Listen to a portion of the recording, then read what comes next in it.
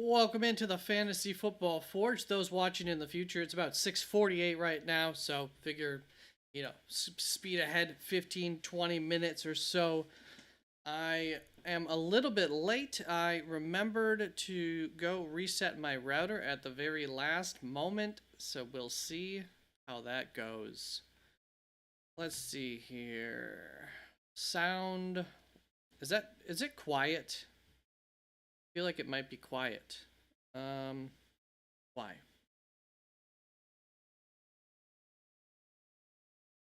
Mic check.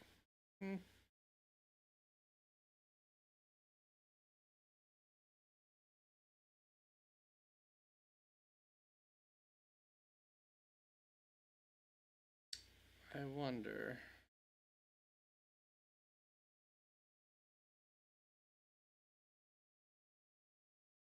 What I want to do. That's not what I want either. Let's do that. Seems like every time I start my OBS, it's like going back to some original settings. I'm still waiting for my TV to come back. Hopefully more on time today. Input volume's high. All right, let's try resetting the mic.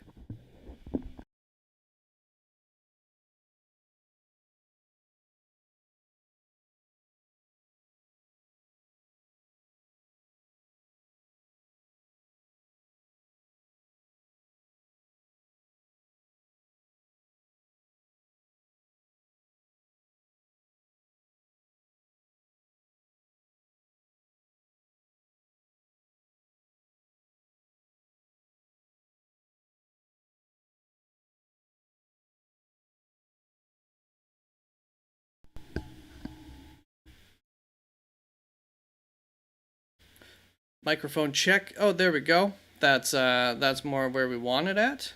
Boom, boom, boom. Hello, Michael. How are you today? So we'll see when we get the TV back. Should be back within 10 minutes, I would assume. We'll see. Oh, I've got so many drinks around here. Which one to drink? Just gonna have my root beer first. So, what do you got, Michael? You got it's the 7th pick tonight, this evening. Thinking Boston to the Bills there to start it out, or for the 3rd pick there.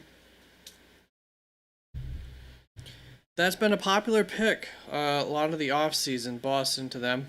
Could definitely see that. Edge rusher, Cassius Howell. Or oops, that's not what I want. Mason, R. Mason Thomas. I think one of those two could make a lot of sense for them.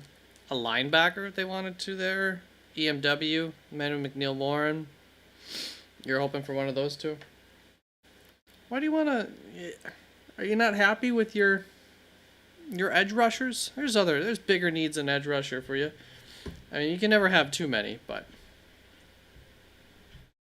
I feel like you're pretty set there. Alright. Let me double check the setup. Okay, that looks right on screen. Lane.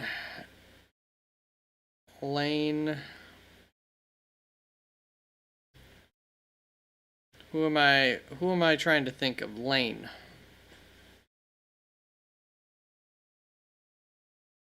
Oh, Jacoby. I'm high on him, and I got him at 94 overall.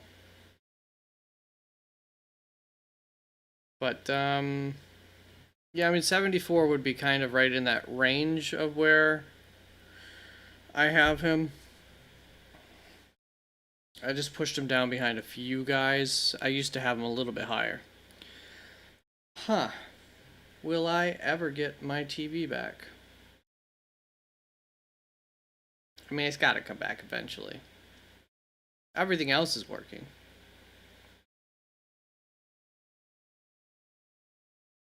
We got 7, 10 minutes before I need the TV. If Surratt goes this high, I will be a happy man. A lot of people don't think Surratt goes to like day 3. So we'll see. I'm a big fan of Surratt. I think the Raiders would be a really nice fit for Surratt. I think the 49ers would. But they've shown interest. Like, they'll go with Denzel Boston over him. I'm sure most teams would. Heck, even I would. But it's close. I think the Packers could make some sense. I am a Green Bay Packer fan. I just realized I gotta clean this jersey a little bit. That picture that you're getting just the corner of, I think there's a Packers picture. What's up, Brian? Hello. Here's to the AFC North. I got a root beer. I can cheers to that. I'm waiting for my TV to come back, hopefully in time. Wondering if I should reset it in the back. You know, maybe I'm gonna reset my own. It's taking forever to come back. I reset my router like 10 minutes ago. It's still not back.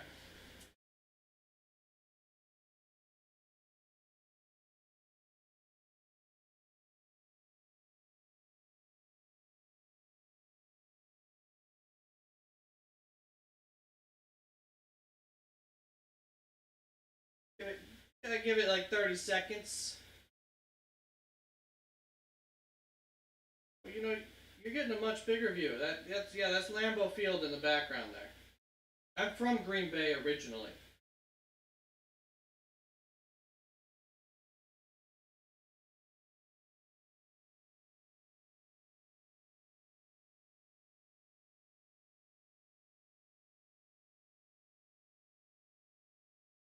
All right. Now it's coming up with the logo. Fiber optics by Hotwire. Maybe. Well, yeah, I mean, if you go on Twitter and stuff, you can always that's been happening for years for picks getting tipped. You know, it's just your call if you want to wait for whatever you're watching to announce it or not. If it's not back, I'll be on it. Well, I mean, I'll still get the picks even before my TV, regardless of how timely my TV is. Holy cow. Let's turn that down for now. Did you guys hear that? That was loud on my end. All right. The TV came back. It was just stuck. Is that a better beer? A&W root beer? I would say in some ways it's a better beer, but it really depends the goal and what beer you're talking about. Is it better than a Bud Light? I'd say yeah. Unless you're just trying to get drunk, then I might just go with the Bud Light. Okay. Looks like we're live. The TV looks pretty clear, like it's not in 1080p, so that's promising. Daniel, I'll give you one last word before the Niners get put on the clock. Now let's see what the Jags do. Those 4 picks, we didn't get a chance to see them last night. We know in the draft last year how aggressive they were with what they did with Travis Hunter. The Jags. The picks they possess tonight, are they going to jockey around the board, move around a little bit? Yeah, they do have several third rounders. The team has got Super Bowl aspirations. What can they get done tonight? Pittsburgh Steelers perennial playoff team. Interesting. I never really had him move up, but I wonder. I'm guessing he's saying that because he knows something. Imagine McCoy to the Browns. Wouldn't that be nice?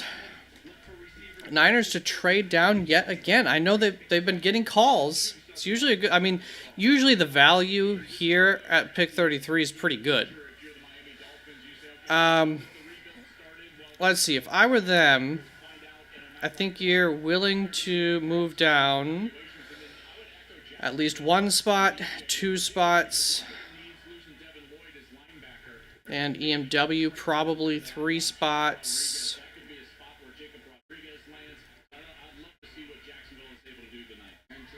I mean, at a minimum, I think they should be happy to move down 3 spots. I don't know if any of those teams are trying to move up. Yeah, they moved down twice, and the Bills did too. Did both move down twice, or was one of those trades? I think they both might have both been twice, because the Bills.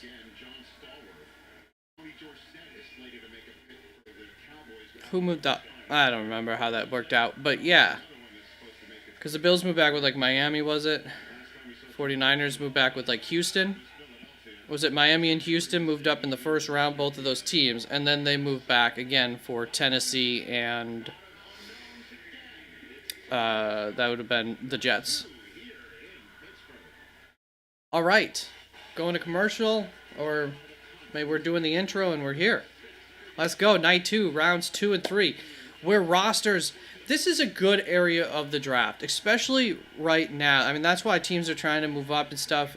This, honestly, I thought last night would go one of 2 ways in terms of the trades. 4 trades or 8 trades. Like, there was just not much in between for me. And I did suspect there would be a flurry late. I usually had several going late. Oh, sure, now it's going to buffer a little bit. All right, so we'll be behind on the TV. We tried. I don't know why it didn't. Haven't had this issue with it in the past, but whatever. What can you do? We'll get the picks pretty much once they're announced on stage. It's pretty immediate here, so then I'll be able to look at them, talk about them, and then we'll hear the audio a little bit late. Best picks of the first round. Yeah, Downs for sure. Bain was a good pick. I thought, Makai Lemon, I thought that was a good value there. I like the fit. I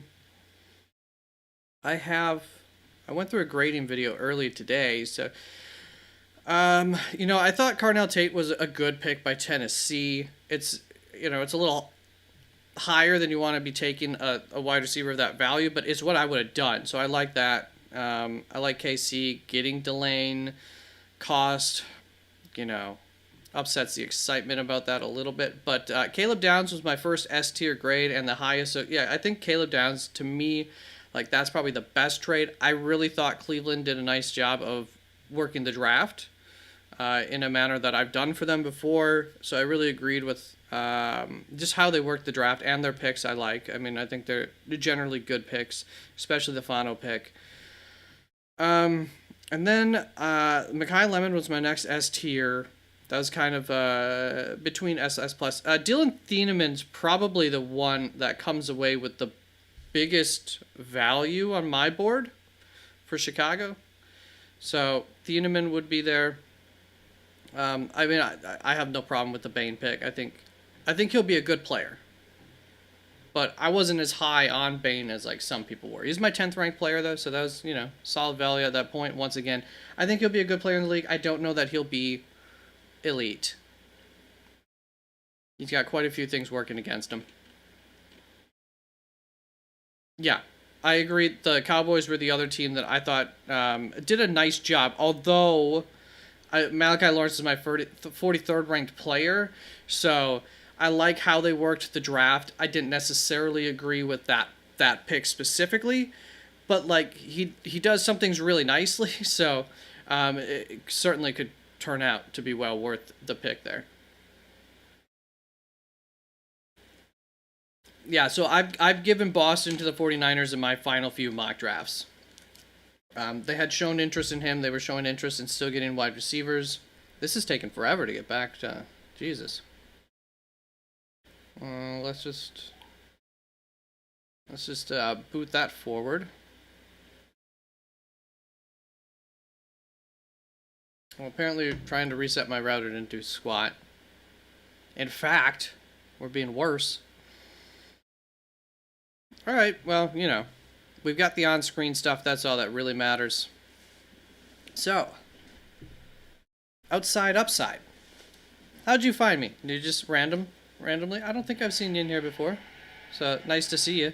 Thanks for coming in and being a part of the discussion. I appreciate it. You know, it doesn't get too busy in here. There's so many great people out there with their own streams and stuff. I'm just a small little YouTuber with no real big presence anywhere online or history in the industry. I will say the Jets too. I thought that I've done that kind of with them a few times, getting into the third round again. You know, it was high for me with Sadiq there at 16, but they also were not going to get Sadiq back when they moved back, where they moved back into the draft. And they still got a wide receiver who a lot of people had going to him at 16. All right, night 2 is officially open. I'm very slowly, between buffering, seeing Goodell going to the stage, as you can hear every now and then. Maybe you can hear that. The TV going in and out. It'll end up stop buffering eventually. Once it's like 12 minutes behind. Last night, it settled in last night.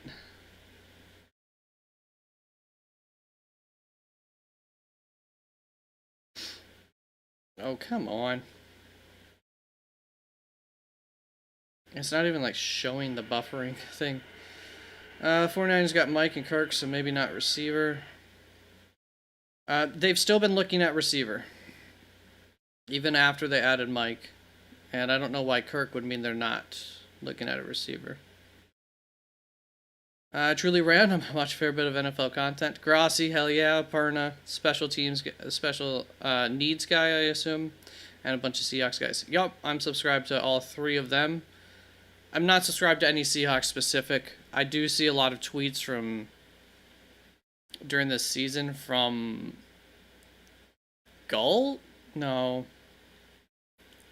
Who is it? An aggressive Seahawks. Oh, it is teams. Special. Okay, I know the special needs guy. I was assuming it was the special needs guy because he's really highly linked with Grossi. I don't know who that is. But that's awesome. Just specializes in special teams information? Or is that just like his YouTube name, the special teams guy? Since 81. Few years before I was born. Congratulations on the Super Bowl last year.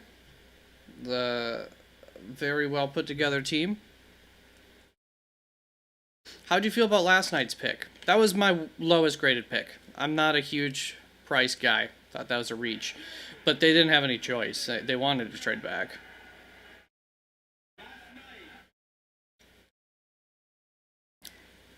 If the name's just the special teams guy, then I can remember that. But yeah, not happy either. Yeah. Would like to see. I mean, would have liked to trade back from there if I were them. All right, come on. Pause it for a little bit.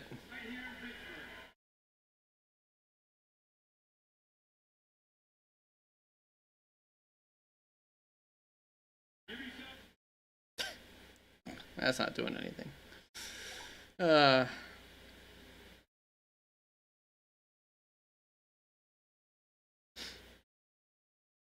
thought it was a reach. I wasn't surprised that he ended up going higher. Like, I knew he would go higher than where I had him ranked. 73rd overall on my big board.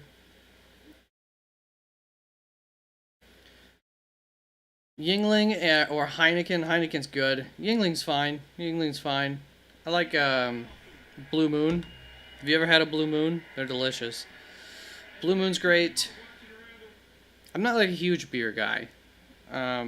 I actually do stick to my Bud Lights a fair bit. I don't really care for heavy hoppy beers. Not quite my thing.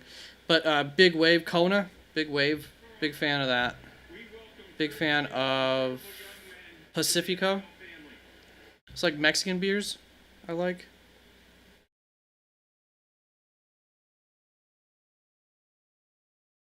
Yeah, last night. I mean, I think it would have been nice to see them go with a guard like Emmanuel Pregnon for Seattle. Um, yeah, I can't say any one specific edge rusher, just one that they liked. Wouldn't have been a bad choice. Obviously, Jermod McCoy, if the medicals were cleared, would have been an interesting way to go. But honestly, like, I don't think they were about to go Emmanuel McNeil Warren. Not safety. Like, I kind of get why they go running back, just looking at the next bunch of picks. It's like they don't really have many needs. So if you just look at it as a luxury pick, like, okay. Oh, it's going to take an extra long time for my TV to get the pick in. Is it, do I need to refresh this page? Alright, 49ers are on the clock. I did need to refresh the page, so thanks for saying that at least.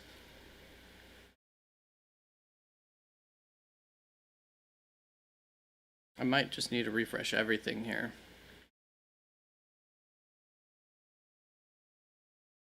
Branch here? Just 49ers? I mean, I could see him liking him. He's a little, there's, I think, better, more sure things there right now. Multiple cornerbacks and edge that would take over price. Yeah, it's just I don't know which one for the cornerbacks and edge, but that's where I would have gone for them too. But if they weren't, once again, if you take those out, like, I mean, those are a lot of what's available. So if they just were thinking running back, like, it makes some sense.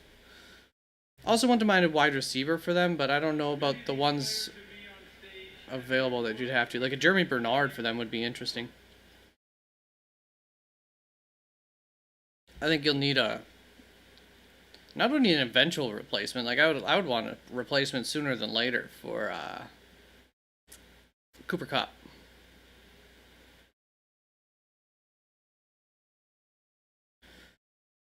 The 49ers pick is in. I will probably never find out on my TV. At least not for a good 15 minutes. My TV is 7 minutes behind now. Oh, and it's buffering worse than it's worse than it was yesterday. And I reset. I don't want to lose my internet here, but I don't think I will if I just reset my local little baby router. Okay, well, if I kill the stream, I'll be back. But I'm going to try to do something quick. I might miss that 49ers pick. It'll come up on the screen, though.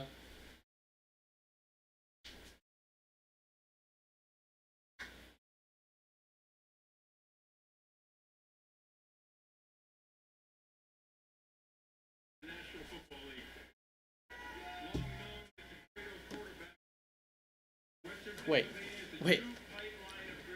I unplugged that, and now it's working better? No way. Is my local little router shoot thing the one messing this up?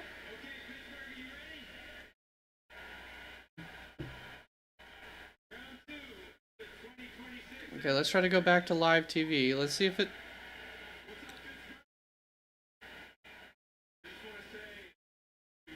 And I pay for that little shit thing. An extender.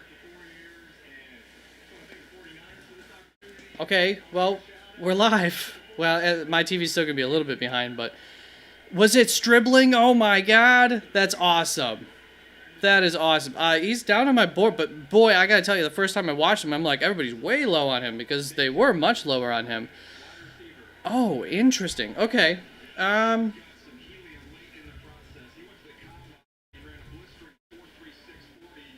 6'2", 207 pounds. Elite hands. Where do I have him on my board? I just moved him up a little ways. 65th on my board. On the overall board, he is, I don't know, as a 3rd to 4th rounder. That's going to put him as grade-wise. Where are you, Stribling? It's a B plus. I really like him a lot.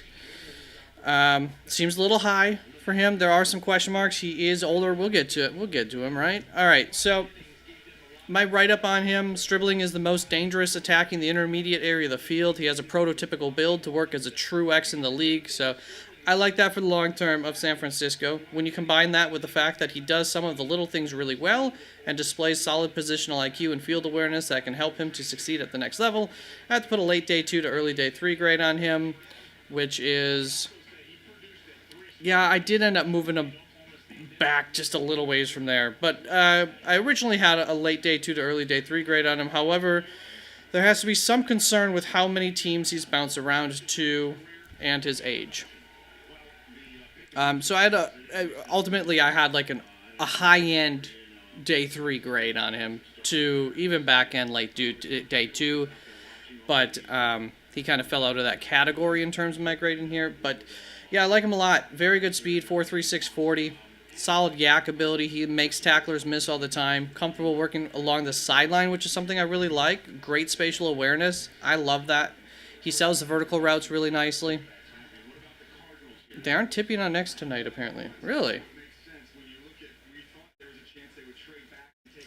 Yeah, man. The Arizona pick, I think that's a bad pick. Great player. Like the player.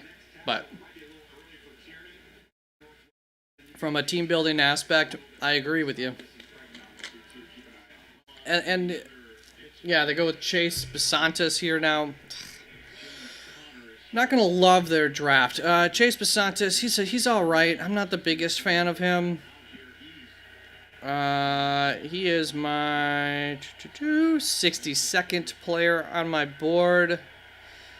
Lacks some strength.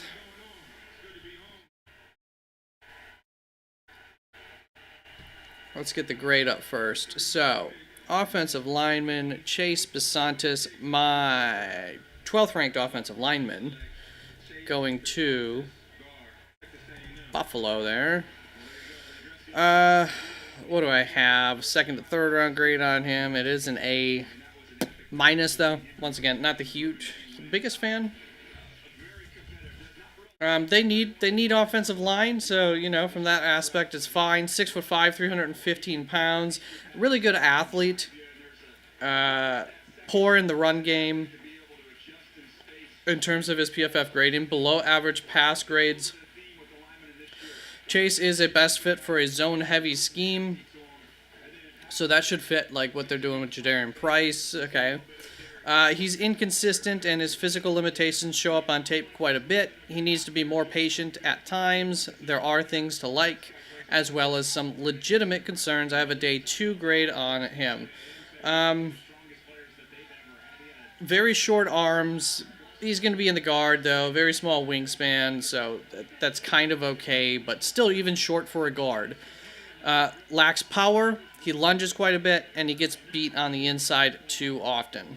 So, he's all right. I like Pregnon quite a bit. I think Pregnon's real solid. I think he's a pretty safe pick. There's a couple of yellow flags on Pregnon's profile, just in terms of, what, 5th-year player, whereas, like, Chase Bisontis is a 3-year starter, and coming out nice and young. So, like, did Pregnon benefit from just being the old man on the block in his final season, 5th-year breakout? You always have to be a little bit concerned about those, but I thought he had an excellent year, and I would feel very comfortable with him. I like Pregnon quite a bit. You can see how high I have him. But there are some legit, like, you know, indicators of, like, these guys tend to bust. With the Bills pick, R. Mason or Boston? Yeah, they're talking linebacker. I could see linebacker to the Bills. I could see safety to the Bills. Could see wide receiver, could see edge rusher. Could see it all. It's just really going to be who do they have highest. You know, for me, it'd be Cassius Howell if I were them.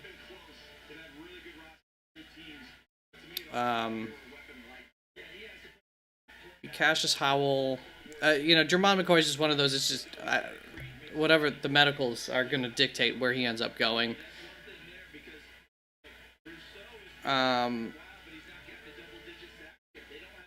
Yeah, Cassius Howell, R. Mason Thomas, Jacob Rodriguez, Emmanuel McNeil Warren would be kind of my top 4 here. I'd be shuffling if I were them. Okay, TJ Parker, all right, edge rusher. I thought they would go with a smaller edge rusher. They do have some beef already in that room. Where is TJ Parker? Did I accidentally... no, okay, I moved him down my board a little ways. I had him higher not too long ago. My concern with TJ Parker is that he's just average, ultimately. Which is why I did not think he would go in the first round. I felt very confident he would end up going in the second round, despite thinking he would go in the first for a while. He did have a good offseason, which always helps. The Buffalo Bills select linebacker TJ Parker from Clemson. 10th overall ranked prospect. Definitely had him in this range, so fine pick. Above average in run defense this last year. Average pass rusher, 15.4% pass rush win rate. 3-year contributor at Clemson. He did better in 2024. Reportedly had some family issues that might have impacted his play in 2025. Personality-wise, I thought he was well-spoken. Very intense guy. Golfer. Married. Just ultimately, I thought he was actually pretty darn impressive. So, I think he'll be a good player in the league for a long time because I think he's kind of got his priorities straight from what it seems like. Just kind of profiling him from the little bits that I know about him. Once again, he did impress at the Senior Bowl. Parker is a guy who projects well to the next level in the sense that you can feel pretty confident that you're getting a guy who will be in the league for several years at least. There we go. He's an all-in-all above-average type of prospect. There isn't anything elite about his tape, at least not in the 2025 tape. And that's kind of what I wrote about him. He's shown flashes of something more, something to develop in him. So I do see the potential for more. But ultimately, I think most likely you're just getting a high floor guy in TJ Parker. I like him. I would have liked to go for a little bit more pop probably there. But my 49th overall ranked prospect on my big board there. Yeah. But the nice thing is there is like that chance on him with a ceiling. Howell's one of my top picks for the Seahawks. I mean, I think it would have been nice in the short term for them, just bringing another guy who can really bring some heat in a rotational sense would have been really nice. I was a big fan of Derek. I want to say Derek Brown, but no, that's not right. Your edge rusher, Derek. Who am I trying to think of? What's his last name? I was a big fan of him. That was like my first draft that I did, and I had him higher than all the experts. Yes, Hall. And so when they took him, I've been watching his career all along. They're one of the teams that drafts a lot of guys that I like. So it's always nice to see those teams become great franchises. I think the coaching change went a long ways there. You guys got a great coach, along with some good drafts for him to work with there. I think Houston taking offensive line again. Oh, I think defensive line. Defensive line, outside chance at linebacker, outside chance at cornerback. They don't have any cornerback depth, so that's something that they'll want to address at some point for sure. Edge rusher, if you're looking into the future, for the Texans would make a lot of sense. I can't believe pulling my local router extender fixed my TV woes. That's too funny. Schneider is a great GM and clearly works well with McDonald. He is a great GM. I actually have family friends who are his neighbors and know him, friendly with him. I don't know if they're actually friends, but I want to try to use that connection to get a job with them. He's from Green Bay, so I got nothing but respect for Schneider. Comes right from our blood pool. Caden McDonald would be my thought of who they would like the most. There would be a little bit more in terms of pass rush that you might be able to get out of Christian Miller. So, if they want just a little bit more there, but if they're just looking for a guy who's going to make 5 guys around him better, which I think Christian Miller does too, but Caden McDonald's just he's going to he's going to eat up some gaps, do his assignments there, and be great. That looks like that might be, yeah, that's the pick. They're showing him on the TV. They haven't announced it, but they're showing him. Well, I guess they're not. I guess he's just talking. That's probably earlier. But I think that's... I assume they're showing us Caden McDonald for a reason there. Okay. So, Raiders coming up. Fair trade. Going ahead of the Giants, so that's wide receiver, right? Or the Texans moved up. So defensive line, yeah, it's okay. All right, the Raiders were willing to move back. Yeah, Caden McDonald. I've given them Caden McDonald a whole lot of times in the first round, so I think that's a great pick. My 33rd overall ranked player here, so right on value. I do have a first and second round grade, so that is going to be A.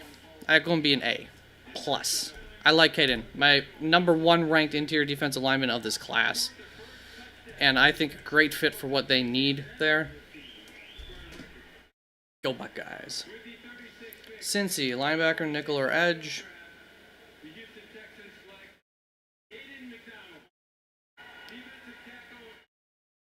Yeah, I think they're probably all right at nickel. I want to say, but that's my view. I think they're pretty happy with their secondary, to be perfectly honest. I know a lot of people had them like taking secondary and stuff this off season, but I think they're pretty happy with it. Linebacker could make sense. They just took 2 last year. If you're not getting like an elite linebacker, I don't know that you're really doing much there, except for bringing in another body that might turn out. But like, I thought for rookies, Demetrius Knight and Barrett Carter were fine, and I liked both of them coming out. So I don't know that I would want to go that route unless you really, really have a high grade on like Jacob Rodriguez, for instance, or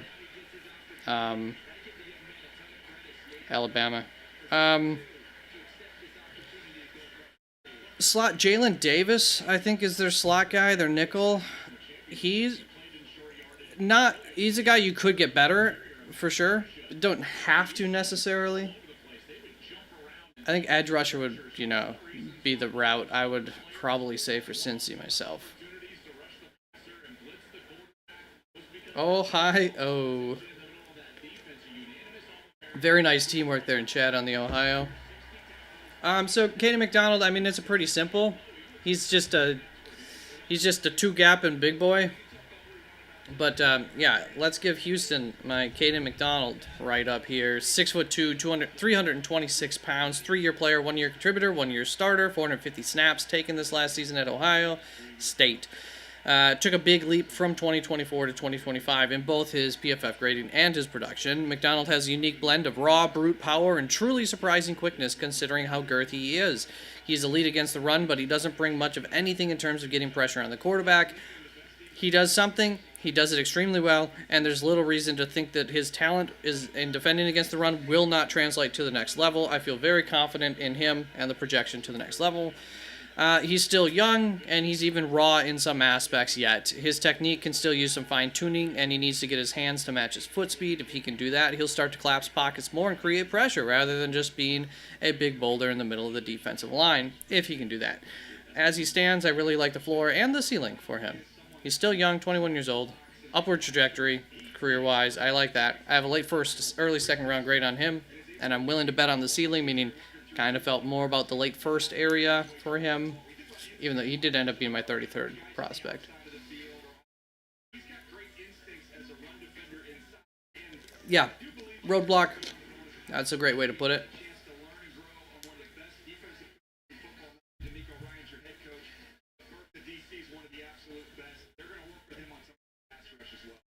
Last thing you said, more meat on the bone as a pass rusher, kind of characterized this entire defensive tackle crop, I would say. Love that girls flag football message on the wall there. Okay, yeah, they still have the same guy drafting for them that they've had for a long time in Cincy. To Primetime, presented by Nationwide. Caden, we see the emotion There's stay Caden. here to have your moment. You just had a long hug with the commissioner. How would you describe this? It's emotional, man. I know I'm supposed to be here. So the Giants got to be going Boston, though, right? I'm just so emotional. Like, where I came from, now I'm here is a blessing. Or I guess you could go into your defensive line. Actually, might make sense for the Giants here. You know that this Texans defense. Boston interior defensive line. How will you make a day one impact? Disruptive, making it easier for the DN, and we all go together. We're going to work. I'm ready. Thank you, Caden. Appreciate it. And so now the green room is empty. And we welcome Always fun to see these guys get emotional on their big day. to the rest of the world. Now they've been working towards this day their whole lives, so pretty cool to see. McCoy, yes, I would like that. Once again, I'm just not even going to talk about him. Every team at this point, McCoy. It's just once the medicals match make sense to a team.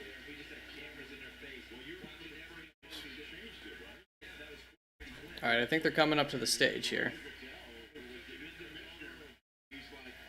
Yeah, I would say there's a chance it wouldn't be till the third round, but probably before that.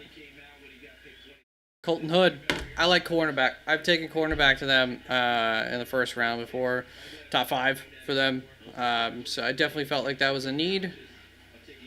It's a good pick. Where do I have Colton Hood? 37th overall, goes 37. Look at that. All right. Good man corner. Brings some nice physicality to the game. New York Giants.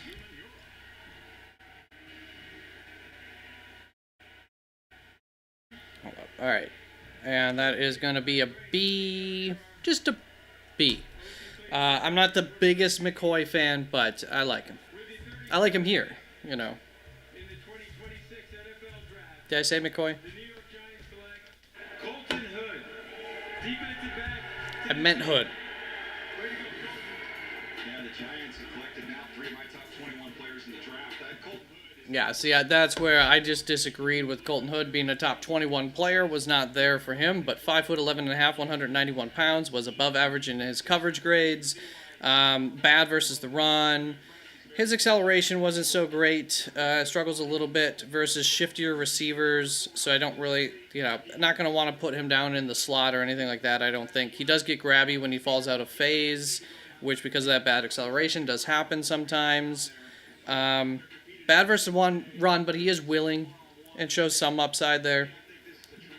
Looks NFL size. All right, man cover specialist. So, he earned a compete rep during senior role practices after a strong day 1, which started slow. Then he didn't stand out necessarily on days 2 or 3, so I didn't think he had a great Senior Bowl time there. Hood projects as a high-end CB2 in my book. He could develop into a shutdown corner, but that should not be the expectation, which it seems like the NFL agrees there. He will get flagged and he will get beat, but he can also stick in there against true X wide receivers and disrupt their game. Put him in the right system and play to his strengths, and he could impact the game early in his career while he hopefully develops his game IQ and zone coverage abilities. Solid day 2 prospect. I'm trying to remember. Oh, so we got like a new defensive scheme coming in there. All right. I'll assume that is a good fit. They really good. Burley, Kev, please don't tip the picks before it's on the screen at least. I know it's coming soon, but please don't do it in chat. Assuming that's correct, I will move over to my cornerbacks. Those would be 2 of the first names out of your mouth. I would totally agree with that. Now they're on the same team with Brian Burns. Tre'Davious Stukes it is. There we go. So I'm not as high up on Stukes, but I really enjoyed his tape and everything. Just a couple of concerns for him. The Browns didn't take any time. The Browns made that pick real quick. I wonder if it'd be Boston. So what was Stukes? My 65th, 64th ranked prospect? Without bringing up the late, great Willie Brown, when he would tell all of you Happy Mother's Day to remember your mother on Mother's Day. It's coming right up. All you guys When is Mother's Day? Grab her some flowers, Not till May, right? tell her you love her, and remind her that with the 38th pick in the 2026 NFL Draft, Should I do that? the Las Vegas Raiders select Trayden Stoops. All right. Above average in coverage, elite speed, scrappy, disruptive play style. Really love the tape on him. Great power profile. Shows some nice quickness and instincts. Great acceleration. Versatility to play in the box and has experience on the boundary. 6th-year player at Arizona. 5-year starter. He missed much of 2024 with an ACL injury, so that could be part of the reason why he ends up staying in college for longer. And then he came back in 2025, though, after that injury and had his best graded season. Stoops finished a long college career strong and came back from a major injury in a magnificent way. I like how he plays. He has nice size and isn't a slouch athletically. His versatility is a plus so long he finds a home at the next level, and that's my concern. He can wrap his mind around the game and improve some of his technical aspects of the game. I think he could find success in the NFL. Is he a safety? Maybe. Is he a slot? Probably. I have a day 2 grade on him. Looks like I moved his grade down maybe a little bit here at some point since I wrote that, but so what's that going to be? That's it's a C plus then. So I think I gave the wrong grade out to somebody else then. Who else was taken? Was that DeJon Stribling? I think that was supposed to be a C plus. I have a very strict grading system that I follow. I'll give team grades out that will, you know, just overall, generally, do I like the players that they got, regardless of where they took them, is how that works out. So, yeah, I mean, I like Stoops. A little high for me. I do wonder exactly where his best fit is in the NFL. But if you got a plan for him, you can unlock that. He could be great. Or maybe really good, I'll even say, instead of great. Boston or EMW or Mason Thomas or the guy from Oregon is my guess. Or the Browns. Or McCoy. McCoy could always be it. Burley Kev, it's okay. It's alright. The only problem would be if you kept doing it after I asked you not to. Okay, turn that off for now. Of course, the commercial comes in before the Browns pick. Make you wait extra long. Don't you love them for that?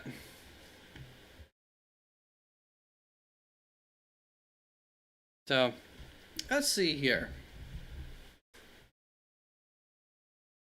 I mean, my guess would be Boston. I think that would be the really nice last piece for that offense. Well, you know, outside a quarterback and maybe one more offensive lineman in terms of the long term, but that'd be my initial guess, would be Boston. But a cornerback, a safety, well, safety probably a little early in my book. A cornerback could make sense.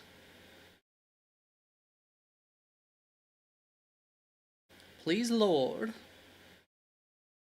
Please, Lord McCoy? Is that what you're rooting for? I'm watching it like a hawk.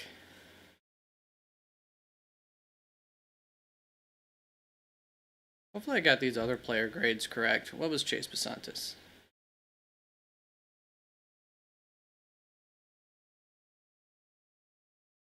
Yeah, see, I was off there for a little bit. I thought that felt wrong. I was looking at the wrong chart. Did I not even... Oh, did I not do TJ Parker at all? Did I fill in somewhere else? TJ Parker... Sorry, Buffalo. Anybody watching this in the future is going to wonder what the heck I gave Buffalo for TJ Parker. That was a B. They're clapping. For somebody. They're excited. Looks like EMW, yeah. Okay, there. Did you see it? Did you get the pick already? The fist pound is not enough. You got to double that up. Yeah, is that what it is? Yeah, that was a fist pound. of an adapt. Yeah, you got to double up. You got to double down on the dap. Very good. I like what they did last night, by the way. Why not? I mean, they went, they needed a, it's like, Joe Reed. oh, of course that's Joe Reed. Pittsburgh? You gotta be kidding me. Joe always has some style. Yeah. Yo, hello. What's up, Pittsburgh? We are here to announce the 39th pick for my Cleveland Browns. So was Boston. 39th pick in the 2026 I've given him those two. Cleveland Browns select Denzel Boston. Or maybe it was Cooper in Boston, but I've given him the slot and the X there. That is my 26th ranked player in the class. I ended up higher on him than I've never felt quite comfortable with how high I have him, but it's just one of those things that, like, I value wide receivers a little bit more, and there were question marks right behind that with these guys, so, you know, in that sense, is kind of why you end up coming up here. I do have concerns for Boston. So to me, like, this area of the draft, it makes sense. I did not like him necessarily quite up the top 20-ish. Right around 24 there for Cleveland. That was kind of my ceiling on him. So 6'3.5", 212 pounds. Boston's profile is no secret. He's very clearly a typical possession style X receiver type. Although his athletics are not impressive, they seem to be quote unquote enough. Boston obviously poses as a red zone threat, but I'd have liked to see a little more polish on some of his work in the end zone. In regards to getting 2 feet in, keeping enough space for the quarterback to completely throw to him, the touchdown along the sideline, just a little spatial awareness issues for him there. All in all, I believe there is some polish savvy that Boston will need to learn at the next level. There could be some year one growth yet needed. He is a reliable, big-body target who has shown enough and produced enough to go in the first round.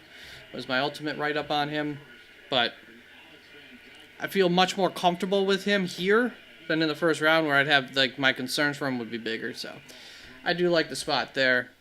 That's going to be an A. Here's the Chiefs pick. Yes, sir. Good call, Charles, of course. You know that. Hello, Pittsburgh. And hell. It's like, that's not good, Al.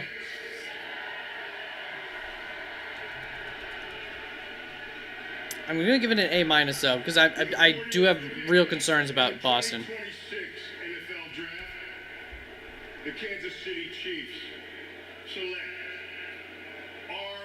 Mason Thomas, defensive end. They actually got some speed. I like it. I'll tell you what, this is About time, Kansas City. Obviously, I wasn't looking at my screen, which probably spoiled that for me. Originally, when I did my first review of the top 10 edge rushers or so in the class, he was my third-ranked edge rusher to start off the offseason.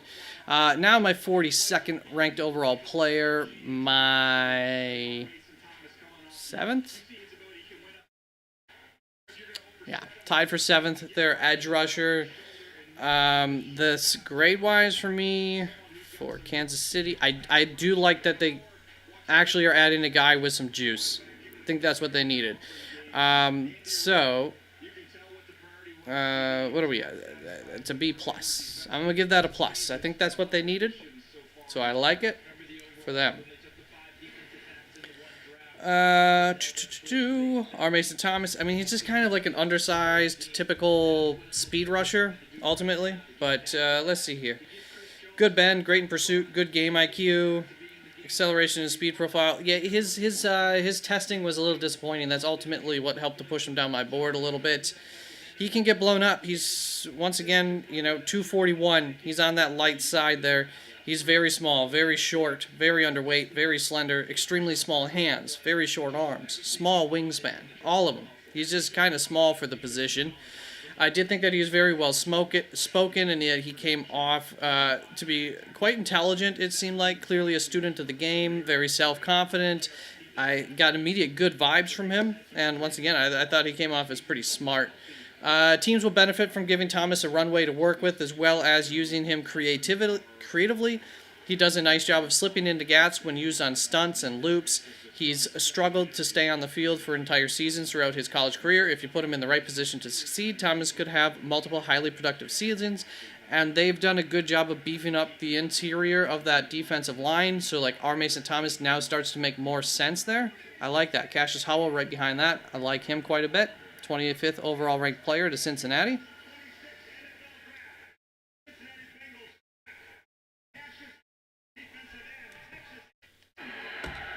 I missed it. Shamar Stewart last year, go up and get Cassius Howell this year. They like to shop at the same store here. Big time fast. So, Cassius Howell, A+, another David Bailey having the best gallop. smaller, undersized kind of speed rusher. 6'2.5", 253 there though. You know, 12 pounds more or so than R. Mason Thomas. Very short, small hands, extremely short arms, extremely small wingspan. Character seems to be a plus as a great locker room guy. He is flashy in terms of his jewelry and everything. I don't necessarily love that, but there are plenty, obviously, great people, players in the NFL who are very flashy dudes. Well-spoken, put together, polished. If he carries that over to his preparation, that'd be a good sign. Almost certainly he will be a designated pass rusher to begin his career, and coming out as an older prospect, you have to be careful projecting more than that. He does a decent job of recognizing screen passes and making plays in pursuit.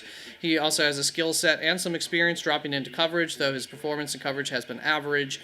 He is a demon at getting into the backfield with insane quickness, and that's including the fact that he often takes a false step. So if we can clean that up, he's going to get into the backfield all the quicker.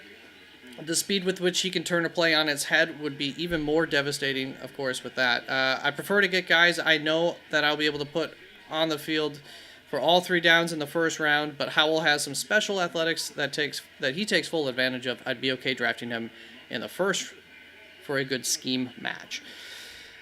Follow that up with Kristen Miller. Good draft pick there for New Orleans. They're getting older along that defensive front. So my 34th overall ranked player.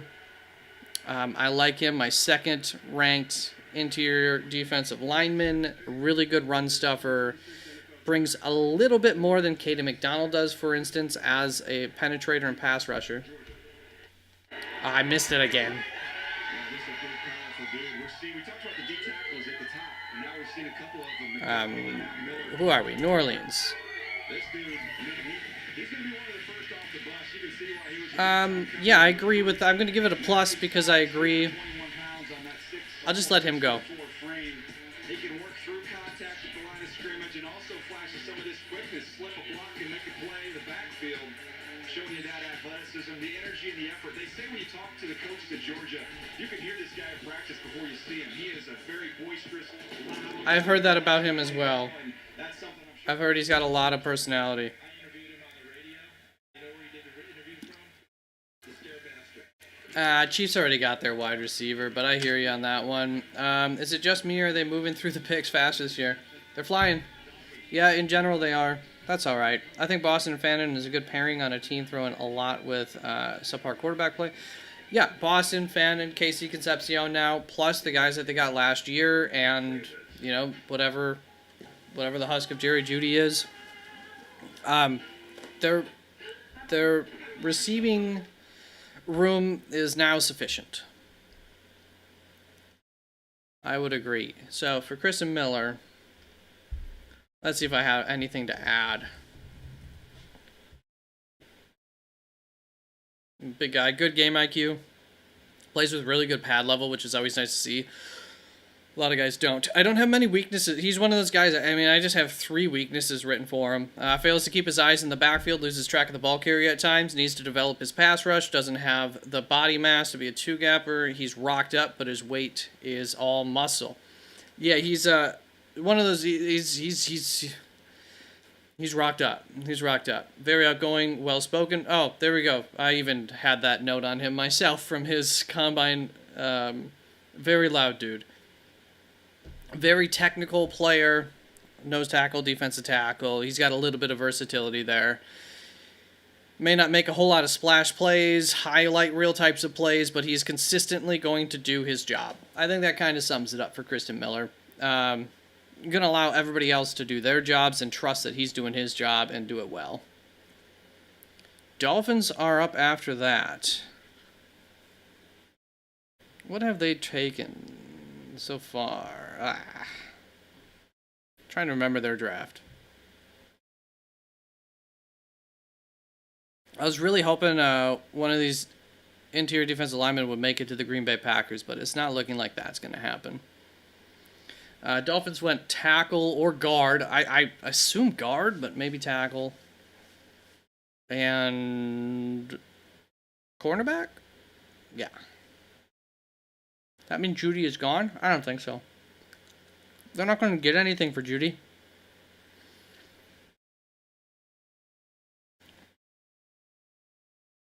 You give Chris Miller a B? Is that your grade there?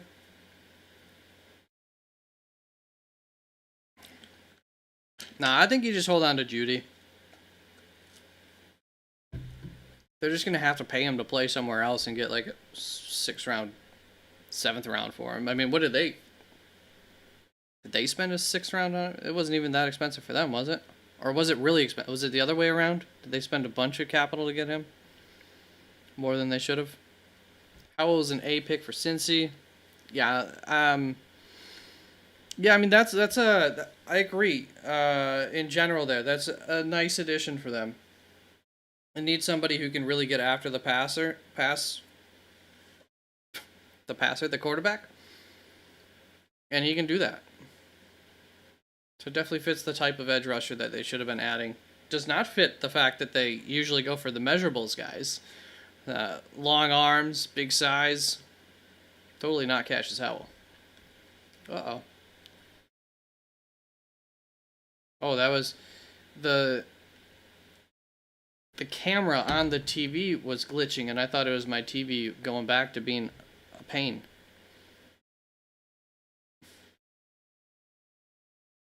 Oh, what's this? The Arizona Cardinals did not go quarterback early tonight.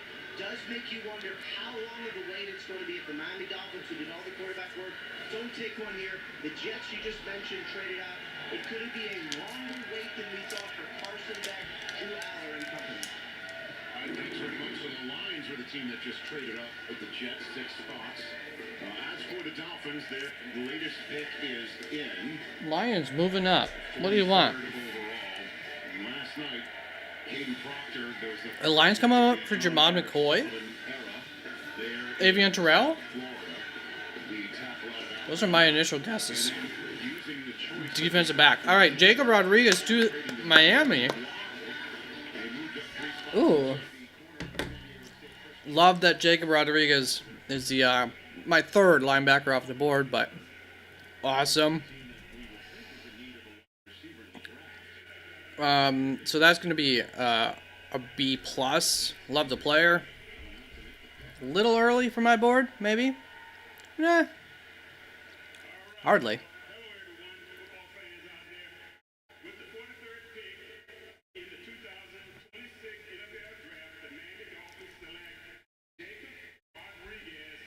Are you guys able to hear it when it's lower like this? My theory is that Mike Brown doesn't have long left. They've been acting significantly out of character this year. Yeah, that's probably not the worst theory. Maybe they just finally realized, like, you know, they get a lot of crap from the media, from people who, like, with how they run their business around there. So maybe they're just kind of like, yeah, you know, some things aren't working. Maybe we do, maybe a little self-evaluation. So Jacob Rodriguez, linebacker, gave that a B+. Big fan of Jacob Rodriguez.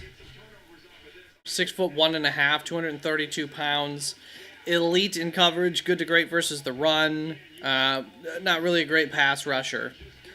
Jacob is an absolute playmaker, 7 forced fumbles and 4 interceptions, all in 2025 alone, and he's coming off of an amazing final year in college. There are some concerns about how well he'll translate to the next level. At the same time, there is no doubt you'll get a high-effort firecracker who's going to give you his everything. I have a high-end day 2 grade on him. But based on my grading scale, if I'm doing this right, it's a B+, so we'll stick with it. Showed up and made a lot of plays during the Senior Bowl practice. He had a really good offseason. My weaknesses for him were just that he's a poor tackler, and he's got short arms, so I don't really expect that to get better. Lacks top-end speed, but he has adequate speed. So, I love him. You can't really watch him and not love him. We'll just say that. So the Detroit Lions, my boy, Yes! Derek Moore. Nice pick.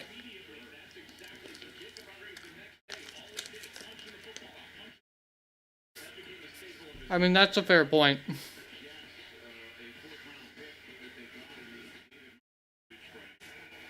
Might not be, but sometimes people do change.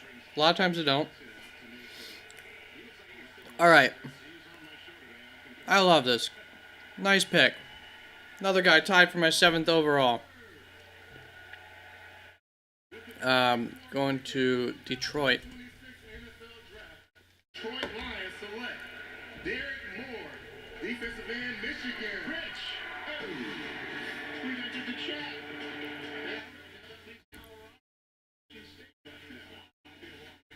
I'm just trying to figure out.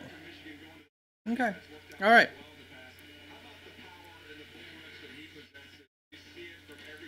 So I think Malachi Lawrence was supposed to be a C. I did that grade wrong yesterday. All right, Malachi Lawrence was actually now. I thought a worse pick than. I'm already looking at that. That's wrong. Oh no! You know what? It's not. It's not. All right. So for Derek Moore, he had a very good offseason. He really showed up at the Senior Bowl. Elite pass rusher at a 19.8% pass rush win rate. Very strong hands, solid pass rush repertoire, good positional IQ. His feet and hands are in sync. Good, nice reaction time. Really nice reaction time to the snap. Quick feet, but he does take a false step, so you want to clean that up. Has a nasty bull rush. Gets his hands up to bat passes at times. Weaknesses all I have is he lacks versatility. Sideline to sideline pursuit and his ability to get off of blocks leaves something to be desired, and he takes that false step. So I liked him a lot. Projects as a 3-down starter who has the potential to grow as a run defender. He's got some decent size to him. 255, not huge, but I think he's got potential there. He plays with some decent power.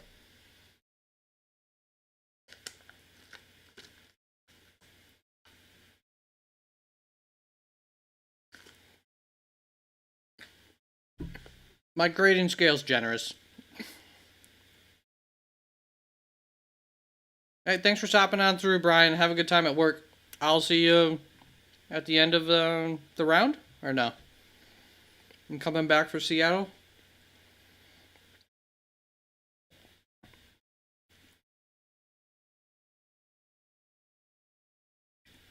All right, did I get Derek Moore off here? No. Derek Moore was my 41st overall ranked player on my big board.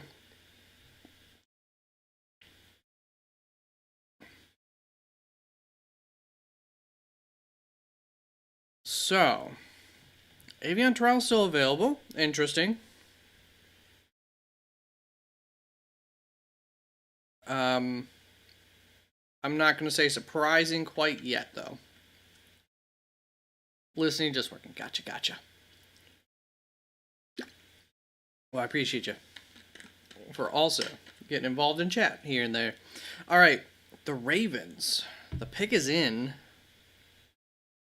Little run on edge rushers. Obviously, Detroit thought they might be in on the edge rush room. Them. Yeah, I mean, I feel like that's mostly who they were trying to jump. Maybe the Falcons a little bit.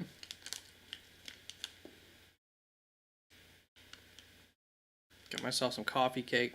A little fuel mid-second round.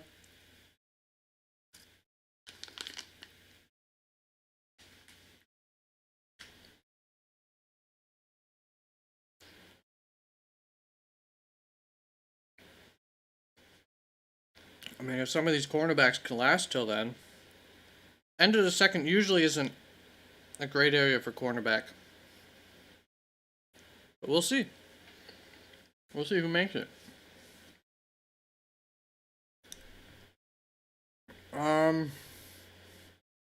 Ravens went O-line. Wide receiver, Jeremy Bernard. That makes some sense for them. They're not going to go Eli Stowers here, are they? That'd be interesting.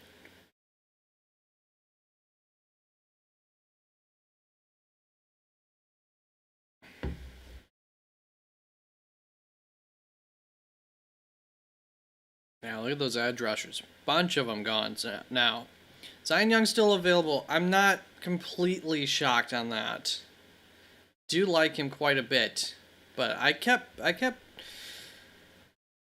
He was very much on the borderline of being a tier less, and at times he was.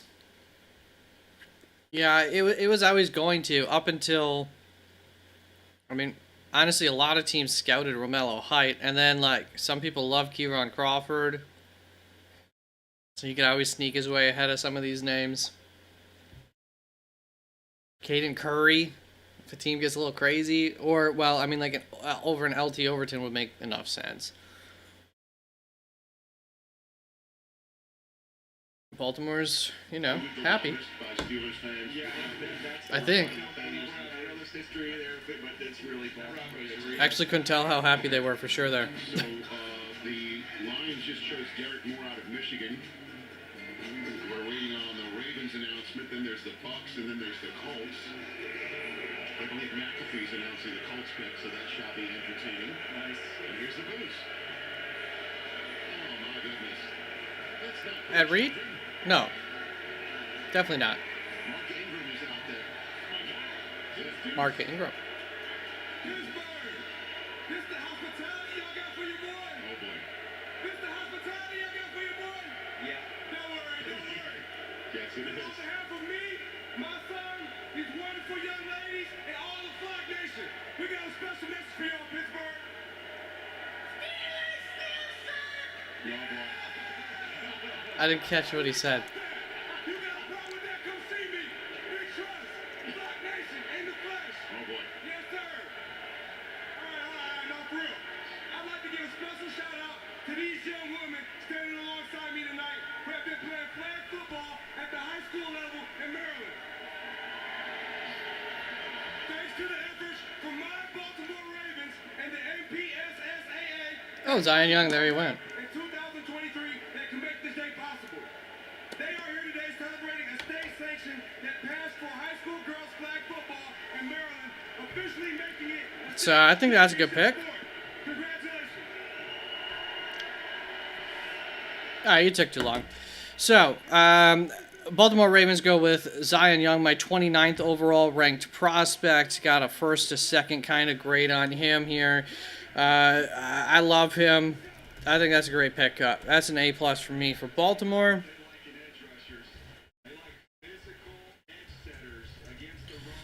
6'5.5", 262, real good size. Very classic Baltimore kind of edge rusher here. Good pass rusher. Had a 17.5% win rate, so nothing fantastic, but that's a good number. Great to elite run defender via PFF. He sets the edge really well, as he should for a man his size. He plays with a high motor. He's got some good speed to power. He works through double teams really well. Solid closing burst. There are some limitations to him athletically in terms of the pass rush game. He has a limited set of pass rush moves. He needs to develop some counters, most specifically. Sometimes he takes a false step. Sometimes he's too aggressive against the run and he loses contain. So gotta, just keep his mind in the game there. Gets upright and plays high pad level too often. Lacks high end bend. There are some, I think, mostly what helped to push him down the board. DWI in December of 2025 and was involved in a post-game fight that led to misdemeanor charges where he pled guilty as well. So just a few character concerns for him.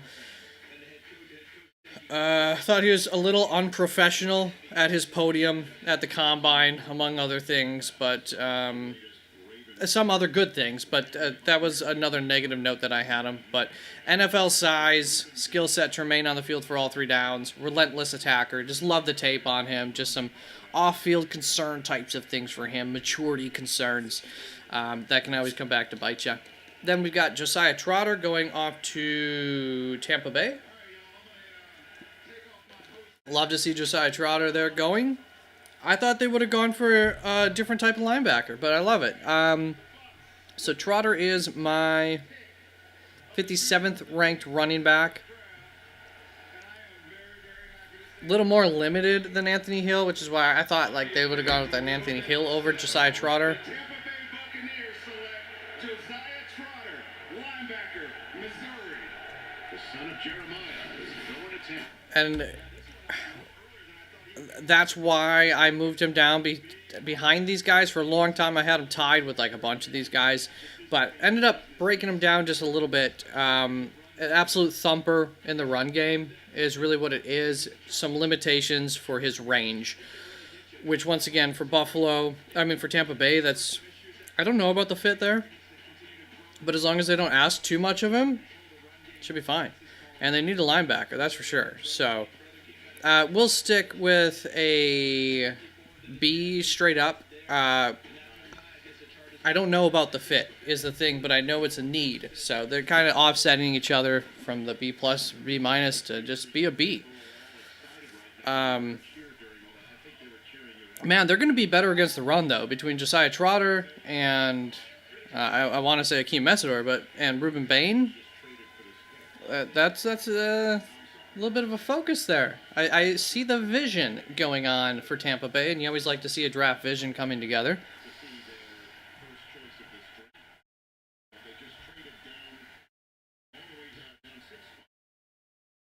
So there was a trade. Pittsburgh moved up here, I think? Or what? Round selection, couple of them, to move down these 6 spots and delay their first pick of the draft and get all the Steelers They had traded back before. here of all ages, all excited, waving those towels again. Yeah, I'm just looking through in my top 50 list. Offensively, I've only got one player left, not Jeremy With Kansas City, was it? The defensive side of the ball, there's No. corners to pick from. Who did they trade? Was that the first round? Is that what caused him? Don't know.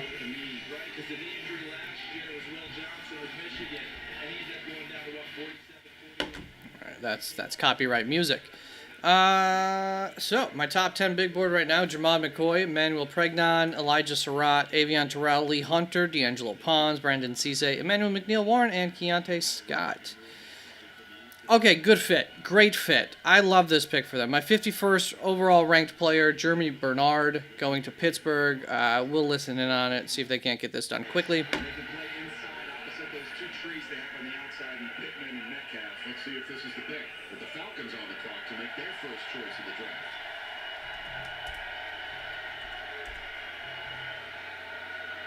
Good evening, everybody.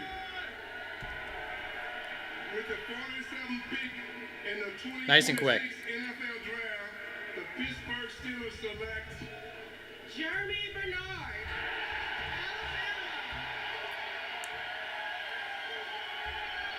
From my understanding, it's pronounced like Jeremy Bernard. 6'1", 206 pounds. I mean, the quick of it is there's some Debo-ness to his game in terms of his versatility.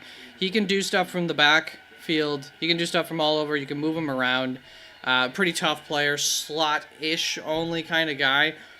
So perfect fit for what they need there. Elite hands, good agility, shows some nice movement skills. Not ultra twitchy, but ultra smooth. Solid yak and missed tackles, forced numbers. NFL build with experience in modern pro-style offense. Being a plus for him, would be lined up in the backfield, motioned out, given the ball, end arounds, all those kinds of things I was talking about. He's a playmaker and tough to get down, so a little bit of Debo in him there. Nice route runner, better than Debo probably. Maybe, I don't know, maybe not. I never scouted Debo. Good game IQ, finds the soft spots against zone coverage. I really like that, specifically for them. I don't know that they got the zone coverage beater, so that's going to help. I don't have too much weaknesses for him. He did have bad yards per route run. He was not utilized extremely heavily in his offense. Over Surratt's, I think, a good fit here. Surratt as a power slot would be fine, but I like this fit better than Surratt for them.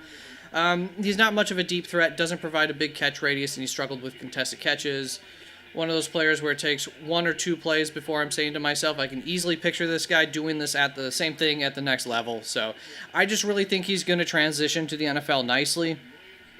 And I think he's a tough player. Like, there's a lot to like about him. And Pittsburgh gets another tough guy, with some attitude. I like that. I don't know about the attitude part, but another tough guy. At least in my board, the most top player would be Makai Lemon. So to kind of get there, Makai Lemon right there. What did they do in coaching in Washington that Jeremy Bernard's Oh, Keelan Rutledge is the other guy that went to him. He's still on my board. We'll get him out of there. Wait, he didn't go to them, but we'll get him out of there.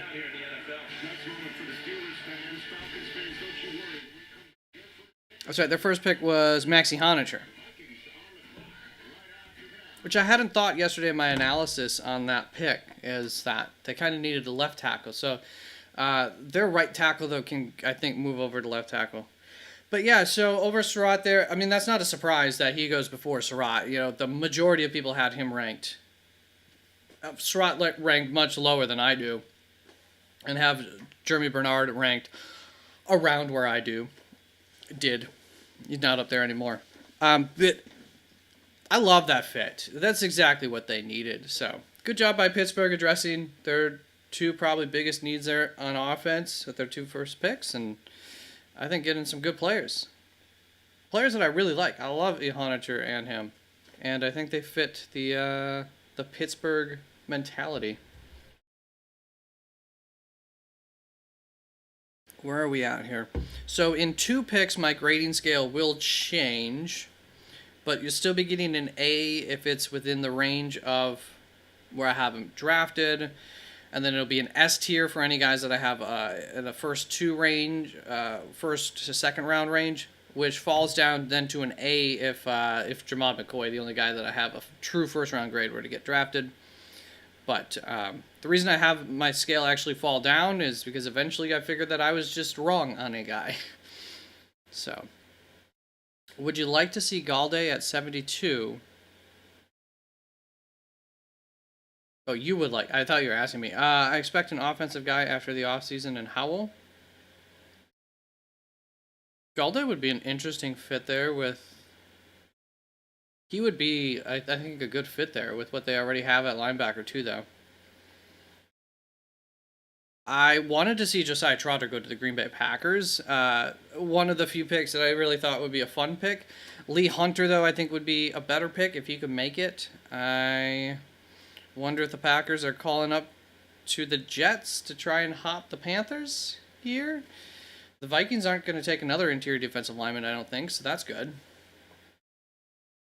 Falcons could. Will the Falcons take Jamad McCoy? They could kind of afford to wait if he does need a surgery, which is if he's still available here, I'm thinking that he needs that surgery like now. I was trying to find out pre-draft, because if I could find out when, because the thing that he got, knee plug, they're supposed to last for like 10 years, so I was trying to figure out when he had it put in. Or if it was something that, like, oh, they think they're going to have to fix that now or something. It seems like, based on Jamad McCoy, like, that's going to be a surgery that he's going to be missing another year. So I won't be surprised if he goes later than this. Avion Terrell, you might miss some of the preseason. You don't love that. My 32nd ranked prospect.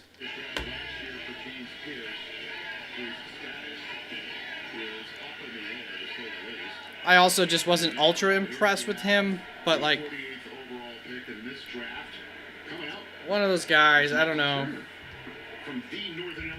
Maybe I just fell for the bait.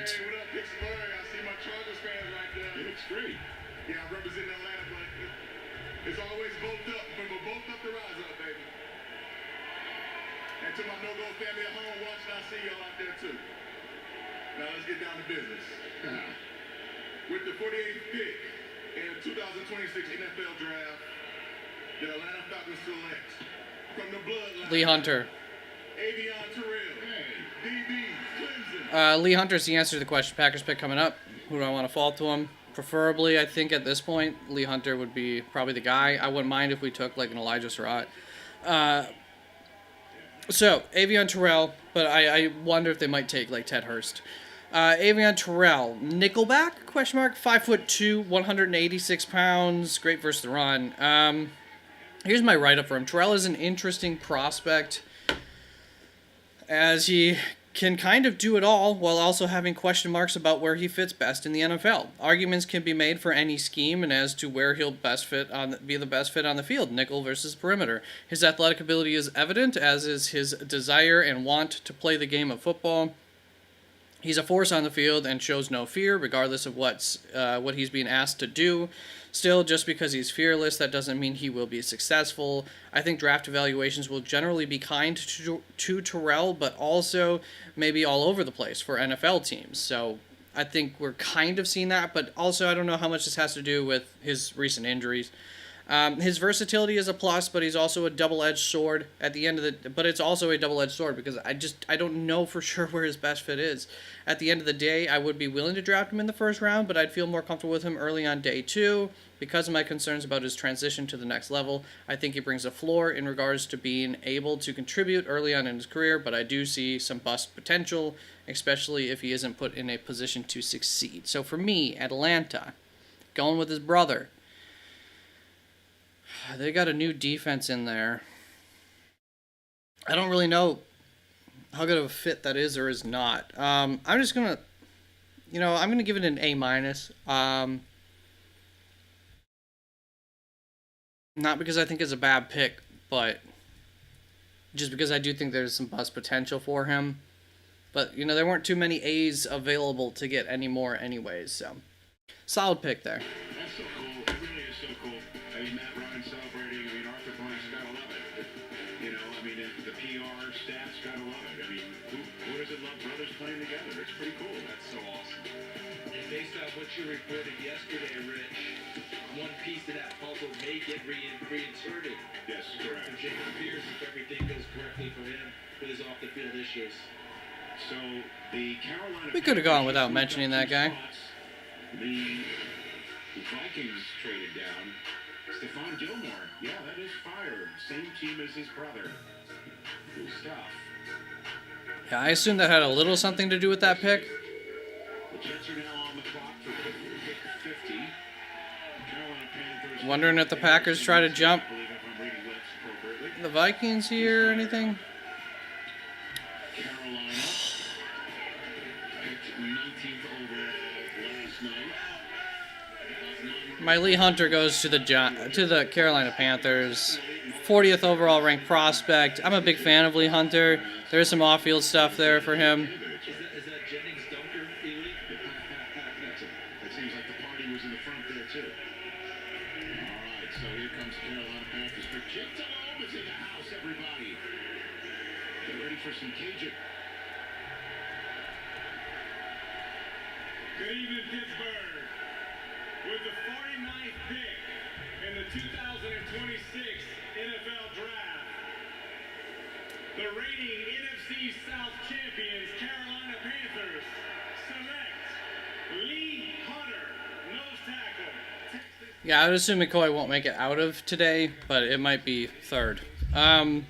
Lee Hunter, 6'3.5", 319 pounds, great to elite against the run, above average pass rusher via his PFF grades for both of those. 4-year player, 3-year starter, spent 3 years at UCF before moving up to Texas Tech last year, took 500 plus snaps each season as a starter, had one of the best outings of any player at the Senior Bowl practices, received an end of practice rep, an honorary rep, very loud, outspoken, says he's a trash talker, he's got a constant smile on his face, certainly carries a presence about him, kind of an emotional guy, and that can work both ways. High emotions also result in very low emotions. The peaks and the valleys are usually higher for those kinds of guys, so that would be a little bit of my concern for him emotionally, just trying to keep him a little bit level. Might be something that will need to be a focus for the organization, but Lee Hunter is whoever you think a 320 pound, 6'3.5" defensive tackle is. He's not the most explosive off the snap, and he's not going to chase a play down from behind. Actually, a little bit of a downer in terms of his effort in chasing plays from behind. He just doesn't really go for them. But he can be very disruptive as a pass rusher, though he struggles to finish plays because he's just not. His athletics were pretty bad. That's what moved him down my chart. That and the off-field stuff really helped to move him down from being originally my number 1 interior defensive lineman at the start of the season based off his tape alone. What you're really asking from Hunter is for him to be a 2-gapping, run-stuffing beast, and he can do that. He has great balance and strength to hold the point of attack. He has good awareness. You even see him hold back and make plays on screen passes sometimes, which I love to see that from those defensive linemen. You'd like to see more effort on tape, but those concerns may have more to do with conditioning. That's a possibility. There are some real flashes of athleticism for a man of his size. but his numbers were not great. If he can take the NFL's conditioning program and make that a more regular thing, he'll be a force to contend with for a long time in the NFL. Due to a combination of his combine testing, which was poor, some character concerns, and stamina/effort concerns, I think Lee Hunter is a day 2 pick. And here we go, right in the heart of the earlier portion of the day 2. What did I have him 40th overall? Goes 49th here. You know, I think this is where he should have gone. I like it. It's a good pick. I think a decent chance. There's a floor as a player.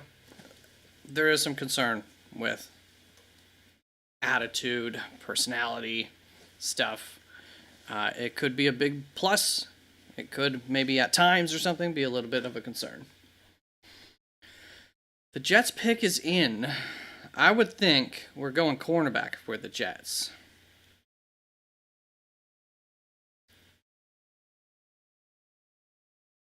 I'll be interested to see. Will they just take the shot on Jamal McCoy? I mean, this is not your year. You could afford to wait. Then he's not going to have played for like 2 years. By the time he gets on the field is the big thing.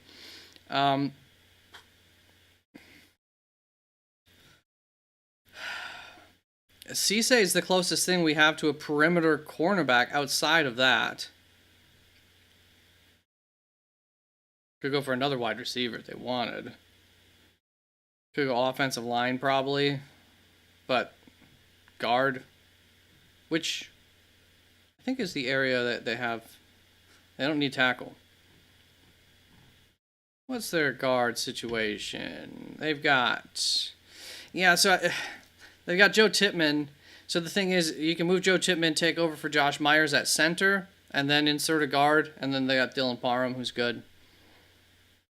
They don't have any depth, though, along the offensive line. So that could make sense. Pregnon, I think, would be a good pick. Jennings Dunker, I like him. Linebacker, yeah, that could be a possibility there, too. C.J. Allen. Or Galde, Anthony Hill. Looks like they've made a pick. They're not trading out from here. The entire draft with a defensive player for themselves. It was the first defensive player taken with one of only 13 taken last night. 13 of the last 15 picks tonight have been defensive players. Started with 2 offensive players, and since then 13 of the last 15 on defense. Now here comes the Jets to become the first team in this draft with 4 draft choices. Not too shabby. And 4 of the first 50, and then send out the very dapper Pittsburgh Panther. All right, this is the last pick on this grading scale. It was D'Angelo Pons. I thought they would go more perimeter, but maybe they think he is a perimeter. I grew up in a little town not too Ah, you take it too long, Curtis Martin. And so, I just want to take a brief moment to thank many of you in this crowd tonight, but the entire city of Pittsburgh for all of the love and support that you've given me throughout my career. Thank you.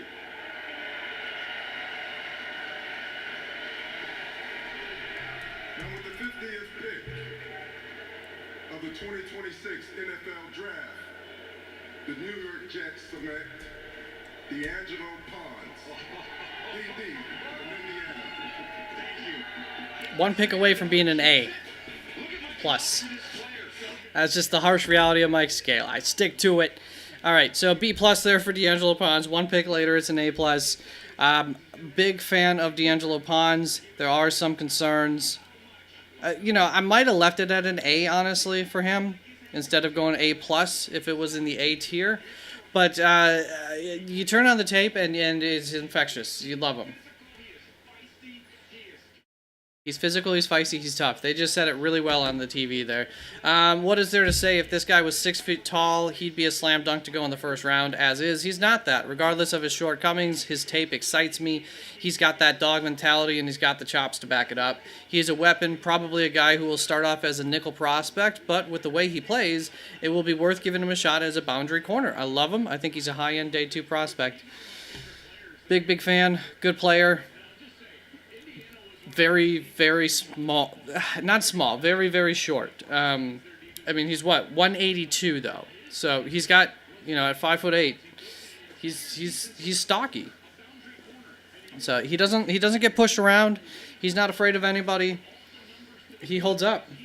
Let's see what they got to say. Corner could take away the entire half of the field. That's how competitive he was. That's how good he was in coverage. And you talk about not having an interception last year. This guy's got all production. You saw that first snap against Oregon. He is an excellent player, and I would agree with you. He might be short, but he plays big. And they have Nashawn Wright, who came over from Chicago last year and had great production on the ball, taking it away, knocking it away, all those good things. So he will help. But this is one of those situations, I think, guys, where a rookie is going to come in and set the tone on how you should play back there. Normally, we're looking to veterans. Hey, who's going to do this? Who's going to do that? Hans is the type of player that is going to gravitate around him and how he plays. Whether he's a nickel, whether he's an outside guy, that will be determined. But your comp about Aaron Glenn, so apt, so perfect, all the things you brought out, Joel. But the bottom line is, this youngster... Oh, nice pick there. Why do my division rivals keep taking guys I really like? All right, so the Minnesota Vikings took linebacker Jake Galde, my 55th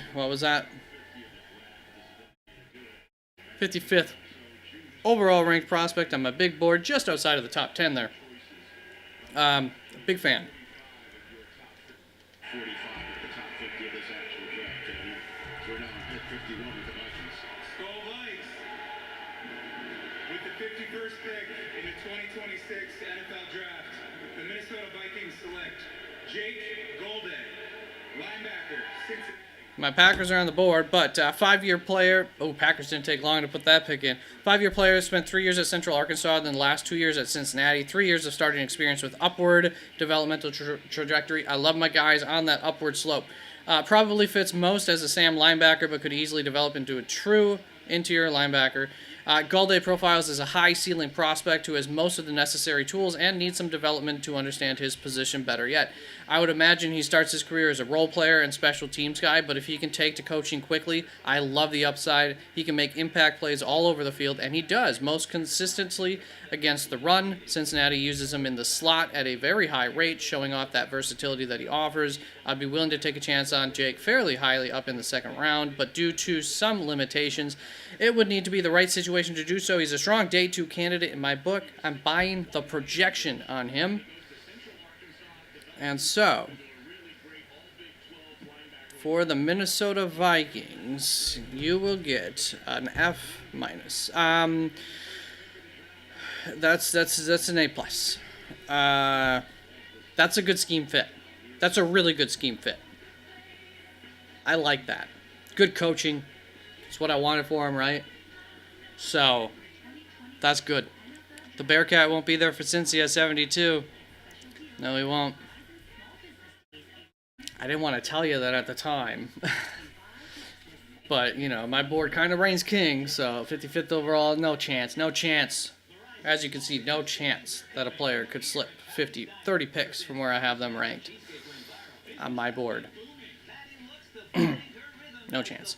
All right, so that was the new scale. My second to third round picks now getting A's. I used to have a more harsh scale, but then it just felt a little too harsh, so I moved to this, a little bit more friendly scale for the grades. Now it feels like I'm giving too many A's and B's to some extent, but what has always been true is the pluses and the minuses tell you a lot about how I feel about the pick, so...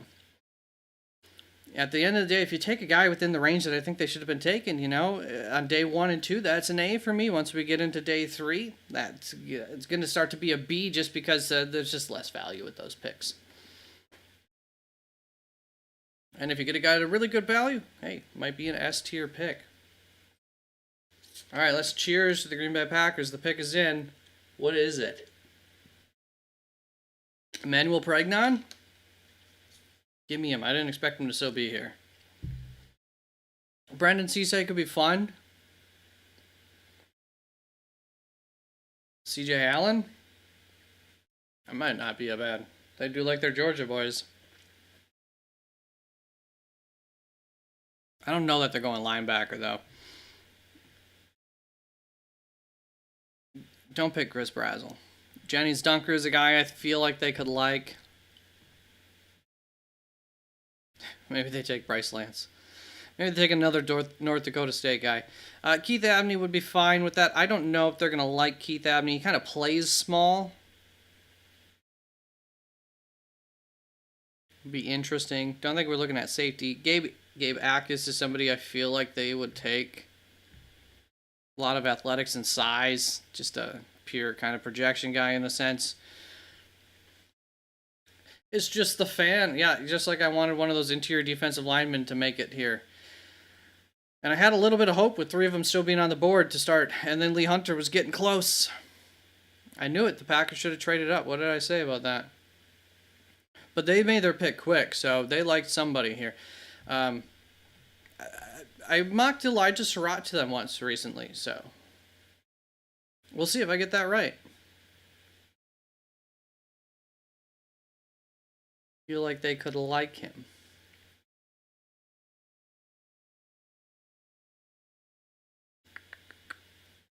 Where are you going, Green Bay? It's always something weird. Ted Hurst, I mocked them Ted Hurst too. I took a couple of shots with them in recent mocks. All right. Pick is in. Oh, look at those beautiful colors. Get that song off there. It is. Okay. I want to hear it. Went to the Steelers, and everybody else has been defensive players. Let's see who the Packers go with their first pick of this draft. They're not saying Q, Very versatile player. It is my esteemed pleasure to make this second-round pick on behalf Who is this? of Ah, Steve Kuhn. Ryan, Gutekunst, Matt LaFleur, Kuhn. and the millions of Packer fans across the world. With the 52nd pick in the 2026 NFL Draft, the Green Bay Packers select Brandon Cisse, defensive back, South Carolina. so we're on defense. Yeah, can't complain about a defensive back. We need that. We need that. I think he's very versatile. Here's my write-up on him. Cisse has some holes in his game as a coverage cornerback. The athletics are there for his seamless transition to the next level, but his game IQ leaves something to be desired. As a guy who will contribute in run defense, he's an absolute beast and will certainly be an asset. But being that he plays along the perimeter, his coverage skills need to be better before he can be trusted as a starter in the league. I do wonder, could a move to safety make sense for him? In the right matchups and in the right system as a nickelback, that could also work for him. He brings some versatility. I think he's going to be asked to be on the perimeter here, which is where I have the most fear probably. He brings some versatility to the table in that sense. He can be looked at as an all-around defensive back weapon. I see him as an eventual CB2 if he sticks as a perimeter cornerback who can bring some versatility to any roster. Add to that, he should be an asset on special teams, which we could use that. And I think he has a good chance of sticking on NFL rosters for a lengthy NFL career. I'm just not sold on whether he'll be ever recognized as one of the best starters around the league as a strictly perimeter cornerback. I think there is a chance that he could have one of those careers where he's a cornerback and then he transitions to safety eventually and it just gets moved around, also based on needs and injuries for teams. So I think for the Green Bay Packers, he'll be going on the perimeter. I do have some concerns about him there, but very versatile player, quite a bit to like, some concerns. All right, we got Pat McAfee on the stage for the Colts.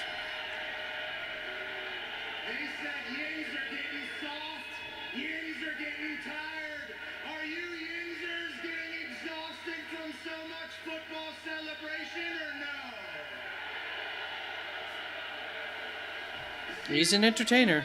Last night in the NFL draft compound, Pittsburgh Yinzers, congratulations. Now, the Indianapolis Colts first-round draft pick was Sauce Gardner. This makes sense.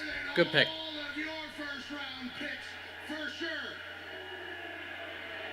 The Indianapolis Colts have not won the AFC South in 12 years. That changes this year. Jim Irsay. Maybe next year. Heavens cured Daniel Jones's torn Achilles. Michael Pittman got sent to the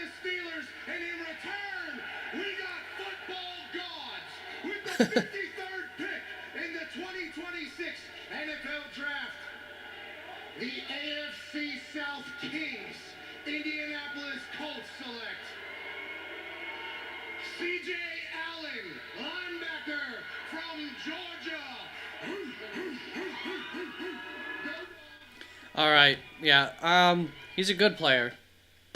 This is more, kind of where I thought he should go here. So my 50th overall ranked player, that's going to get you a nice A there. Allen has some limitations to his game that aren't coachable, which probably prevent him from being a high-level game changer. However, he is a floor raiser. He works well within the confines of the middle of the field in most aspects. He does a nice job pre-snap of getting his defense in position to make plays, and his effort is clear. I think that when you see him make a decision, he goes. There's no indecision once he sees it. I actually think I had C.J. Allen going to Indianapolis in my 3.0 mock draft. I like that when you see him make a decision, he goes. There's no indecision once he sees it. He finishes plays, once again, not in spectacular fashion, but he prevents the big play. He's a real nice day 2 linebacker prospect whose value increases due to his game IQ. I don't see the game-changing upside of versatility that I want in a first-round prospect, which is where a lot of people had him at the time of writing this, but his high floor and likely ability to contribute early in his career increases draft profile for me as well. So a lot of good things about him. Floor raiser for sure. Going to be a nice, good instant piece. He's going to be asked to come in there and instantly help in Indianapolis. This is not a surprise. I've definitely made this pick before, but he is lower on my board. So Eli Stowers going to Philadelphia. He is my 76th ranked prospect out of Vanderbilt, tight end. I would call him a wide receiver if we're going to be perfectly honest. Yeah, this makes sense with what they got at wide receiver. I do like the fit. I do like the fit quite a bit here. Where are we going? Going offense, going tight end. I mean, the short of it is he's just a wide receiver, right? 6'4", 239 pounds. If you're looking for a big slot, Stowers is your guy. He's an efficient, athletic receiving threat who is still developing, albeit at 23 years of age. His route running skills are what's still developing, and I point out that that's at 23 years of age because that's, not the best. He's not going to contribute as a blocker now or ever, in my opinion, and he doesn't play a very physical brand of football. I view him simply as a big slot who has a little bit of versatility, but mostly I'm comparing him to wide receivers. He is incredibly productive. His potential as a weapon is enticing. I have a late day 2 to early day 3 grade on him, so we're kind of right in that range. I guess I pushed him back. No, late day 2 to early day 3. That's, 3 to 4. So that is where I have him. A little high for me on Stowers. It's going to be a B. I do like the fit. I do like this fit. I'm going to give that a B+, even though I'm not the biggest Stowers fan. Should I equalize that out? Should I? Okay, yeah, because you know what? In other places, it would have gotten a B- from me. I like the fit there, though, for Philadelphia. So, nice pick, Philly. Definitely haven't made that pick for them before. I assume I have.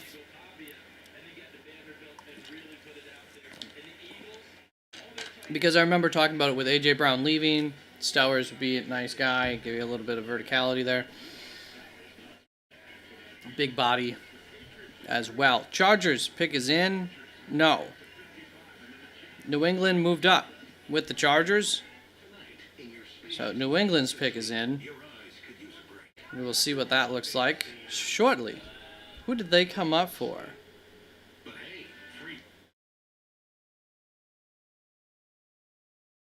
Safety?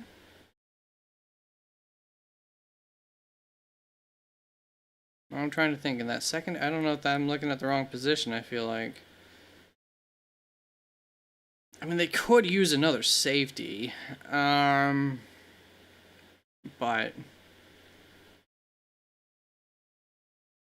edge rusher. The Bears coming up, the Niners. The Bears again. This is probably edge. What did they take in the first round? Now I don't remember for them anymore. Yeah, they went offensive line. I bet you this is an edge rusher that the Patriots moved up for. Josh Joseph, I think they've looked at denied. I think they've looked at least one of these two. I don't remember which one anymore. I want to say denied. Oh, you know who else I know they had a 30 visit with was Romello Height.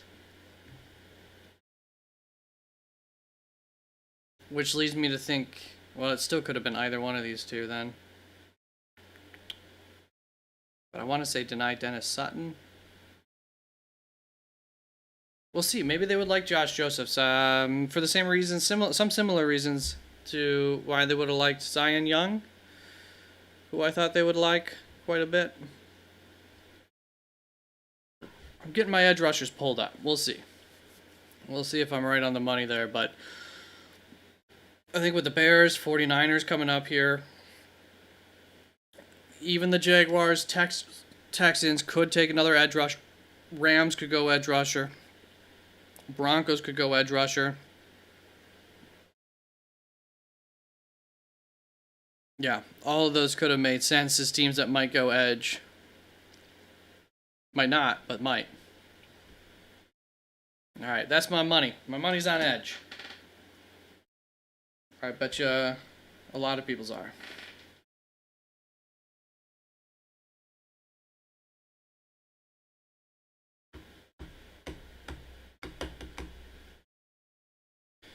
Do the rounds stay the same time length for the third round, right? So here are my edge rankings. Josh Joseph's up next, still in this tier. And then we go down a tier to deny Gabe, Romello, Keyron.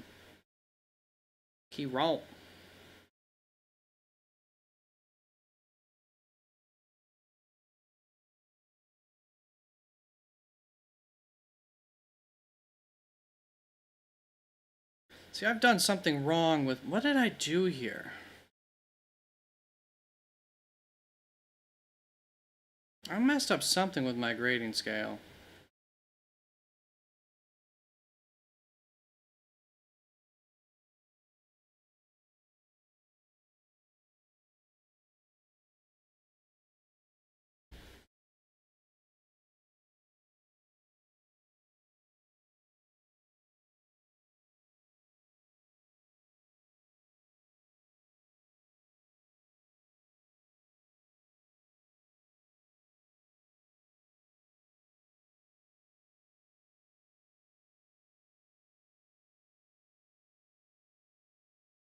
No, we're in the right direction. Alright, we're fine. It is Gabe Jacas. I thought they had looked at one of those two. My 70th overall ranked player, Gabe Jacas. Edge rusher. Big guy, but also not a run stuffer at all. 6'3.5", 260 pounds. Good pass rusher, 14.9% win rate. Solid number. Below average to poor as a run defender. For a quick comp, think JT Tuimoloau or even Jared Verse Light. So, I mean, that's some good praise there. Gabe is a power rusher. However, his power does not translate into the run game. Obviously, he has the potential to be a good run stuffer, but he hasn't been to this point in his career.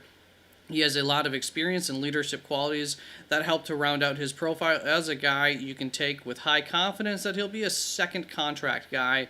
Pretty easy to protect as a day 2 guy. The question is whether or not he's a round 2 guy. For me, the fact that he was a legitimate negative in the run game is an issue. So, yeah, I felt more comfortable with him third round,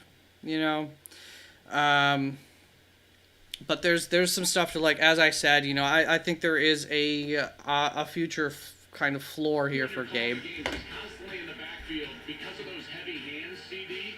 Really good player because you constantly see his effort as well. Again, great team leader and a guy that will be productive in the backfield. Kind of typifies what Brett Bielema was brought to Illinois, right? The type of player you want. I give it a B. If it was denied Dennis Sutton, it would have been a B-. Yeah, I think I got these two in the wrong order. Gabe should be ahead of him. I screwed that ranking up. We have a trade. The Philadelphia Eagles have now traded for Minnesota's standout edge, Jonathan Grenard, according to me and Adam Schefter. The first time that phrase has ever been... Yeah, not a surprise. I actually did that in a mock draft like a month ago. Jonathan Grenard going to the Eagles after they don't find an edge rusher that they want in the first 2 rounds. I believe exactly how I did it in my mock draft. So this makes sense in my book.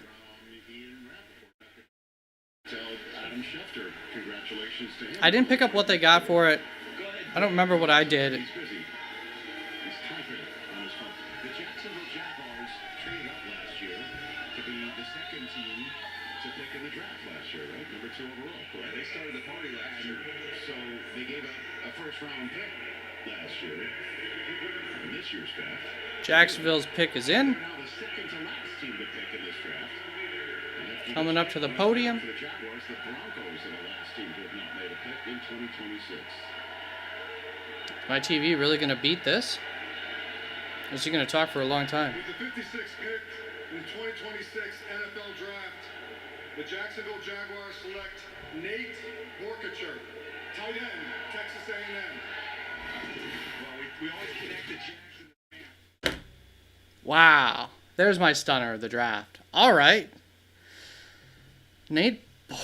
Wow. My 164th ranked player.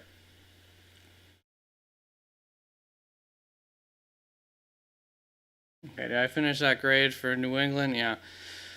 I don't know how much I have on him in my notes. We'll see.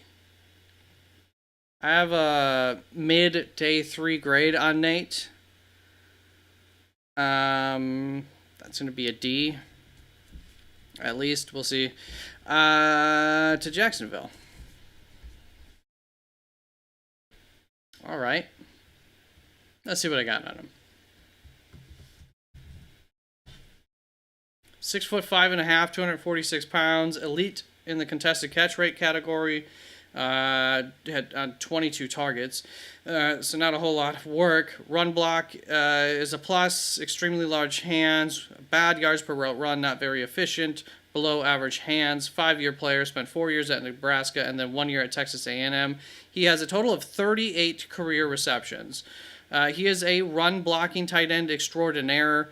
That always helps these guys. Not an exceptional inline pass blocker. Initial guess would be a mid-day 3 talent from what I'm able to gather. Yeah, I never really got too much more on him. Love the run blocking. I'll keep it as a D. I just don't know enough about him.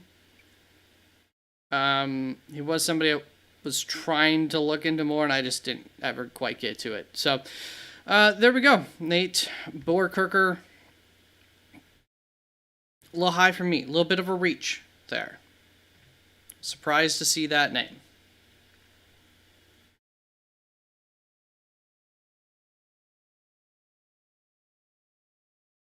All right. The Bears pick is in. San Francisco's up on the clock. Bears. Joshua Josephs could make some sense. Had a safety yesterday. Got 2 picks coming up.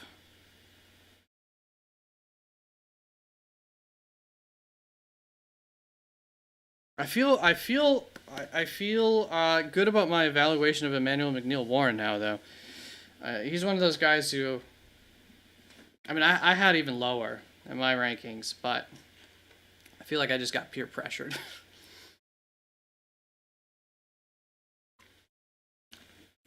But he could go at any point. I mean, this would be a nice fit. San Francisco.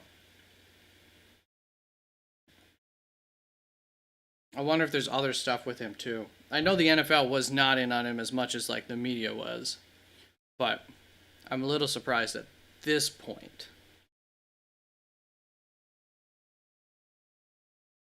I guess we'll stick with the edge. No, we'll go back to the edge rushers here, kind of anticipating that.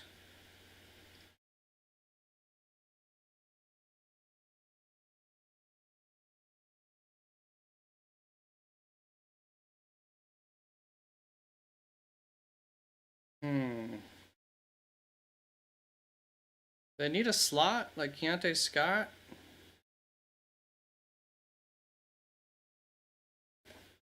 They need more guard. Def, Emmanuel Pregnon.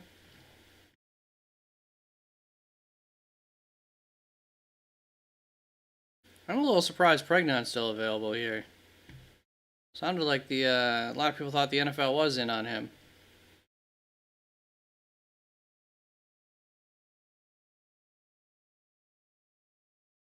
Jonathan Grenard and a 7th round for the 3rd round pick and a future 3rd. All right. And he also gets not only a new address, but a new contract. Philadelphia also gets a 7th round pick this year, and Minnesota receives a 3rd round pick this year and a 3rd round pick next year. The 3rd round pick this year is the compensatory pick. Slay likes the move. It's the compensatory pick that Philadelphia got for losing Milton Williams to the Patriots. So that loss of Williams pays a little dividends here for the Eagles to flip that to the Vikings and get Jonathan Grenard, a top-notch pass rusher of his own right. And, you know, they as we know, love themselves some pass rushers in Philadelphia. And the Vikings will pick twice in a row at the end of the 3rd round tonight. They already have the 97th overall pick. Now they got the 98th as well. That's what we call a little housekeeping. About that done. Now the Bears pick twice in the next 4. The offensive line. Who is it? I thought they might look at tackle because of the injury to Ozzie Trapillo late in the season. Man, they brought in like That's a 30 big tackles. So I would be surprised if that's a direction they look at with one of these 2 picks. Makes a lot of sense because they've been talking about that offensive line. Darnell Wright. You would think it would be Caleb Tiernan. I think that could make sense for them. Whoever the Bears pick sparked the trade between the Browns and the 49ers. The Browns moved all the way up from the 3rd round to the 70th overall. Browns getting aggressive. The Niners pick that's going to be announced shortly after the Bears get their pick in. And I like Kyle Lewis. I don't love him as much as some people did. with his own yellow In the right system, he could be very good. Bears' latest selection. He's just a little bit of a where's his home kind of guy. Gold Jackets up Hey, Pittsburgh, what's going on? Center. Oh, yeah, of course center makes sense. Of course. Definitely. That makes sense. That's a good fit. There's my number 2 center off the board. Cheese grater hats, my man. Grate that cheese right up. I love it. My 80th overall pick prospect With the 57th pick in the 2026 from Iowa. NFL Draft, the Chicago Bears select Logan Jones, center, Iowa. Here we go. What do you know? Iowa's producing an offensive lineman. Where have you heard that before? Yeah, absolutely. Yeah, was expecting a center to probably pop off in the 2nd round at some point. Not too surprised by that. Zone prospect from Iowa, of course he is a zone prospect. My 15th overall ranked offensive lineman. Effort and athleticism are not going to be the reason that Logan Jones doesn't make it in the NFL. His size, however, is a concern. He would be best served in a zone-heavy scheme. I have a late day 2 to early day 3 grade on him. We're right in that range. Good in run protection, good in the run game, elite in pass protection, elite speed, good acceleration, plus burst profile, excellent footwork, works to the 2nd level with ease, tough, high effort. Awareness is a plus. I don't have many minuses, just undersized, limited opportunities in true pass set due to scheme, with some concerns about his anchor, center only, no versatility in him. So yeah, I think that's a really good scheme fit. I'm going to give that a B+. Dallas, Chicago, getting some good players. Yeah, so for Kyle Lewis, box safety, nickel, yep. I mean, that's exactly where I would want him to end up playing. Not quite as a safety. I know some people say safety. I don't know that I want to move him all the way back to safety. Keep him around that line of scrimmage. Give him some of those. Match him up. They're in the nickel. Cleveland moving up for MW. The Cleveland Browns select Emmanuel McNeil Warren, DB Toledo. Hold the phone. Yeah. Nice trade up. I don't know how much that cost him.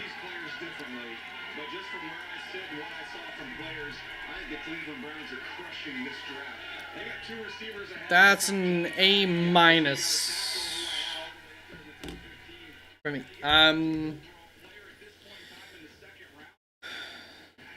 Let's see what I had to say on him.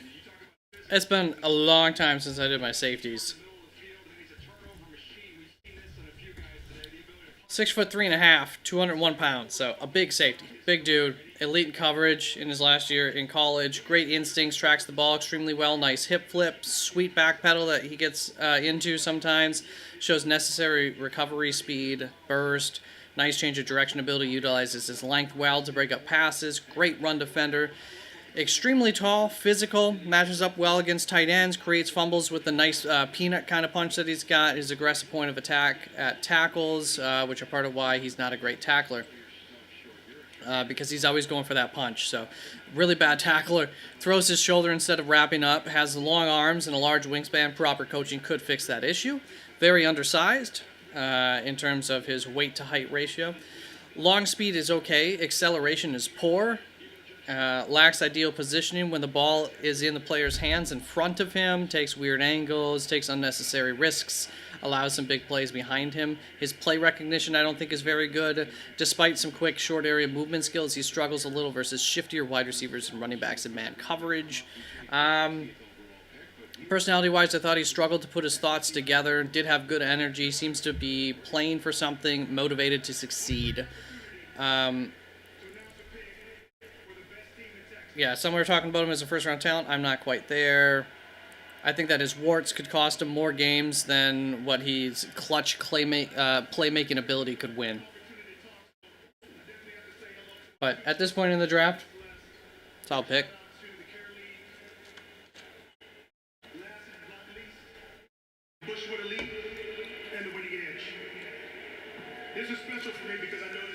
Okay, I like this pick. He's not going to be up here on my board.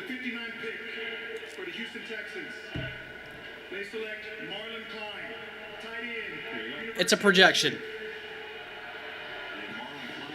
It's a projection, but I like the little bit that I was able to see of him.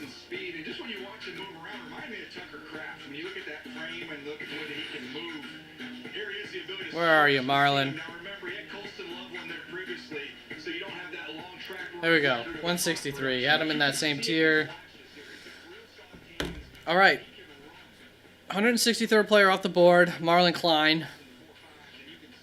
I do like him, though.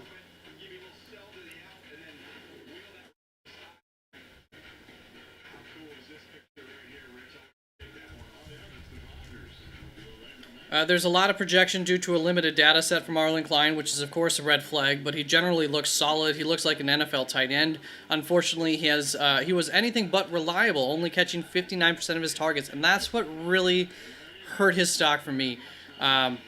Didn't catch a whole lot of the balls that he got targeted, and that's kind of where my upside was for him as a receiver. I could see a team taking him early on day 3 and him being a complete bust, or he could go as an undrafted free agent and become an absolute gem of a find. Well, here we are, not even into the 3rd round.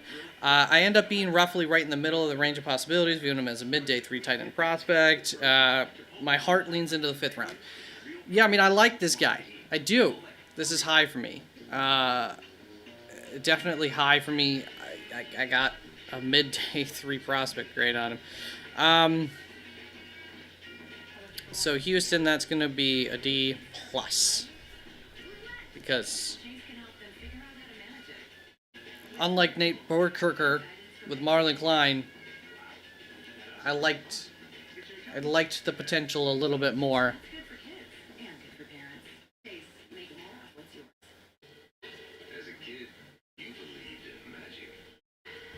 Let me get my Kyle Lewis up.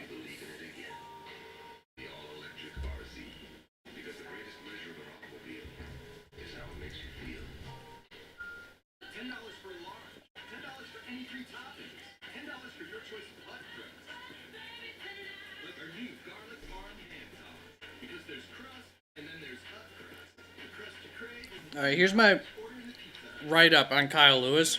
Could be a great contributor for a team with a plan for him. He'll have to work in sub packages as a hybrid box safety / linebacker type. Nakobe Dean comes to mind when I watch Kyle. Though I think that Nakobe was a much stronger prospect than he is. And Nakobe Dean still didn't get taken until mid-3rd round. Kyle is a very fun prospect. It will drastically help if he gets drafted to the right team with a plan and as a system fit. His ability to stick with wide receivers may land him as a day 2 pick. However, there are enough concerns that I think of him as more of a mid to late round 3 guy. I thought Nakobe Dean should have gone higher in his draft. So, yeah, there's kind of, to me, I haven't heard anybody else use that comp, and Nakobe Dean's, I believe, prior, definitely before I was watching as much tape as I've been getting to, might have been my first year of doing prospect grades, which was so heavily weighted on the athletic and the testing numbers.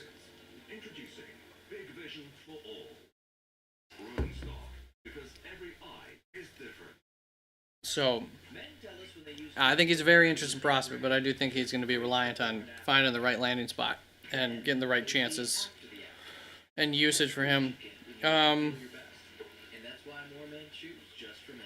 What I liked about him, decisiveness, aggressiveness, sometimes a little bit too much. And he makes too many errors when making those decisive decisions, though. Works through blocks really nicely. And he wore the captain patch. Bites on play fakes, overly aggressive, maybe an IQ issue. Although his athletic testing for speed and agility was above average, they were average agility to below average speed for his size. Yeah, he's small and doesn't generate a whole lot of hit power for his size.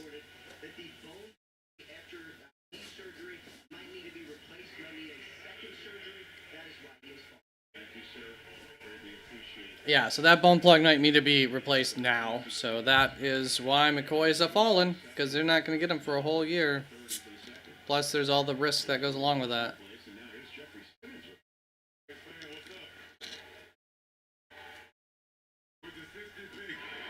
In the 2026 NFL Draft, the Tennessee Titans select Anthony Hill Jr., linebacker, Texas. There we go. My 56th ranked prospect. He was a guy who I was lower on than consensus and everything, because he was being thought of as a borderline first round prospect early on in the process. So I was always a bit down on him, but this is I think this is right in that range where he should go. So Hill is a good, not great linebacker prospect.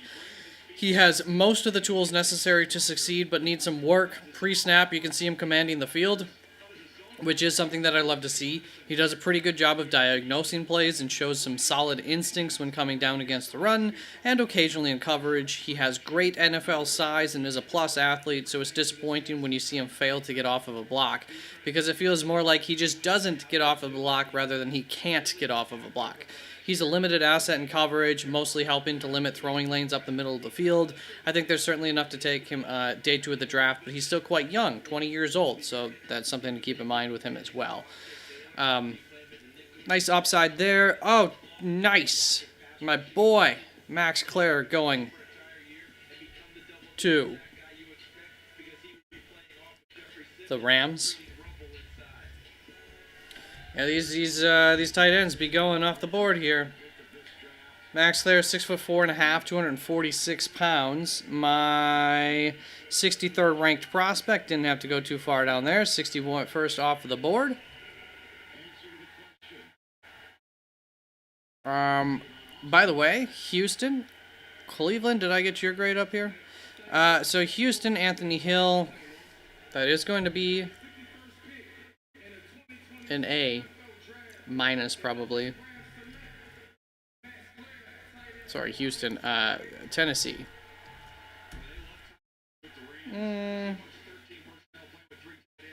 Is it really a minus at this point in the draft? Nah. That's an A. And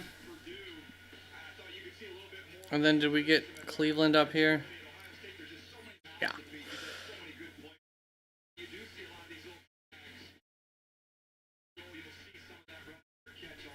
Max Clare, my number 2 tight end of the class out of Ohio State, going to the Rams. That's going to be an A+. So my write-up for Clare is a natural tight end. It's easy to visualize his game at the next level. He's an easy natural athlete, which is why so much of his work comes in the form of manufactured touches. He's not very elusive, but he's willing to throw his shoulder down at the end of a run to fall forward for an extra yard or two. Although he may not have home run speed, he has plenty of speed for his size. He has a nice NFL frame, but will probably want to fill out a little bit more at the next level. Ultimately, despite some nice route running abilities, he still struggles to create separation, capping his ability to create on his own as a down in and down out threat on the field. There are 100% enough tools to work with for Max to become a high-end tight end. He can do a little bit of everything and has the physical traits to develop his weaknesses. Clare is a developmental tight end 1 in my book. I have a day 2 grade on him. Clare is a slightly smaller, more receiver-friendly version of Pat Freiermuth, who has less upside as a blocker than Pat Freiermuth did. So that's kind of my comp for him. Little more receiver-friendly, but less blocker-friendly tight end than Pat Freiermuth. And a little bit smaller size-wise. Look at these two. Crazy, crazy. I do love it for Marlon Klein, though.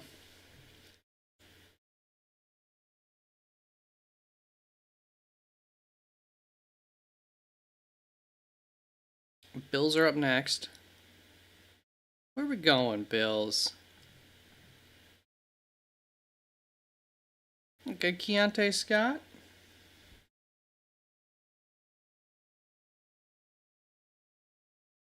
They haven't taken a wide receiver yet, have they? Elijah Surratt. Can I interest you in an Elijah Surratt? Chris Brazzell, bring us some true juice. Not too surprised to see these guys sitting here. They were two that I was definitely, had more concerns about than not. But also, the upside, potential.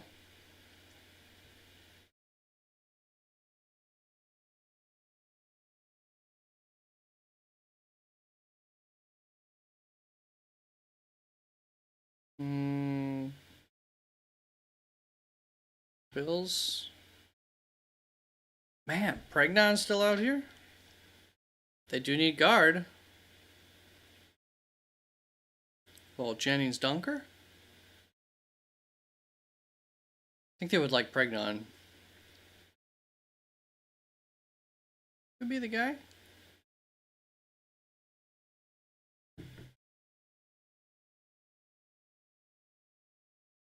AJ Halsey.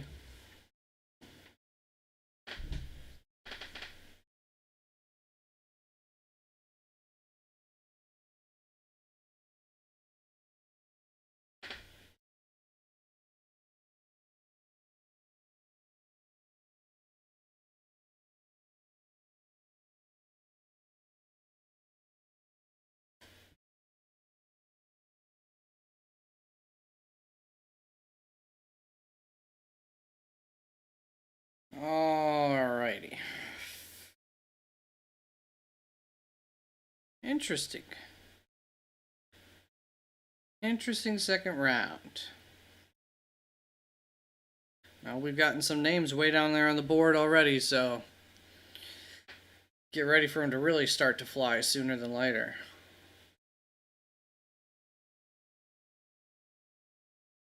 It's a good signature. How about this stat? Any player who's led the FBS in sacks and selected in the top 10 this century are on the screen. How does Will Anderson, Chase Young, Von Miller, T. Sizzle, and Julius Peppers enter? Well, they say when you want to buy a house, it's location, location, location. That's the neighborhood you want to live in. Right Showing a visual of Will Anderson, Chase Young, Von Miller, Terrell Suggs. Look at that. What a beautiful lit up city. One other guy there. I mean, it's just been awesome here. In a group, Couple of days, along with David Bailey. Hopefully some better weather than on the radar for tomorrow. But for the moment, a glistening Pittsburgh, PA on a nice summer type night. The Buffalo Bills have moved back into the second round Oh, from the third round. To make very this grabby. pick after trading Very off grabby the first cornerback. round 3 times last Good height, night. good size. We had to take advantage of the opportunity to go up here with the legend, Penn State and Buffalo. With the 62nd pick in the 2026 NFL Draft, the Buffalo Bills select David Igbenosum, DB, Ohio State. Yeah, it's Davison, but nice try.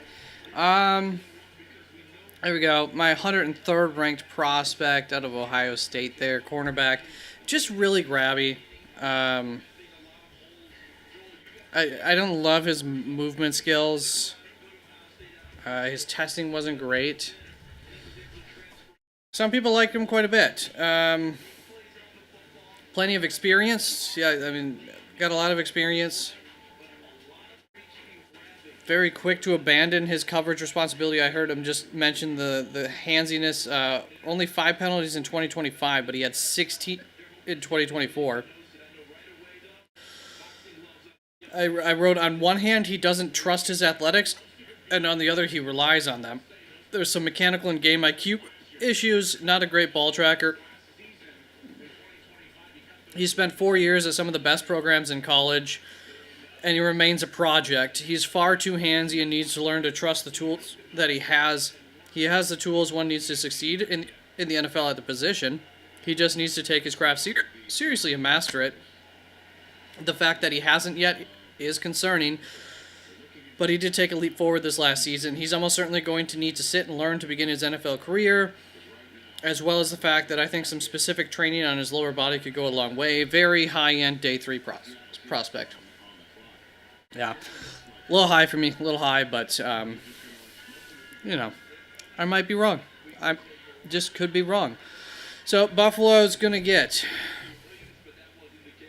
a C minus from me. Browns gave up pick 70, 107 at EMW, and pick 158.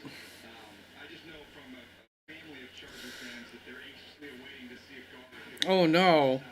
Only 4 fifth-round picks. Yeah, they had the capital in this draft to make some movement a few times. And that's how you use it, you know? You see a guy that you like falling, move up, go get him. Been a nice draft for your Cleveland Browns. After a nice one last year, too. You just need a quarterback.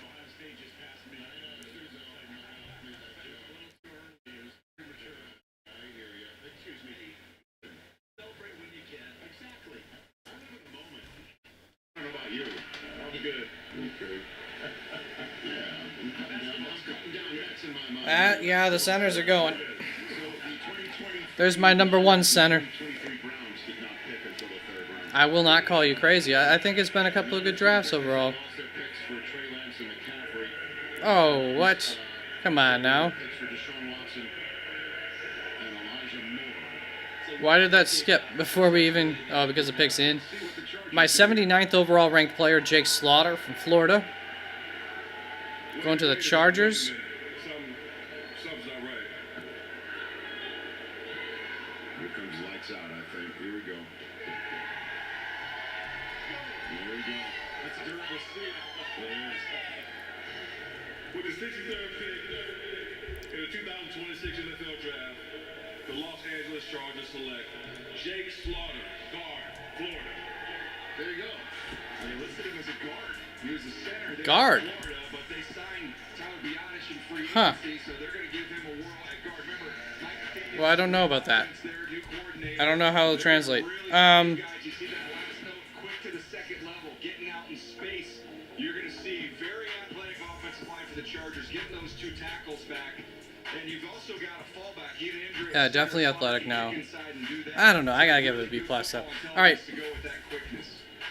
Yeah, he's very athletic. Slaughter has a lot going for him fundamentally. His biggest issue is that he struggles against raw power and doesn't create lanes in the running game. So, yeah, maybe a move to guard would help there, I guess. He should focus on his upper body strength going forward. I have a late day 2 to early day 3 grade on him. Just doesn't create pushback, struggles against high-end power. But he is a team captain, good technique, game IQ, and awareness are a plus for him. Has some good plus burst profile, good acceleration.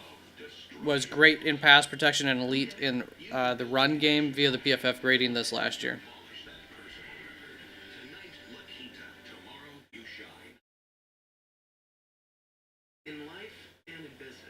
Could be like interior defensive line around 74 might start to make sense again. Guy like Keontae Scott would be nice. Why did I turn a commercial up? So the Seahawks pick is in. How are we doing in the third round? Still on the clock. All right. What will you do here, Seahawks?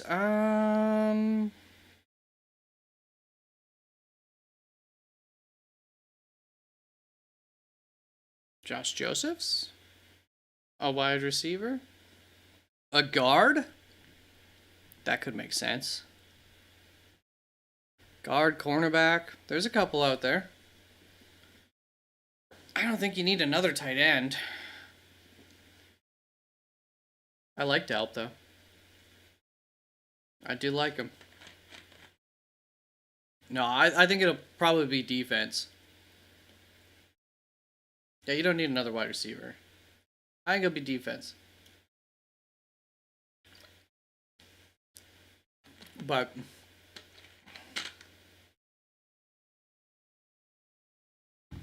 I don't know. Starting to just get in that position where all you really need is a quarterback. Yeah, I was thinking about that offensive line. I mean, it could make sense to add another piece if there's a guy they like there.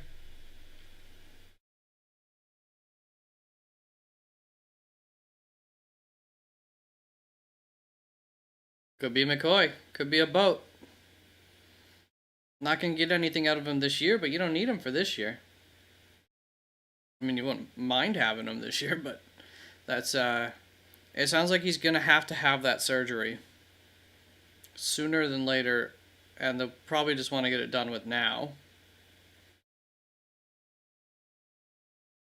So that's why he's falling.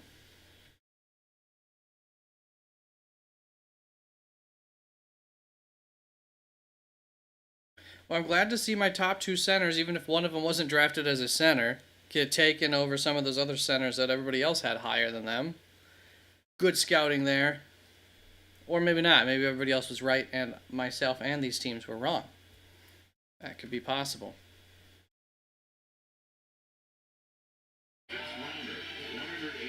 Hey, Bud Clark. I like him. All right, safety, Bud Clark going to Seattle. We'll listen in.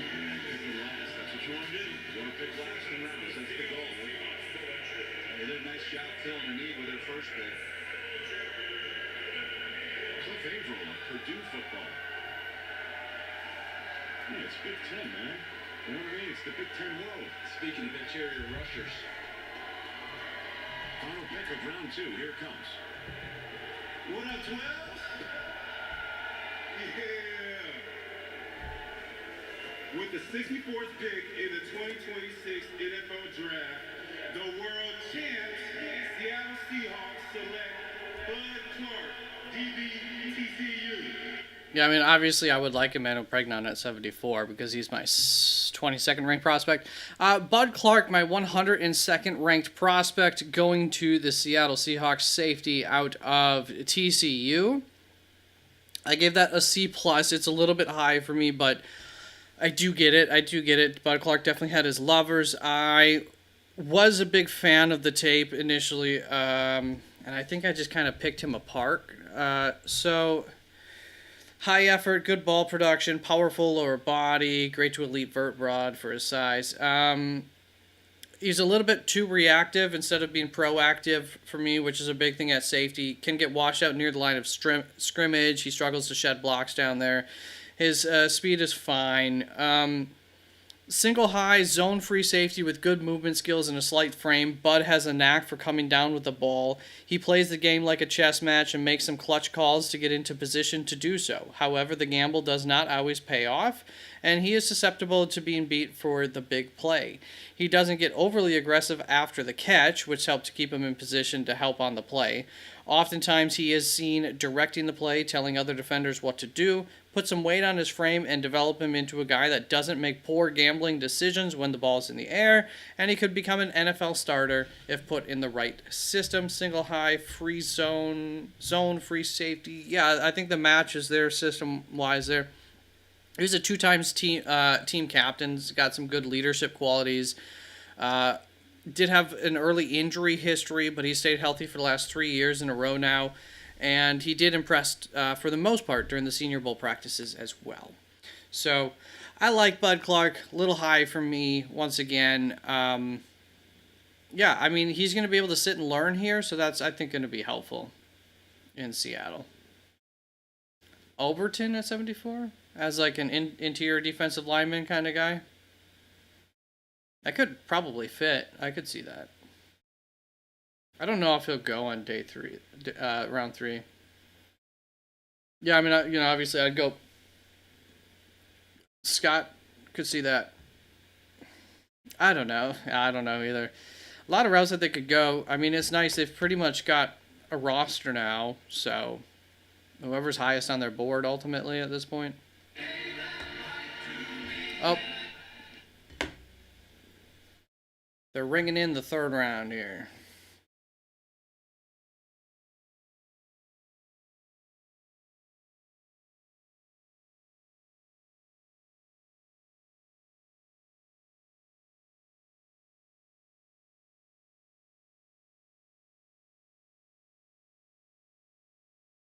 Definitely best available at this point. So, for me, I mean, yeah, like Emmanuel Pregnon. Keontae Scott. One of those two would be nice. At this point, you could go edge rusher.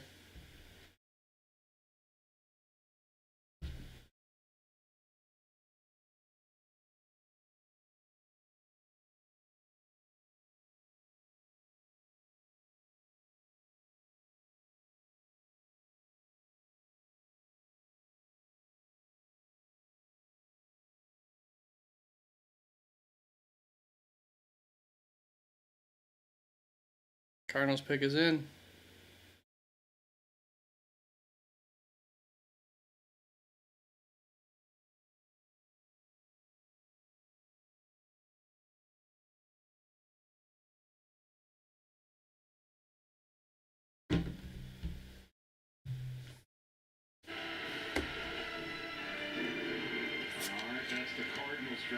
Cardinals are jacked up. Third round, did they just take a quarterback to start things off? After a Nussmeier? round, just got finished. 22 players in that second round. They're teasing quarterback. Came on the air. DJ like defense. 22 players in the second round taken on defense. That's tied with the 2016 second round for the most such defensive players in Branch or Bell, I think that would be a little bit of an overload. Unless they are planning on, like, getting rid of Judy, I guess. It is Carson Beck. Simpson went off the board. I had Simpson at 36, and then the next one for me was Beck at 74. So thought there was a chance we might have a round gap. Obviously, Simpson goes a little higher than we thought, all the way up there at 13. We make it all the way through the second round. That'd be a C for me for Carson Beck. Once again, I don't have a whole lot on quarterbacks. Very experienced. Good size. Definitely good size. 6'5", 233 pounds. Had elite accuracy this last season. Elite average time to throw, 2.38. Love that. Great turnover-worthy play rate, only 1.9%. Like that. His IQ needs to be peak to succeed at the next level, and he's got some solid game IQ. Large hands, 10-inch hands, and once again, I mean, just NFL size quarterback for sure. Bad big time to throw rate. That kind of goes hand in hand with that accuracy. Bad pressure to sack conversion rate. His arm strength's a question mark. Had a UCL surgery. High floor game manager type, displays poor body language, backup quarterback concerns, which is probably his place. I don't remember what that note's from. But yeah, I mean, high floor game manager type. You know, yeah, he'll get a chance to play, probably. And see if he can't win the job at some point. But that kind of feels like what they need at this point, since they didn't get anything else. And then next year, you're hoping to get a guy in the first round. Playing quarterback for them, but as you mentioned, a lot of that got cleaned up this year in Miami. And Joel, you remember? I'm gonna call you crazy. I don't remember, In Arizona with a quarterback who was similarly constructed to but they've certainly and a guy named Carson Palmer. So there are some simple had some exciting drafts. great landing spot for Carson Beck. No stranger to big environments. This guy's played some of the biggest games in college football in his career. Including the national championship game, the last game of the year. So, yeah, there you go. Brissett and Beck on the left side with Love, Harrison Jr., Trey McBride, one of the best in the business here. Hopefully they can get Carson Beck an offensive line to work with. That would help. To be the starting quarterback. He has not been showing up at off-season conditioning. My understanding is due to make $5 million this year. Brissett wants a contract extension for more. I don't know that I would be bragging about Sampson or Sanders at this point yet, but Which yep. means there's going to be plenty of reps for Carson Beck, assuming this is an extended absence for the Arizona Cardinals. Pretty interesting rookie room so far with Jeremiah Love, Chase Cassantes of Texas A&M, and now Carson Beck of Miami, because only two teams beat Notre Dame this year. I don't know what that song is. All right, Denver Broncos pick us in. Tyler Onyedem. All right, interesting name. I do like him. There we go. 14th overall interior defensive line prospect. This will get a C plus for me. I like him. Fair enough. Let's go! AFC West champs. Hey, on behalf of Super Bowl 50 champions and the best owners in football, the Penner family, with the 66th pick in the 2026 NFL Draft, the Denver Broncos select Tyler Onyedem. Maybe. I don't know how it's pronounced, but I go Onyedem. 6'3.5", 292 pounds. Good versus the run. Below average as a pass rusher. Interior defensive lineman, by the way. 5-year player out of Texas A&M. 3 years of starting experience. Spent 4 years at Iowa State before he then played at Texas A&M for his final season. In his final season here, he did well versus Auburn, Florida, LSU, South Carolina, and Texas.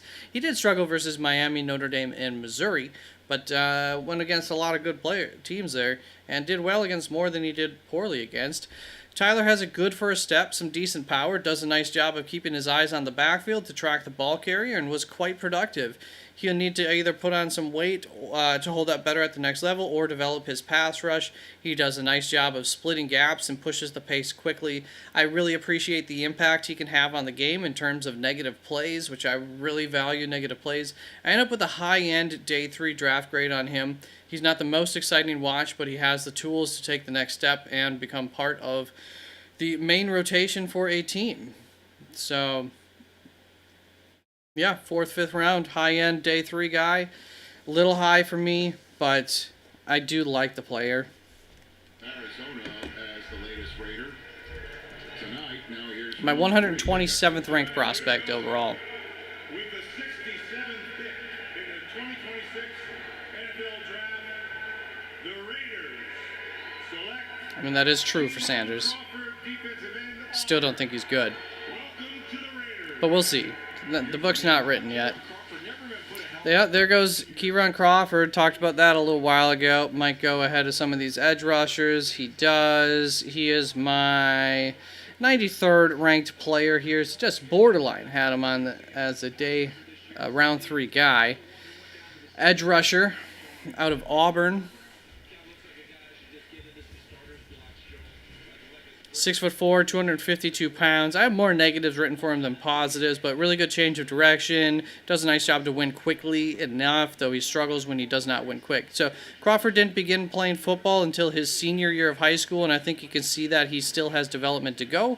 His game IQ is lacking, as is his technique.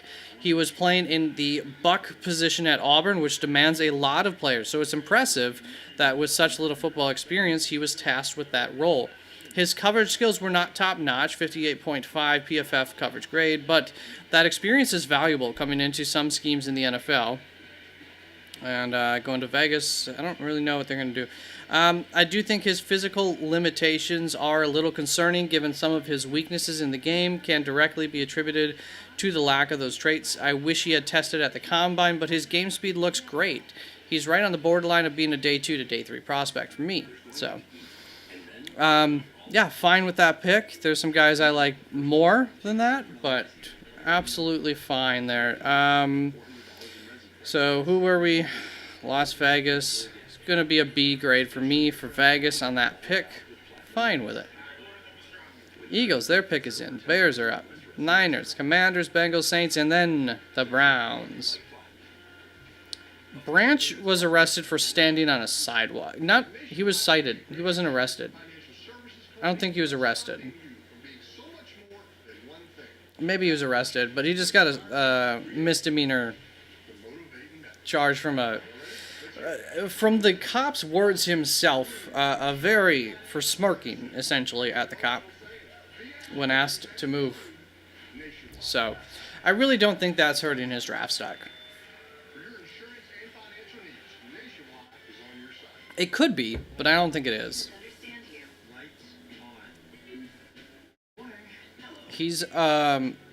There's a lot of projection with Branch. There's a lot of potential for a bust, but there is also some real nice upside. Instead of building new ways for machines to talk to people, Chase is building new places for people to talk to people. Yeah, not having an O-line, by the way, for Branches in 48 states. Sanders, definitely not what you want for him. Yeah, he dealt with that all at college. Developed a lot of bad habits from it. She wants 3. She wants more of those deviled eggs, too. Anything for the clean, crisp taste of Bud Light. With Spring Black Friday savings at the Home Depot, we have all your appliance answers. I want appliances that fit my space and my schedule. Samsung has features that will work for both. We have the perfect fit for your kitchen, and all-in-one laundry that saves you space and time. Find your appliance answers now at the Home Just Depot. cleaning up my notifications. Browns fans are happy now. Are they? They changed their opinion since yesterday? Or the EMW? They're just happy with today's picks?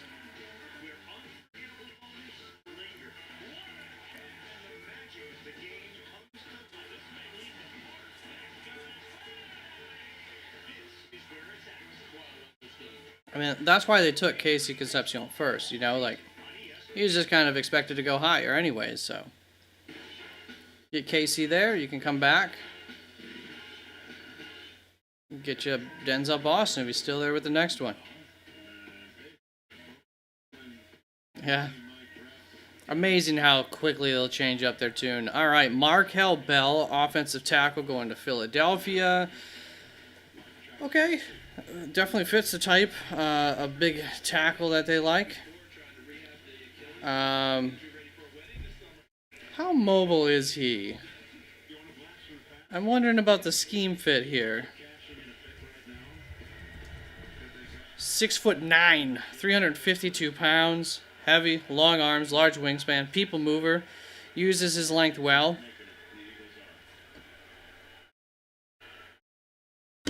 Below average in run, great in pass protection. Gap scheme specific, which feels weird to me. Catches, doesn't punch, slow hands, leans forward. Bell has a ceiling due to his size. He'll just need some development and training to get there, which they'll be able to do. His size is both his biggest strength and his biggest weakness. He does not have the athleticism to operate in a zone-based running scheme, which I believe that's what they're going to be running there. Limiting his appeal to certain teams. He's worth taking a shot on early on day 3. 133rd ranked player. A little high for me here for Markel Bell. I don't like the scheme fit. Unless they're just not running a zone scheme. I'm going to assume they are. And running off of that. So Markel Bell is my 25th ranked offensive lineman. It's going to be a C- for me, for Philly on that one. It was Philly, right? Yeah. It's wrong when you throw that screen out there, isn't it, Joel? When you have him coming out, that was it. He clipped by the I think my cat wants to go outside. on this table. That was me going up and doing that. All right, I was pawns getting decimated. I want to say this very quick about Markel Bell, though. Played the entire season, right? Went to the national championship game. He went to the Senior Bowl and didn't miss a rep the entire week. Played in the ball game. He's the one who got run over by Derek Moore that became that famous piece of tape. Well, guess what, folks? The year before, that was Josh Connerly getting run over by the defensive end for Marshall. Who ended up going to Baltimore Ravens. Josh Connerly started all 17 games as a rookie.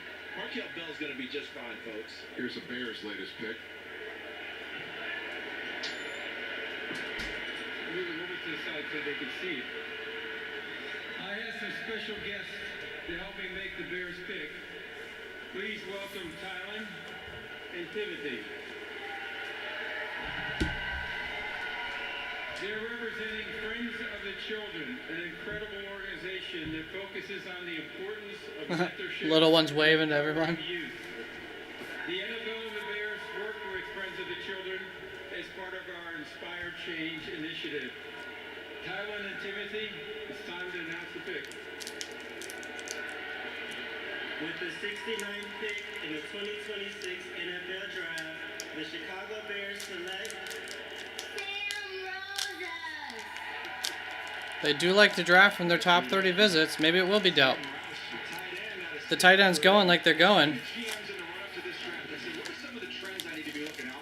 All right, Roush to Chicago. Oh, all right. I've already got two studs when you look at Colson Loveland and Cole Kmet. Now you have Roush, who I think is the best blocking tight end in the entire draft class. He can really move people at the point of One moment. He's massive. He's almost 270 pounds. So you got to create a play caller. You got a great system to work around. He's going to be able to really maul people in the run game, and then you can leak him out in the pass game. Joel, he's got to be more consistent catching the ball. Drops were a little bit of an issue for him this year. He did have 7 drops by the time the season ended, but man, he is an asset and a weapon in the run game. But remember, you got to flex Colson Loveland out, right? Or he's going to move a little bit. Roush is the guy that's going to be attached. That's where he played. I got to tell you, Yeah, I mean, that's a good recap on Roush right there. My 116th ranked prospect. Not quite that high on him, obviously, for this point in the draft. But, I mean, the tight ends are going, too, so it seems like you better get them. Tied for my 7th ranked tight end here to Chicago. I do like the fit in that room. So I will give it a C+ for Roush. Prototypical Y tight end kind of guy. So, it's a good pick. Blocker. I like it for them. the San Francisco 49ers select Romello. There he is. Defensive end, Texas Tech. You see why a lot of these teams were in the playoffs. He just had So, I mean, the main word that I wrote for Romello Height is that he's like Gumby. His legs are like Jello.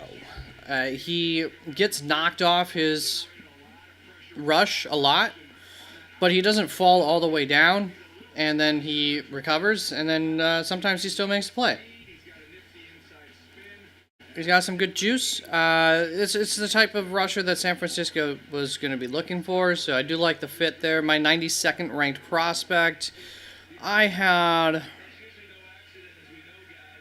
3rd to 4th. Early high-end day 3 grade on him. Do like the fit. I don't, deny Dennis Sutton or him. I definitely don't mind Romello Height instead. It seemed like the NFL was pretty in on him, so I'm not too surprised to see him go here. He's got some good juice. He's a good pass rusher. Just some real size concerns with him. Do have concerns that he just might not be able to do anything at the NFL level because of a lack of strength. But San Francisco is going to be able to put him in a good position, so Good scheme fit. I guess that's going to be a B plus there for the scheme fit on that one. Well, I'll keep it as a B. I have some real concerns about his ability to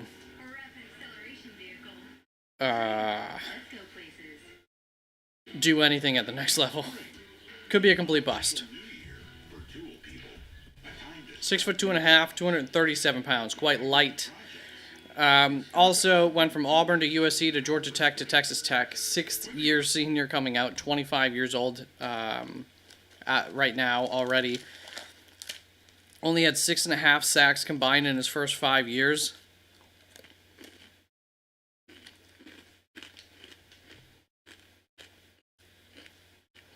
Struggled versus some of the better competition a little bit. But elite pass rush win rate in 2025, 22.2%. So you can't deny that. I have him as a high effort, feisty, designated pass rusher.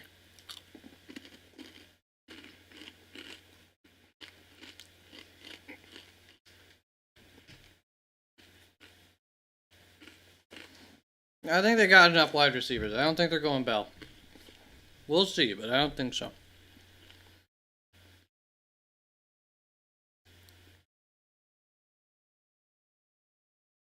I mean, I guess it could be a move for the future if they really like him that much. Could make sense.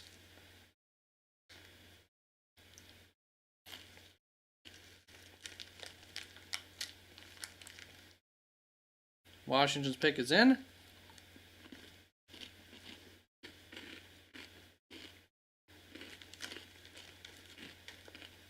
Looked like they were just going to announce it on screen, but I guess not. These darn crumbly Nature's Valley bars. Such a mess to eat.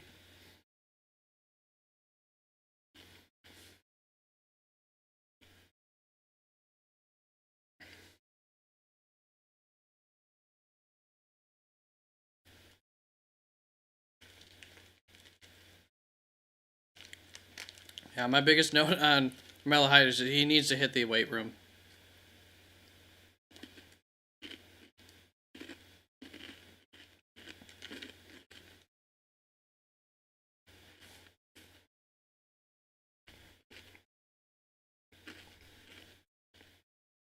There we go. Good time for the break for your Bengals.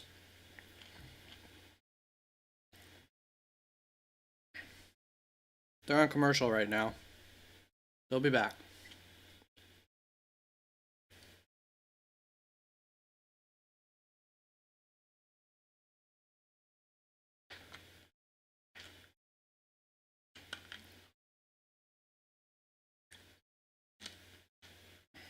Wonder if the Bengals will get on the tight end train here. Could that be possible?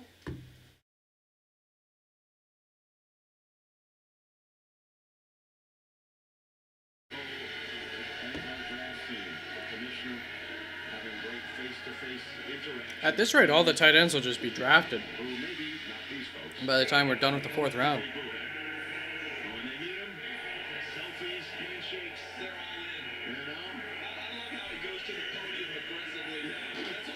Oh.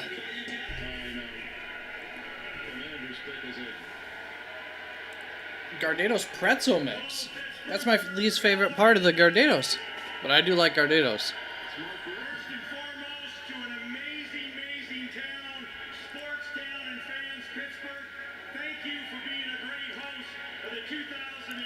Have the Commanders taken an edge rusher yet?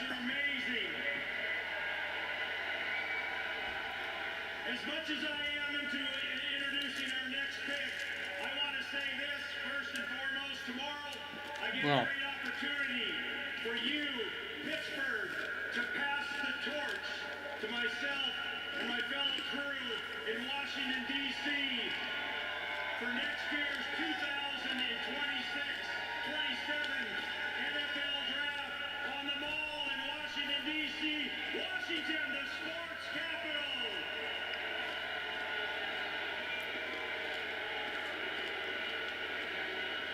Commanders haven't picked since Sonny Styles, by the way. It's been a minute. Got some information today. Yeah, I think a tight end could be a nice pick for Bengals.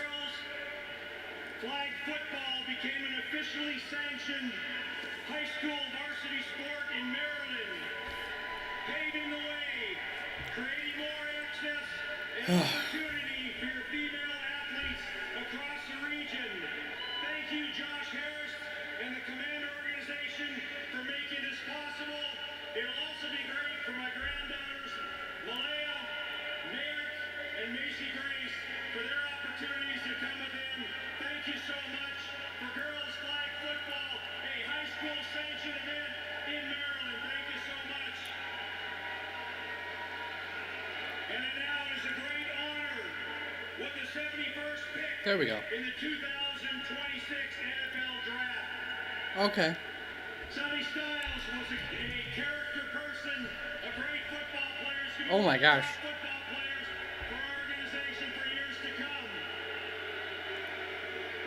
Dan Quinn and the Washington Commanders, I want to say we select. We don't go defense for this pick, we go offense. Here we go. Antonio Williams, wide receiver, University of Clemson. He took so long that the crowd started booing him. Ouch. All right. My 75th overall prospect, true slot type of receiver. Wasn't my top pick for them. In terms of the style of receiver, I feel like they've got several slot receivers already. He is different stylistically than those slot receivers specifically. I like Antonio Williams. This is around the area of the draft. Thought you could go a little high. I would have gone a different route. So it's gonna be a B- for me for Washington. But yeah, I mean, he's just like a normal, good slot receiver. I don't know. There's really not too much to special about him in my book. Williams is a very, very middle of the road prospect to me. I don't mean that in a bad way. There's not a lot to nitpick about. He does a lot of nice things. He displays some nice wiggle at times, and nothing sticks out as bad to me. He is a slot receiver. He could use some coaching up. I don't see a massive ceiling for him, but he feels like a guy who can come in and contribute early on in his career. He provides some versatility as a wide receiver and can contribute as a returner on special teams, potentially. I have a day 2 to day 3 grade on him. And look at that. Cincinnati comes out and just announces the pick. Doesn't spend an hour talking. I couldn't even turn the volume up in time. They go with, just darn it, peanut butter. Cornerback Tacario Davis. I'm a fan of Tacario Davis. Love to see him go this high. Not going to be this high in my rankings, but I do like the pick. So let's let you know who Tacario Davis is. If I was a better man of my convictions, he might have been higher than this, but 170th overall in my overall rankings, but we were in an area at that point where 170, 130, whatever. In a different universe, could be a little bit different. I know he's got some good speed. So 6'4", 194 pounds, good versus the run, physical, extremely tall, extremely long arms, extremely large wingspan. Ran a 4.41, good speed there. Below average to poor in coverage, very bad acceleration, slender. 3 years with Arizona, 2 years as a starter. Missed part of 2025 with an injury. I don't have a whole big write-up on him, but I did like how he moved at the combine. A decent fan of his. Let's see here. With the 73rd pick in the 2020 NFL Draft, the New Orleans Saints select Oscar Delp, tight end, Georgia. So, I do feel like that's a very different type of receiver than Cincinnati has. Left at tight end, I can let you know in a moment. So for Cincinnati, oh, there goes Oscar Delp. And Cleveland traded back with the New York Giants. So for Tacario Davis, it's going to be a D.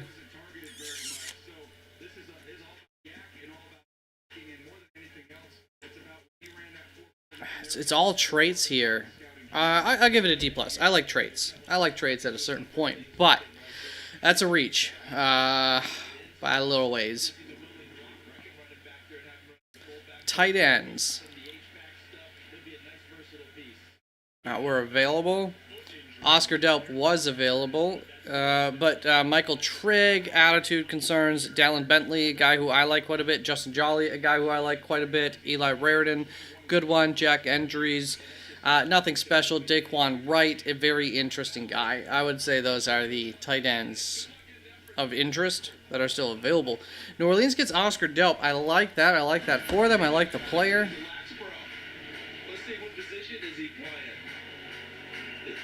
My 77th ranked prospect here. I picked 75. He's a short stick midi.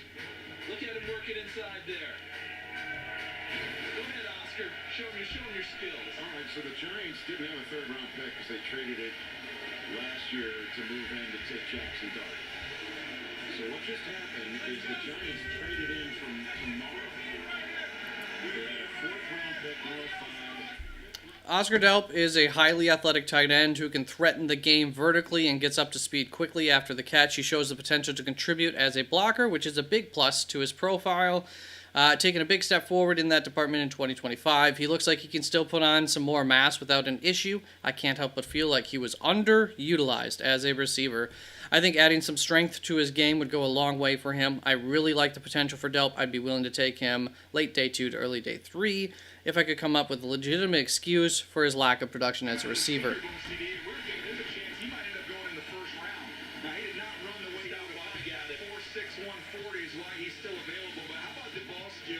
So Oscar Delp to New Orleans. It's a B+ for me on that one.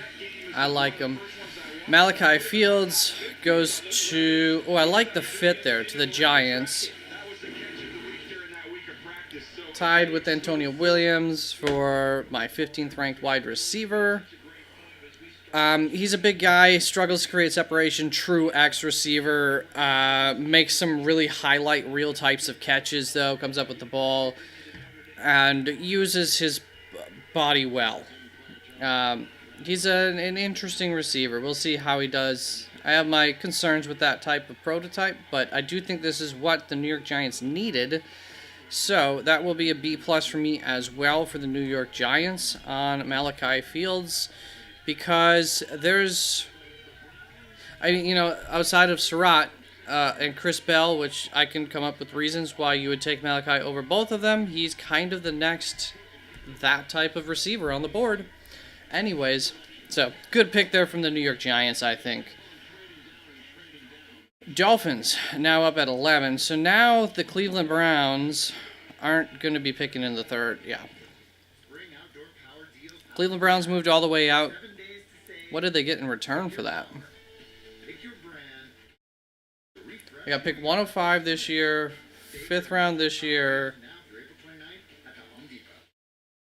So they have every 5th round pick in this year's draft, and then another 5th in next year's draft. 4th and 2/5 to come up this high up, but it is an early 4th.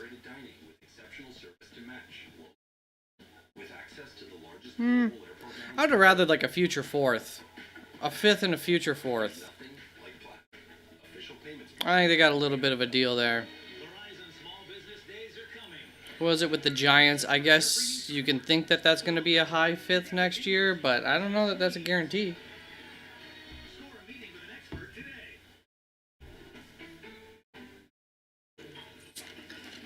Always a bummer when your team trades out, but you also get more picks now.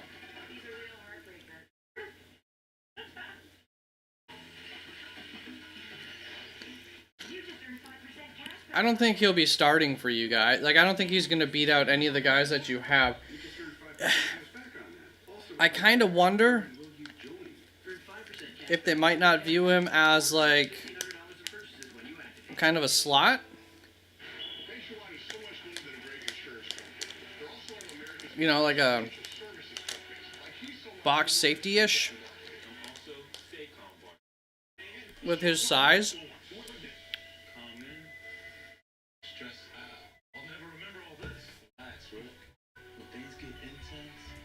But I think he's pretty slender, is the thing. For your insurance and financial needs, Nationwide is on your side. They're gonna Bud Light. Right, the bar's on. Yeah, I think you're looking at a nickel in Dacario Davis. I didn't write him up like that, but that would be my guess.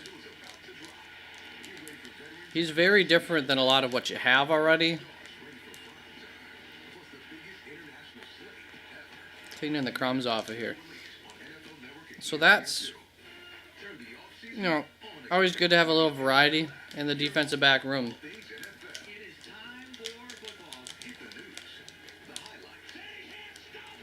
Watch his tape. As far as I remember, it's a pretty decent tape. I didn't really write a whole lot about him, though.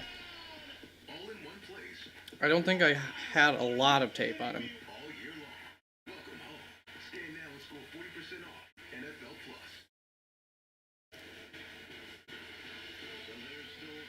But he was a guy who stood out to me at the Combine.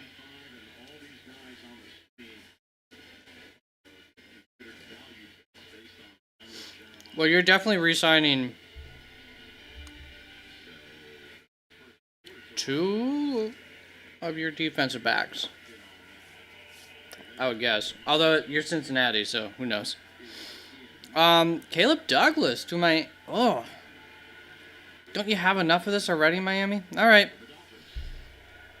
Caleb Douglas, slot, undersized, small, speedy wide receiver. My 159th overall ranked prospect out of Texas Tech. Very fast.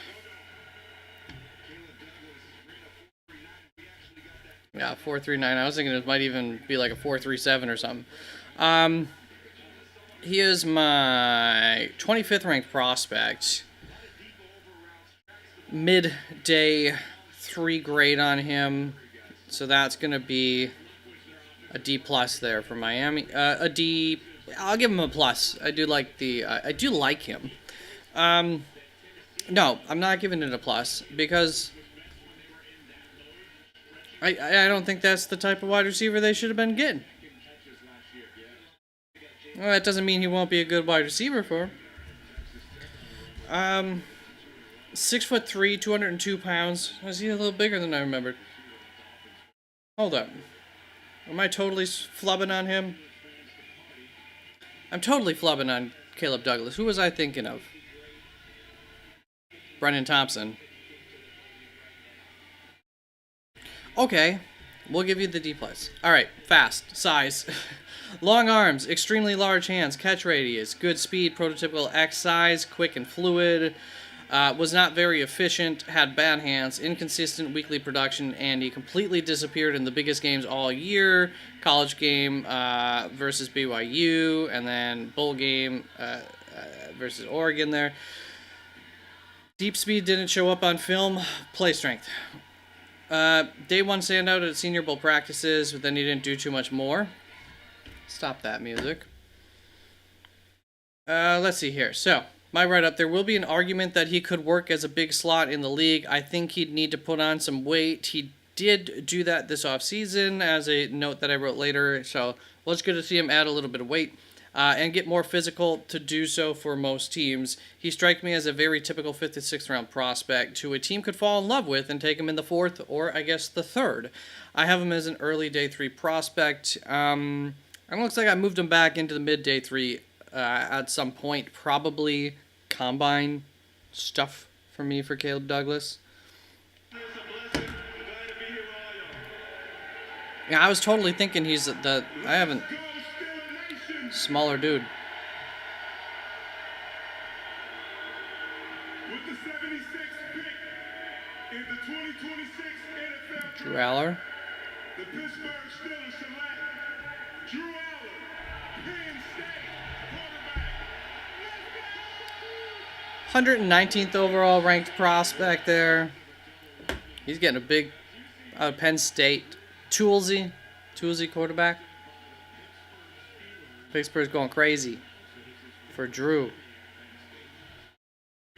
I think they'd have gone crazy for any quarterback called off there. Got an early day 3 grade on Drew. I mean, they need a quarterback, so, like, good.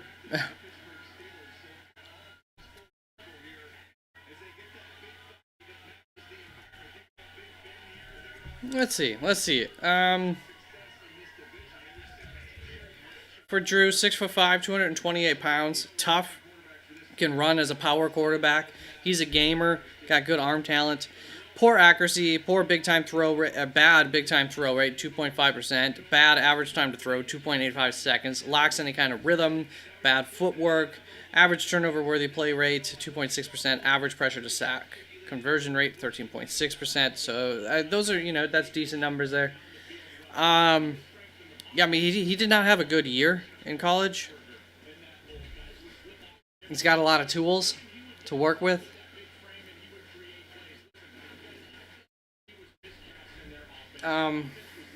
It's a little high.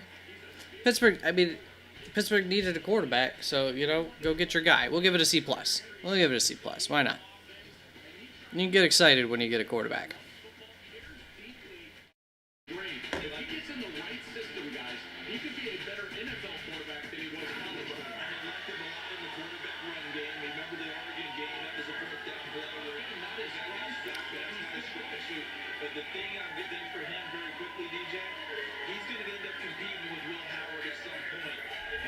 I was thinking those are the two that they need to sign, but yeah, if they're signing them both. Although that's part of the reason why they weren't really willing to sign. Yeah, I don't know. Maybe they won't keep them both.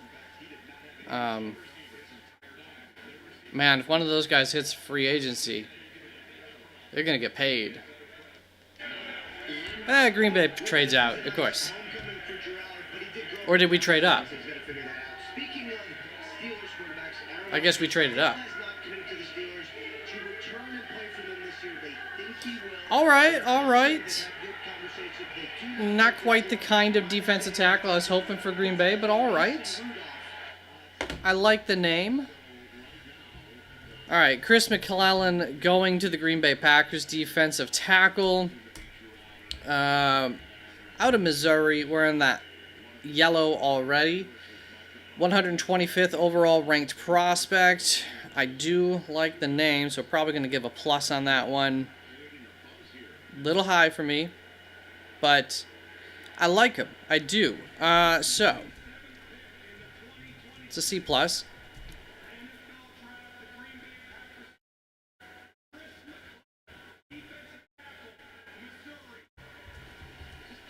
Penetrator type, 6'3.5", 315 pounds. All right, so he was above average versus run with his PFF grades. He's got extremely large hands, very long arms, squatty body type despite his height. Just like a real squatty body type of guy. Bad acceleration, has a habit of popping up fully upright, inconsistent play on a week, game in and game out basis, on a play in play out basis. Average pass rusher, 4-year contributor, 2-year starter at Florida, and then transferred to Missouri. He has improved each year in college, so I always like that. McClellan can penetrate against the run and as a pass rusher when everything clicks. Unfortunately, he is rather inconsistent on a down-by-down basis. Much like his inconsistent quickness, his power is all over the place. He fights hard, but he struggles to time his punch with his feet and allows blockers into his chest too often. He needs some development yet, and his ceiling appears to be limited. High-end day 3 prospect. So, a little high for me. I liked his tape. It's not the most promising write-up.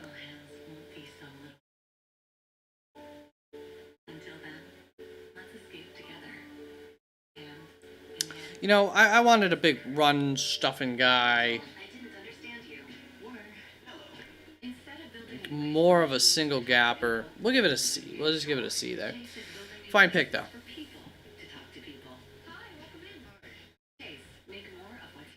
Yeah, they're gonna demand some contracts, that's for sure. And now you're paying Dexter Lawrence.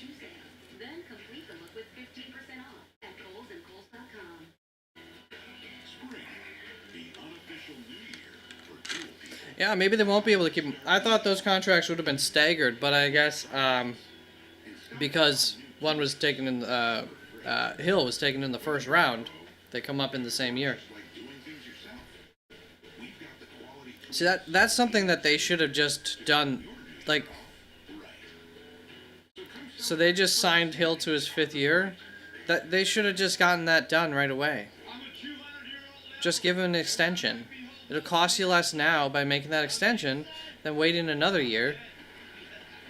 And there's always a chance that like he gets injured and then he'll cost less money. But yeah, I don't love how Cincinnati does business. It's frustrating. They refuse to get ahead of things at all.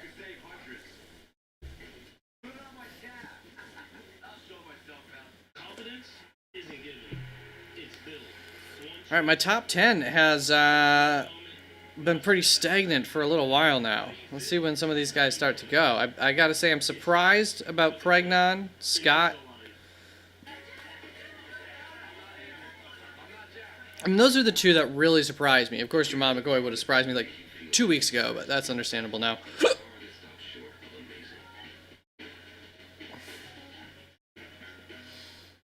But we are getting into the range where Jennings Dunker is going to be a big-time surprise for me. Joshua Joseph's start to be a surprise that he's not gone by halfway through this round.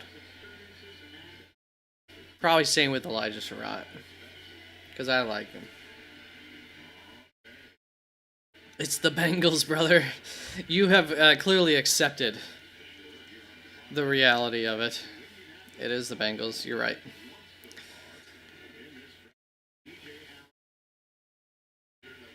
I wonder what Green Bay gave up to move up there. I would have rathered Dante Corleone, Dominique Orange, Albert Regis, maybe. Tim Keenan, maybe. Over McClellan there, but it's okay.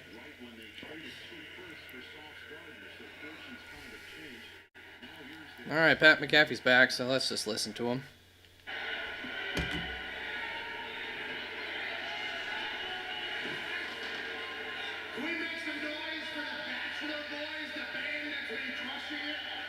I don't ever watch his show, but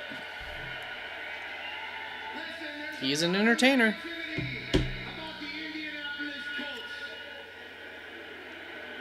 What you need to do to all that negativity is you crush it up, you put it into your palm, and you think to yourself, does any of this matter anymore? It's a good pick. No. Did a magic trick on stage. The only thing that matters, the Colts are going to win the Super Bowl this year. I don't think so.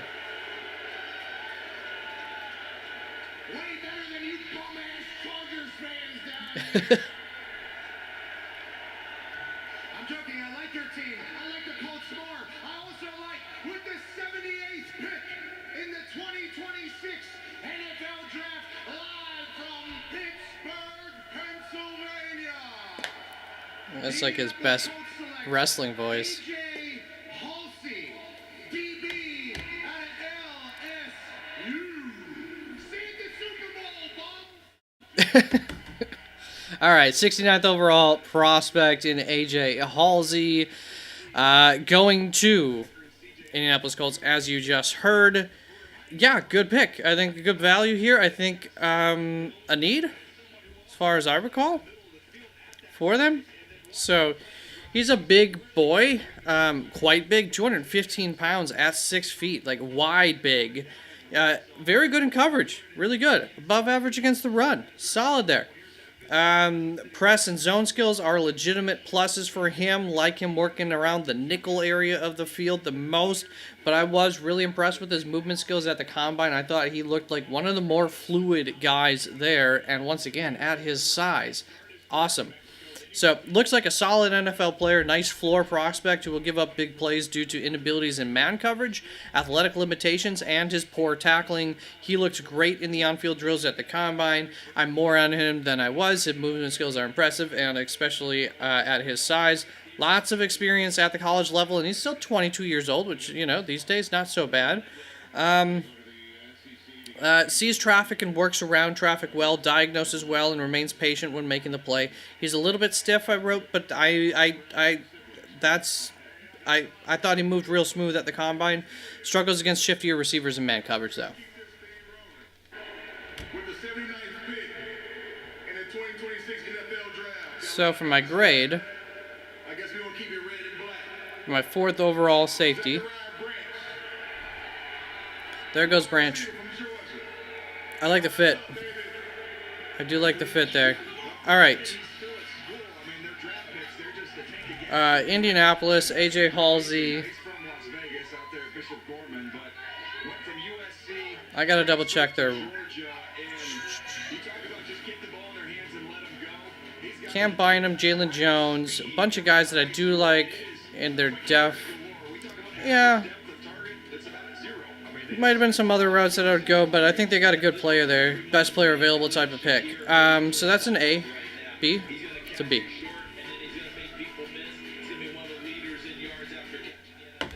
Sounds like they're giving him like a Halloween theme. So Zachariah Branch is in my top 10 here. 58th overall ranked prospect wide receiver out of Georgia. They very strictly used him in the slot game. Like, they threw everything to him slots. But previously, I don't remember where he played previously off the top of my head. I do have it in my notes, but he's a guy I'm familiar enough. We'll just go off the top of my head here. He was used as a deep threat. He's got hella speed. A lot of it very undersized.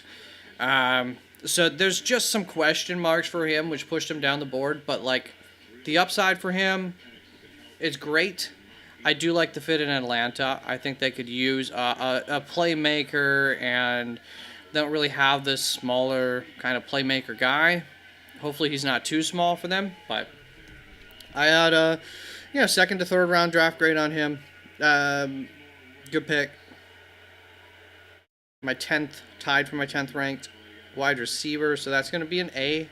I'll just give it an A. Well, I like the fit. We'll give it an A+. But I am a little bit concerned about him.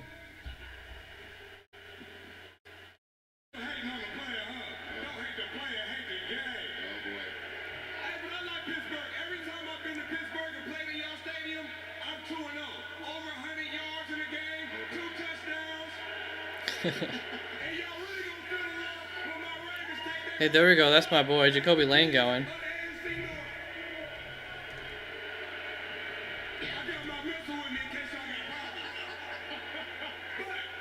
With the 80th pick in the 2026 NFL Draft, the Baltimore Ravens select Jacoby Lane, wide receiver, USC. So I like Jacoby Lane more than some people. I didn't really see a big difference between him and Malachi Fields. Couple of differences that did push Malachi Fields a little bit higher up on my board at the end of the day, but they were tied for a long time. Ultimately, the tiebreaker was I heard some concerns about personality off. I don't know about off field, but some concerns about let's go maturity concerns for him that ended up breaking that tie finally and pushing him just a little bit further down. But Lane is very clearly a prototypical X receiver. He's a little slender yet. I do think his frame could put on some weight without issue. That being said, he doesn't create much separation, and more weight isn't going to help that. He looks the part in many ways and seemingly understands how to play the position well, but one has to wonder how effective he can be at the next level.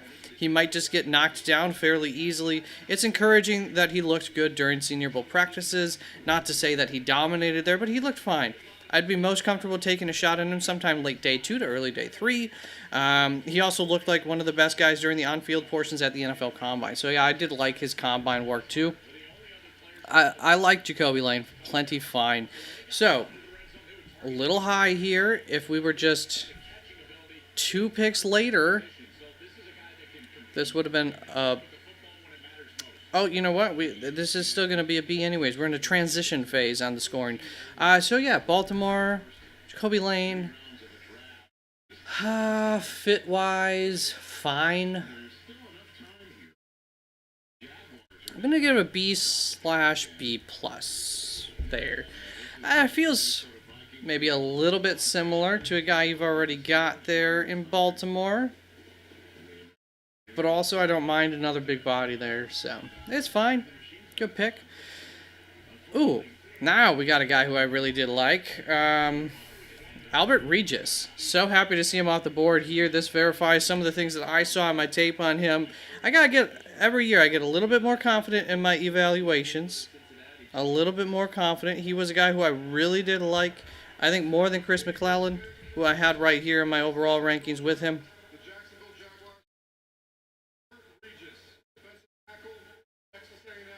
Whoever this guy is, I just can't get Gronk out of my mind every time I see him. So Albert Regis, Texas A&M, interior defensive lineman, my 127th was that overall ranked prospect.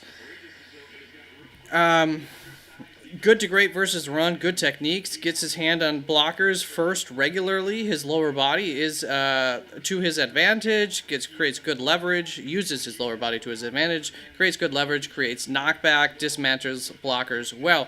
Bad as a pass rusher, so this is one of those guys that I would like to see the Green Bay Packers take instead. But very short arms, struggles to counter once locked up, struggles to finish plays, not explosive. Just not his game, right?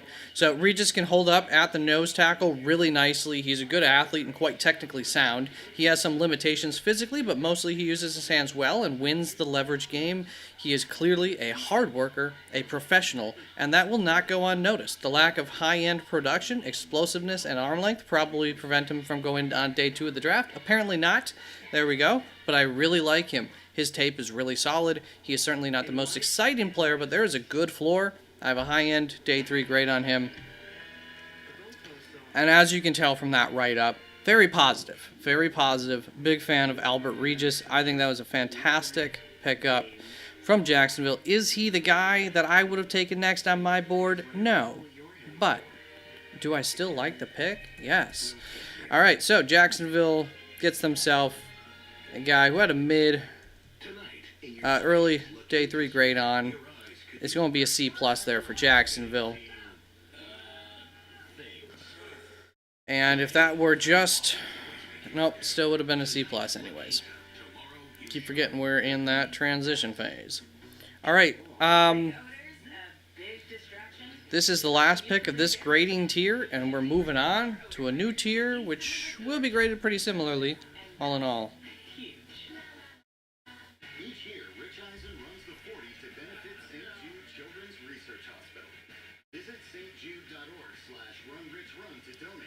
Vikings are up. Yeah, Vikings are on the clock. Followed by the Panthers, Buccaneers, Steelers, Chargers, Dolphins, Jags. They're going to have several, I believe, the Jaguars. 2 left. Vikings have several. 1, 2. And 1 right now. Do the Steelers still have several or no? They got 2.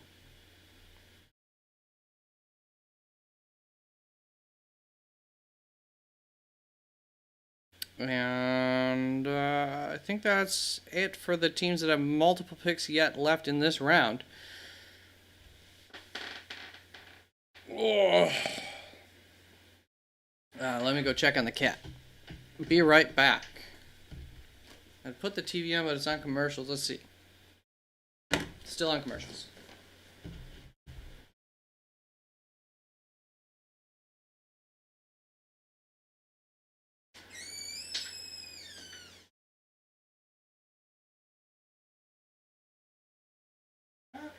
She's comfortable out there.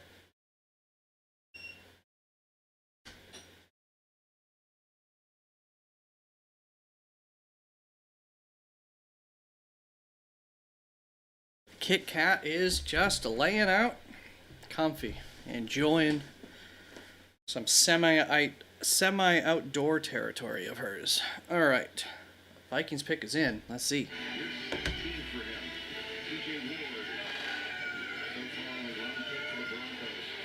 Oh, Panthers made that pick. There's Dom Orange.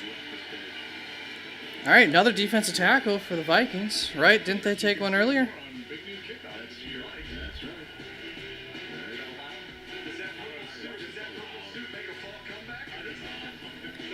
Dom Orange, my 87th ranked prospect overall out of Iowa State. Big Big Citrus. 19 more picks. Keep putting the Fox references out there. He is 6'2" and 322 pounds. Very heavy, large hands, very girthy. Not a great pass rusher. Below average against the run for the PFF grading, but that's what you're bringing him in for. Lacks high-end production. NFL draft. The Minnesota Vikings select Dominique Orange. He's quick, he's powerful, he's relentless. He has a prototypical sturdy body. Despite his quickness and ability to engage early, he struggles to win quick and offers little as a pass rusher. He does a lot well. His production does not seem to match the tools, and he makes some real nice heads-up plays at times. Solid third-round pick. Here we go in the third round. Yeah, good third-round pick. I like it. So, Minnesota, being jerks, getting a good pick. That's a B. No sacks. There's not a lot of production to go off of there. You're drafting him to stop the run. He also didn't ask him to do that, right? Like that structure of defense. It was a 3-3-5 defense. This is why his team Is it a B plus? Borderline. B plus. Right on that borderline. everybody up and let those linebackers and DBs run. As part of the reason Big Citrus I still like Dom Orange better. Corleone. Dante Corleone. Here we go. Another top 10 guy on my board. 59th overall player going to Carolina. I do like this. I do like this fit. Chris Brazzell. Tall. Speedster. Out of Tennessee. You've seen these Tennessee guys before come into the NFL and not succeed. He could be the next in that line. Maybe he's got a little bit more to him. I don't know for sure.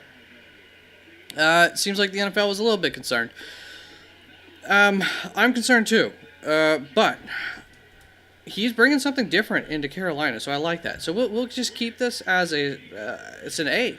It's just an A. Nice pick. Reigning NFC South champs, Carolina Panthers select Chris Brazzell II, wide receiver, Tennessee. Go ahead, Charles. Get your volunteer. Listen, this guy, remember, he started his career at Tulane. And he's an over-the-top receiver, which you would expect from Tennessee with that type of offense. What do you call the offense again, Joel? Deep choice offense. There you go. And a lot of what we're seeing him do, we saw out of Jalen Hyatt in his big monster year. End up going to third round to the Giants, and it hasn't translated for Hyatt yet, which is a big thing that people are talking about. Yeah, they're just talking about, some similarities to previous Tennessee players like Jalen Hyatt, who I really liked, got burned by that one, went into the third round himself, and just hasn't translated to the NFL. There's been other wide receivers from Tennessee that have had the same thing. I end up biting a little bit on Chris Brazzell again. Definitely nervous. But the upside, it's just so great. The upside's just so great. So I think this is a good area of the draft to get him.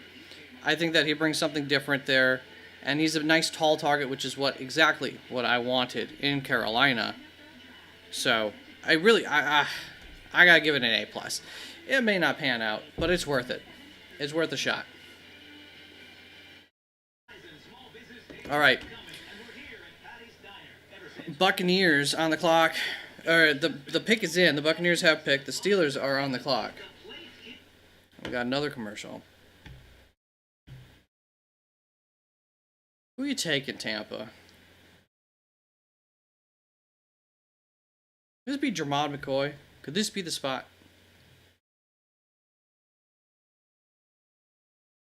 I think they want instant impact players. Could this be Emmanuel Pregnon or Jennings Dunker? I would like that for them. That's probably what I would do. Of course, I would have gone Pregnon a while ago. Apparently would have read the board wrong on him. There's got to be something else going on with Pregnon at this point. I assume, like Elijah Surratt, Keontae Scott, Chris Bell, I get why they're not gone yet. Jamal McCoy, I get why he's not gone. Josh Joseph, I get why he's not gone. That's fine. Jennings Dunker, I do get why he's not gone. Skylar Bell, Bryce Lance, get why they're not gone. Yeah, Pregnon's the one out of my top 10 right now. I'm not sure. I'm not sure why he wouldn't be gone at this point. There are some things that I understood not going in the first round. Second round's pushing it. Now here we are, a little ways into the third round. I don't know. I think there's something else. Let's see. I don't want to spoil any picks. I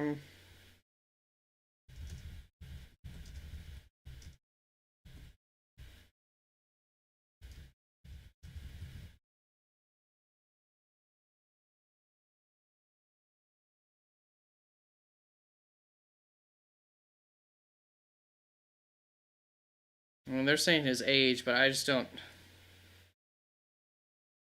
think at this point that's it.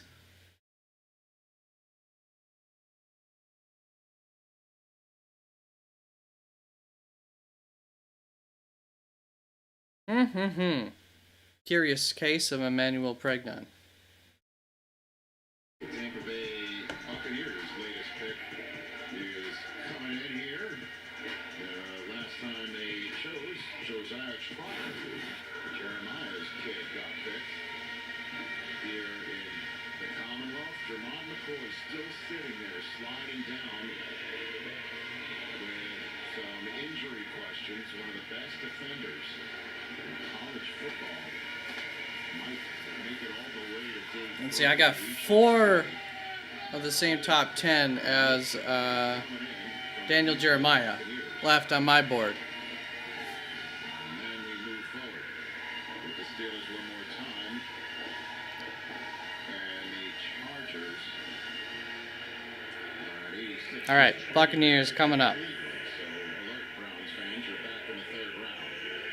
Rich, I also want Oh, to believe that's the first Shania Twain song Cleveland, I've heard of it. wake up. Are we sure about that? Just traded up with the Chargers? Who didn't they just trade back with the Chargers last time? Previously. Did I have that wrong? Okay, Ted Hurst. Welcome to the draft here in Pittsburgh. Thank you, Pittsburgh fans, for being Big wide receiver. tremendous draft. We'll get to it in a I'd moment. like to thank the late Malcolm Glazer. Although this guy's about to take a... It's always the old guys. Old guys with white hair that take forever. One, but two Super They think Bowl everybody wants to hear them. Super Bowl 37, Super Bowl 55. Yeah. All right. Don't really care. Ted Hurst, 6'3.5", 207 pounds, going here to the Tampa Bay Buccaneers. Oh my gosh! I thought he was about to go. I was surprised. Oh, here we go. Not too bad. 6 NFL draft. The Tampa Bay Buccaneers select Ted Hurst, wide receiver, Georgia State. Go Bucs! Go Bucks. All right. Wow, I think that's another one that Trevor Sikkema's really going to like.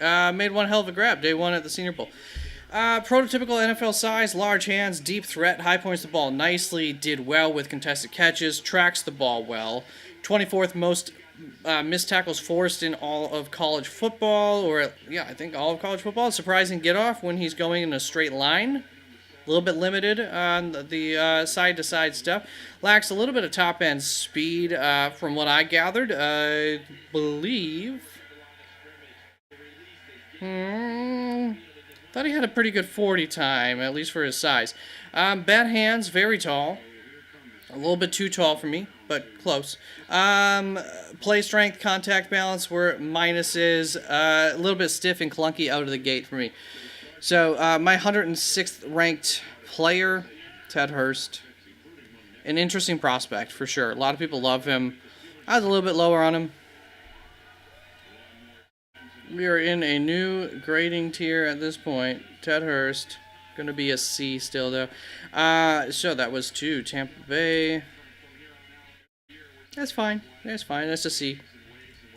Just a regular old C. Pittsburgh's coming up, so this pick could take a while. And then the Browns did trade up with the Chargers and are on the clock. And their pick is in. The Dolphins are on the clock. It is. Oh, this will not take too long, apparently. Well, music. Who is this? Oh, yes. Jimmy Porter some. Now here comes Cam Hayward. Pittsburgh, I gotta hear you with this pick.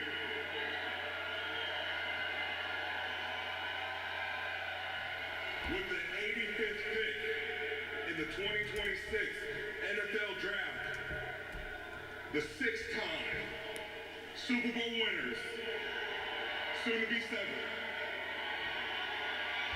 the Pittsburgh Steelers select Dalen Everett, defensive back, Georgia. Georgia, 6'1", 195 pounds, elite versus the run. Very large hands, heavy dude, looks the part of an NFL quarterback. Size, athletics there. Poor in coverage via the PFF grading. I would like to see him get his head turned around more in coverage. Doesn't mirror incredibly well. Raw, technically. Everett is an all-around solid prospect. He has all the tools. He has some solid grading. He made some plays and let others and let up other plays. I'm not impressed by him in coverage, but his ability to contribute in the run game is a huge plus. His technical issues show up on tape after a lot of reps in college, and that concerns me. Will he ever reach his potential? I don't believe he did at the college level, so I'm left questioning if he can at the next level. He's still relatively young, and once again, he has the tools, so he's worth taking a shot on. I would feel comfortable with him on day 3 at like any point there. The Browns are back. Yes, you are. And didn't you trade back with last time? So I'm going to give that I'm going to give it a C-. Dalen Everett just never really impressed me a lot, but I see the vision here still. You know, another guy, some good size there. Physicality. My Cleveland Browns card looks like a 19-inning baseball game. The old National League card. Where pitchers had a hit and then defense hit. Austin Barber's a good name. They're back in the third round is basically what I'm saying. And here is their choice. With the 86th pick I think that's a plus. in the 2026 NFL Draft, the Cleveland Browns select Austin Barber, tackle, Florida. See, that's how you announce it. That's how you announce it. That's real nice and quick. They did it with their first pick in Spencer Fano. They had another piece here in Austin Barber, who I think has a chance to be a swing tackle. You could use him in either place. Charles, you're talking about maybe even kicking him inside. I like him out there on the perimeter, but it gives him options. All right, Austin Barber, Florida, 6'6.5", 318 pounds, elite in the run protection, poor in pass protection. Plus burst profile, foot quickness on his tape is good. Effective versus length, punch timing matches his feet, plus awareness. His punch accuracy, his placement, a little bit off, but the timing's there. Struggles versus the bull rush, gets caught off guard by spin moves, lacks drive as a blocker, lunges too often. Does not win the leverage game. He was a 5-year player, 4-year starter at tackle, mostly left tackle at Florida. Took a big step forward this last season. Had a poor stretch of games mid-season, but started and finished strong versus tough competition. Got beat bad during 11-on-11 drills at the Senior Bowl practices. Austin Barber is battle-tested and held up well in the SEC. And there's a lot to like. Mentally, he understands the game, but technically he has some major flaws, which cause him to get beat too often. He needs to take to some good coaching. If he does, I think there's upside. As a good starter in the league, I have a high-end day 3 grade on him. So a little bit high for me, but I do like Austin Barber. I think that's a solid pick there for your Cleveland Browns. There you go. Hope you like that one. And the Dolphins select Will Kazmarek, tight end, Ohio State. These tight ends just be going. Another Ohio State Kazmarek. off the board. I mean, this has got to be a record for multiple players at the same position from the same school getting drafted within the first 3 rounds. Kazmarek again, more. Yeah, I had an undrafted. I know some people like him. I had an undrafted free agent grade on him, so this would be an F for me. He's my top undrafted free agent guy. F+, we'll give it. But how much do I have on Kazmarek? Let's see here. Isn't it? I thought it was Kazmarek, but Kazmarek? Good explosion, short arms, extremely bad acceleration. Received an end of practice rep at the Senior Bowl practices. Yeah, I didn't have a whole lot on him. I know people liked him. He did not impress me at the combine in the on-field drills, and that is what pushed him down my board a little bit into this territory. But not too surprised he gets drafted. Just didn't impress me in the little bit that I did get to see him. Who was at Miami? Will Kekmeric. We'll see. We'll see how he does in the league. Was I way off on him or not? Could be either. Could be either. To be honest, yeah, I didn't have a whole lot on him. I tried. So I don't think he's on my big board. He's not. He's not on my big board. I know that. I don't even need to try. Austin Barber was. He was my 129th overall player there, Austin Barber. And a good group of offensive linemen there that I liked. Did I get Everett out of here? No, Dalen Everett was my 143rd player who went to Pittsburgh. I got Ted Hurst out of here. All right. So the top 10 still looks like this. Jaguars pick is in. Bears are up. We are down to 1, 2, 3, 4, 5, 6, 7, 8, 9, 10, 11, 12, 13 picks. But one of those is in and one's on the clock.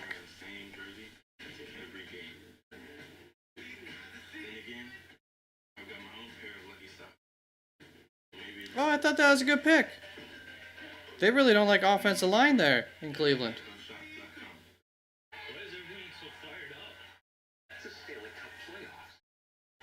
Just needs some coaching up. It's the 3rd round. It's okay. He's not going to start. That's fine. Going to give you some good depth and some real future potential there in him. It was a little high, but like that happens. How many of these guys have been high according to my board? Quite a few.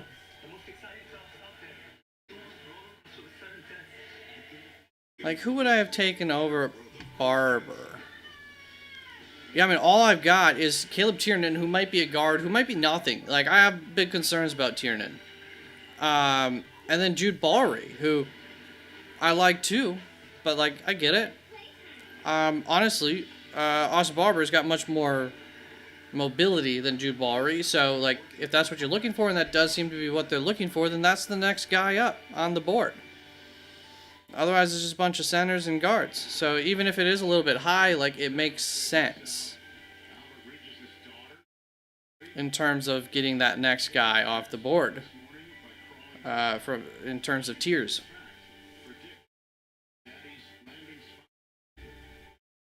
Because he's probably not going to be there. I don't know when their next pick is, but yeah, I mean, they had to trade up for it, I guess. There goes Pregnon to Jacksonville. Hey, a team I thought could go guard, so it makes sense there. I didn't think they'd get him here. My 22nd overall ranked player, Emmanuel Pregnon. Older prospect, big dude, good zone, inside zone specifically. Just barely has enough speed to be trusted in outside zone. You just wouldn't want him to do a lot of outside zone. You could do it every now and then with him.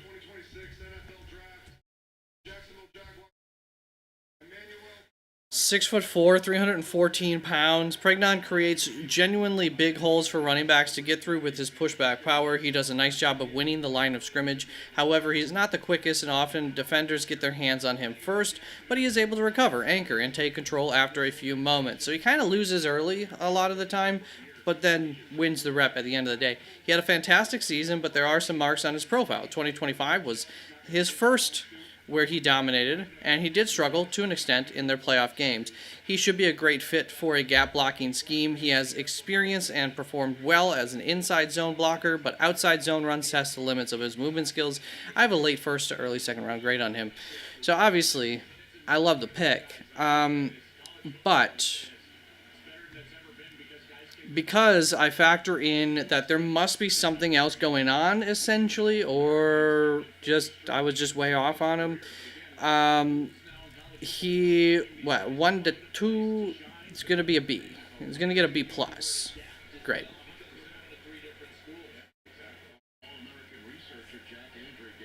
So, like, if that was a 2nd to 3rd round, like, if it was Jennings Dunker, it'd actually be an A, despite the fact that I have Pregnon higher on my board. Just because at a certain point, I assume you know, there's other things going on with guys. My evaluation was just that far off, whatever the case may be, that I start to downgrade it a little bit. If I'm that far off on him. All right, Xavier Thomas going to Chicago. I don't mind them taking a wide receiver.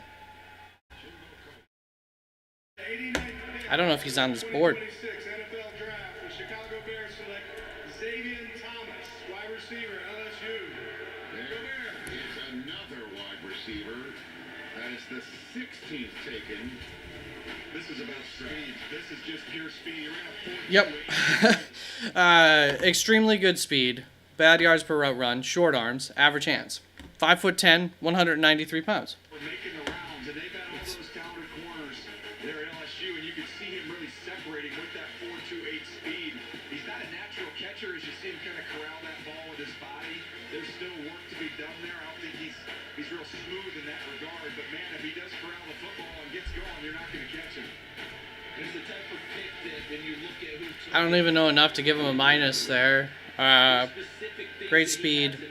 Yeah, we'll just give it an F. So a lot of times when they're putting those things down, right, Joel? That's a reach for me, if that's not clear. They will have stars and different things for different things. It's not just calling a play. They're happy. People play because you want a specific guy to get it. This is not a knock, and specifically because Ben Johnson has a history of this going back to Detroit and then even with Chicago.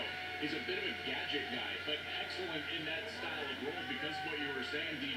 Yeah, they really do like their gadget guys. So they just got fleeced. Browns gave up 105, a fifth and a sixth. I mean, that's pretty much what they got in the trade back before, isn't it?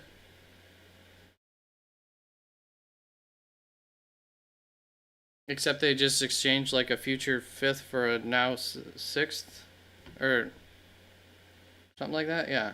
The San Francisco 49ers select Kaylon Black, running back, Indiana. All right. I want to say the fit's there for Kaylon Black going to San Francisco. I'm not a big Kaylon Black fan. Some people are. Obviously, the 49ers are. 5'10", 208 pounds, good IQ and pass protection, so that's great. Love a good pass protecting running back because there aren't too many. Makes splash plays, tied for 30th in college football with 16 rushes of 15 yards. Yeah, so this is a good fit schematically. Bad elusiveness, bad yards per route run, almost non-existent impact as a receiver, below average yards after contact per attempt, lacks home run speed. 6-year player, spent 4 years at James Madison before his final 2 seasons at Indiana, and he did not break out until his 6th year. He played well against tough competition late in the season, though, finished his career very strong. Kaylon has never been trusted as a bell cow back in a backfield, always a part of a committee. I think he's above average in a lot of areas, but that's about it. Nothing jumps off the page to me outside of his propensity to make splash plays. He's an inconsistent contributor. At best, he strikes me as a complimentary back, but more likely, I believe he should find himself as a depth piece in the NFL, a good one at that. At his best, he's exciting and explosive. I consider him to be a mid to late day 3 prospect. Yeah, I mean, just not my guy. 190th overall on my big board there. A little bit of a reach here. You know, go and get your flavor, get what you like. I feel like Claiborne, Mike Washington would have been better picks for them. And I like Dean Connors, but that's just me. So, Kaylon Black. It's going to be a D. I see what they're seeing. So I'll give it a D+. I don't really like him. I can't even give it the plus. D. For the most part, Chris Bell's probably fallen because of the ACL. There could be other things as well. He's not going to really be a contributor this year. So, you know, you kind of... I mean, not all these players are, but he's for sure not going to. Additionally, I mean, he's really big. Really big. I thought he moved well, but, like, I don't know. Maybe the NFL just doesn't think he's ever going to be able to get it kind of open at all at the next level. Could be a concern. Yeah, other than that, like I don't have inside sources to know were there character concerns as well on top of everything. Did he do bad at interviews and everything along the process? I would say we're getting close to the point where I'm thinking there's more than just the ACL thing. But I'm not going to quite say that till we get to, like Jamal McCoy. Like if Jamal McCoy's not off the board because he's not going to play this year, then Chris Bell should not be off the board because he's not going to play this year. So once we get to the point where I guess after Jamal McCoy's off the board, I'm not going to start to really question it until that point.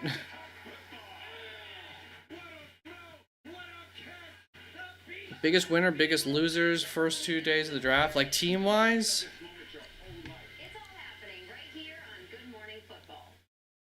Don't love Miami's draft overall so far. I mean, they would be up there in a conversation probably on the losers, even though I like their second pick quite a bit. I think Cleveland's had a good draft. I see Pittsburgh's vision, but I haven't loved everything there.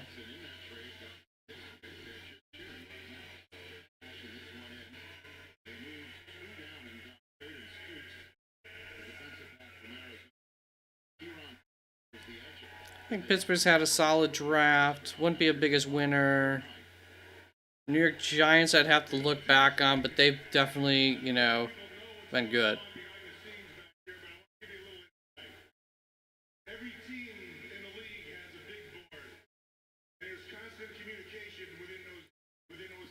Yeah, through the first 2 days, I mean, I think we're looking at, like, some of the teams who had a lot of high picks. The Giants, the Jets, Cleveland for winners so far. Oh, this guy's talking again.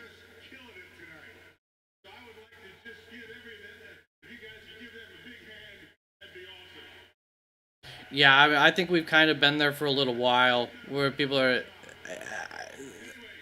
There's some of that in the third round in other drafts, but I think we've been there since the second round.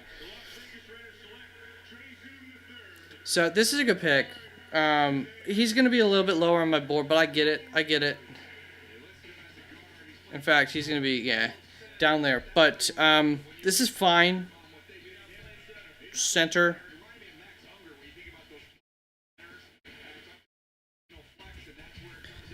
Like him enough. Elite in pass protection this last year. Very strong. Had 33 bench reps. Quick first step. Good anchor. Versatility to potentially play more than just center, but he's probably going to become a center. Played tackle in college. 6'6.5", 312 pounds. Plays through the whistle. That's a big center. That's one of my concerns there, though. Bad in the run game. Limited range, though he's effective within his range. Struggles versus length. Leans too much. Inconsistent technique. The leaning thing, the lunging thing will happen with some of these bigger guys. Did not have a good showing at the Senior Bowl practices, was responsible for a false start, and he got wrecked by TJ Parker. Worked out at center some and was listed as a center at the combine. Trey Zune is a tricky prospect and seemingly will be making a move to the interior. I don't love tall centers, but they can succeed. How he plays and his versatility will be looked at favorably, clearly. But I think he'll most likely end up as a career backup who can help out anywhere along the line, and maybe he has stretches as a starter in his career. He's worth taking a shot on midday 3. Yeah. So, a little high for me for Trey Zune, but there's some things to like about him. It's going to be a D for me flat out.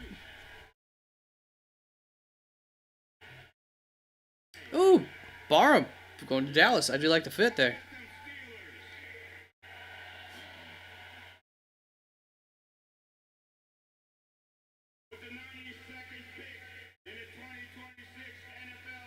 I have him listed as a linebacker, but I think he's an edge.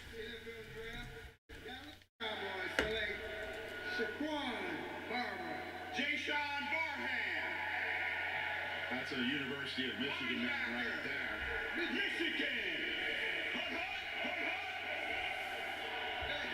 He's a fun watch.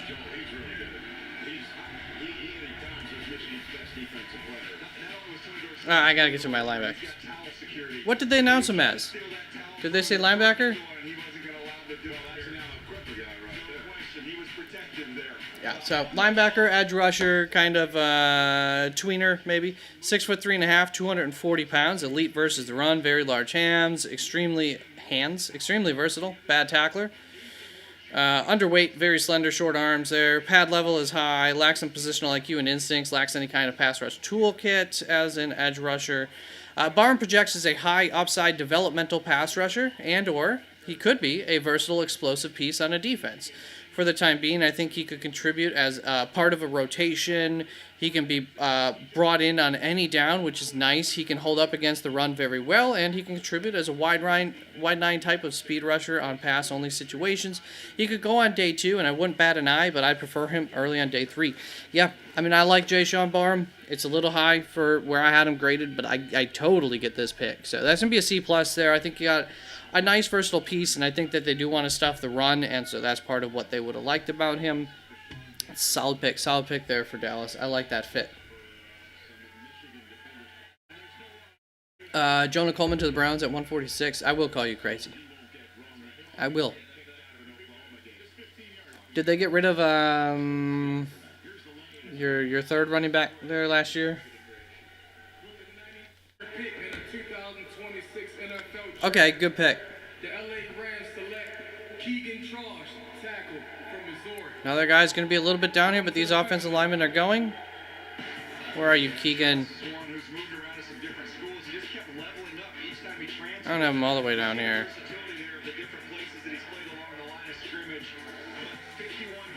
I don't have him that high either. Where are you? Okay. Not a total surprise that he goes higher than I had on my board. I have to clear up my board. Here, hold on. Trey Zune, 151st overall ranked prospect on my board.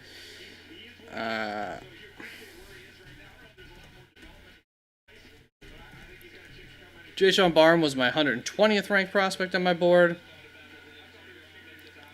And Keegan, oh, didn't make my board? Really? Oh, there we go. Keegan Trost, 203rd on my big board, Missouri. He's a name. You're familiar with him. Let's see what I got written up on him. What didn't I like here? Alright, graded out extremely well. Elite in the run game, elite in the pass game this last season. 6'5", 311 pounds, tackle guard, maybe versatility. Strong mauling type of guy. Small hands, short arms. He leans. His pad level's not great. His footwork's not great. His slide step doesn't cover much ground as a tackle. So maybe move him into guard. But I assume that he's going to get a chance to be a backup tackle there. 6th-year player, spent a year at Morgan State, then 3 years at Indiana State, then 1 year at Wake, and then 1 year at Missouri. So I don't like how many schools he went to. Had a breakout season in his 4th year at as a starter, which was in Missouri. 5th year there. Beat up versus lesser competition, but held up versus the toughest of competition, that being Texas A&M, Alabama, and Auburn. Actually a 7th year guy. He redshirted a season. 6th round feels right. Yeah, I had him at the top end of this range. 6 to undrafted free agent. Definitely didn't feel like he's in that undrafted free agent territory. But high-end 6th round prospect, a little high for me here. To the Rams. It's an F+. I think there's enough to like for Keegan. You know, I was holding that age against him. Multi schools that he's been to against him quite a bit. I don't think the Rams are holding that against him so much. I assume they like the experience and they felt comfortable with him. Whatever. Perkins Jr. Do you want him? He's going to bust in the league, or he's going to be great for wherever he goes. Ford is gone. All right, that helps.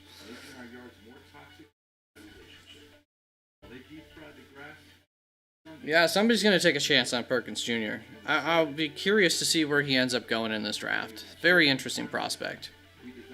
By the way, in case I was covering that, Keegan Trost, F+. There. But, once again, as soon as that turned to 6th round, I was all on top of that one. but we're not that late in the draft.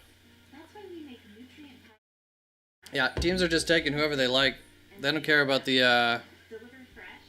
they don't care about the consensus board and what it says. Crafted by chefs and dietitians. Nurture Life fuels growth, There go Chris Bell. satisfies picky eaters, and gives you time for the moments So, that matter. yeah, I don't know if this was just strictly his ACL, but I think with Chris Bell gone, maybe we Jamal McCoy, 35 to the Seahawks, Vikings. Could somebody go for him? All right.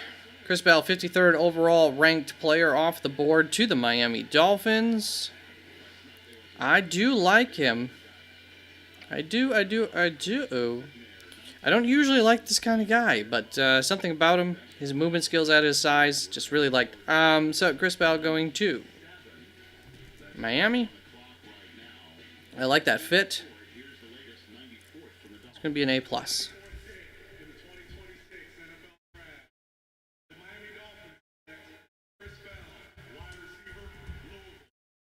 So, might not be very available for this season.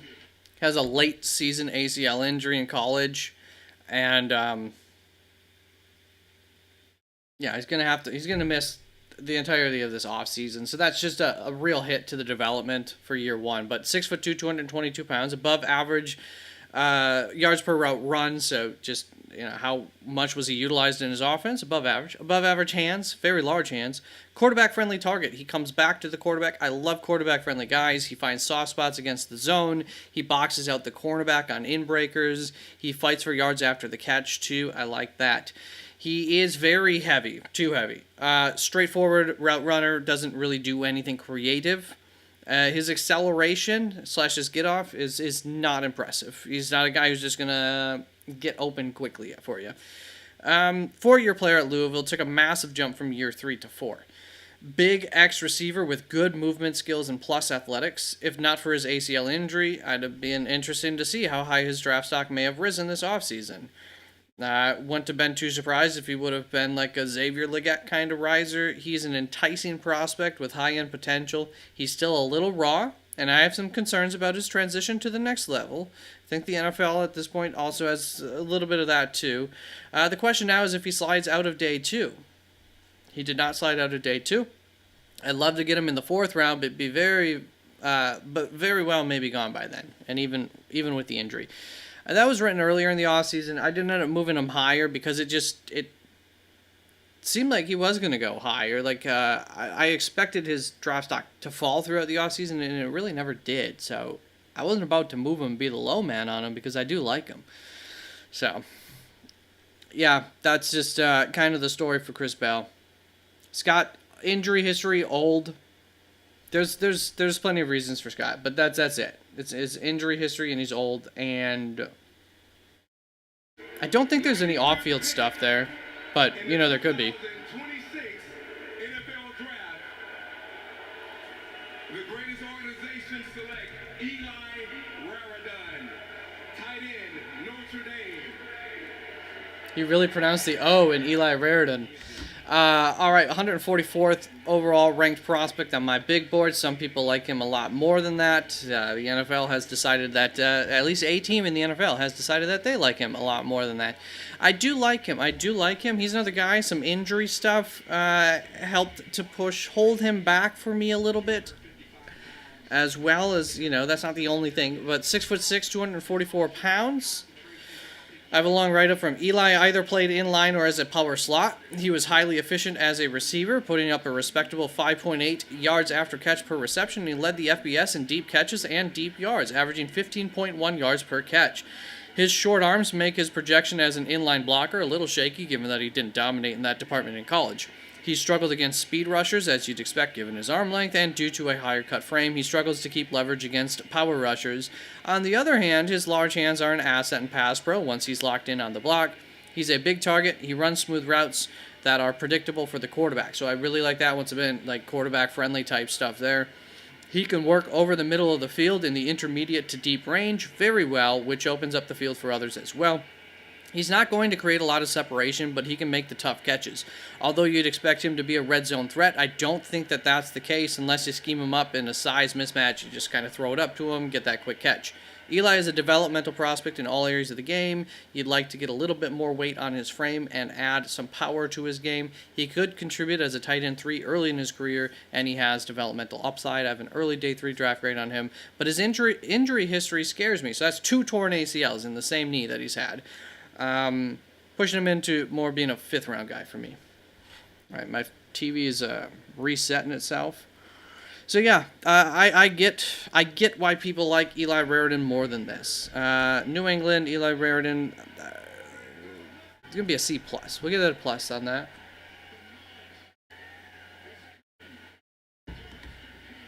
There goes Jennings Dunker to I like that, to Pittsburgh. That's a fit there.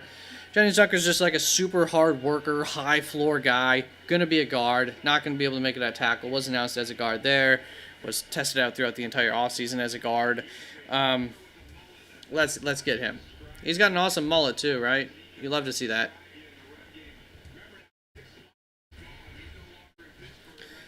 So 6'5", 320 pounds. Elite in run blocking, elite run blocker, above average in pass protection this last season. Good burst profile, plus agility for him. I'd say he probably tests a little bit better than he moves on the field. Showed versatility at the Senior Bowl to play both at right tackle and right guard at a high level. Tough, relentless, hard worker, heavy hands, highly technical. Too much so. Loosen up a little bit, and I think he might be able to loosen up once he's in at guard. Can bully linebackers, which you love to see. Can anchor, latch, and drive with legit force. Weaknesses, I don't have a whole lot here. Pad level rises too much too often, a little tight-hipped, lacks some awareness and gets fooled on stunts and twists too often, can overextend and be too aggressive at times. Dunker dunks on dudes, and he has that farmer boy strength, which he very well may have been. He is from a rural town of 3,000 residents in Iowa. You see him burst out of his stance, lock onto guys, and push them back 5 yards at a decent clip. He will probably be converted to a guard at the next level, and I agree with that move. He's a little mechanical and a little tight-hipped to play in pass protection at tackle. However, on the inside, I think he can loosen up and let his true mauler shine. He'll be a nasty puller on zone scheme runs. I have a high-end day 2 grade on Dunker, my 60th overall ranked prospect, going to Pittsburgh. Once again, Pittsburgh picking guys with attitude, size, strength. You can see the vision here in Pittsburgh. I don't agree with all of the picks that they've made, but you see what they're doing, and it fits. I like it. So I do like Pittsburgh's draft, to go back to that question earlier. Just in terms of the vision, if nothing else, this will be an A+. Jennings Dunker, my boy, finding a home in Pittsburgh. That's a good fit. That's such a good fit for him. I love it. And they're going to love him. They're going to love him so much in Pittsburgh. Oops, commercials are going. Oops, louder commercials. All right, that brings, now we've got Garrett Nussmeier in the top 10. Denied Dennis Sutton in the top 10 here. Keith Abney, I'll be a little bit surprised if he makes it out of here. I thought he'd be a good fit in Seattle, so we'll see if they have any interest in that. Vikings have their first pick in, got another pick. Vikings, you got to think one of these might be an edge rusher and a cornerback. That's where my board's at, but offensive line might make sense. They've been kind of going to... the Florida guy's growing on you. Yeah, I like him. Austin Barber. Especially after how you see he did versus Ruben Bay Jr. I'm trying to remember what game I would have watched of his. I don't remember what tape I saw of his, if I saw that or not. I think most likely yes, though. I wonder if I realized it was against Bain at the time. If so.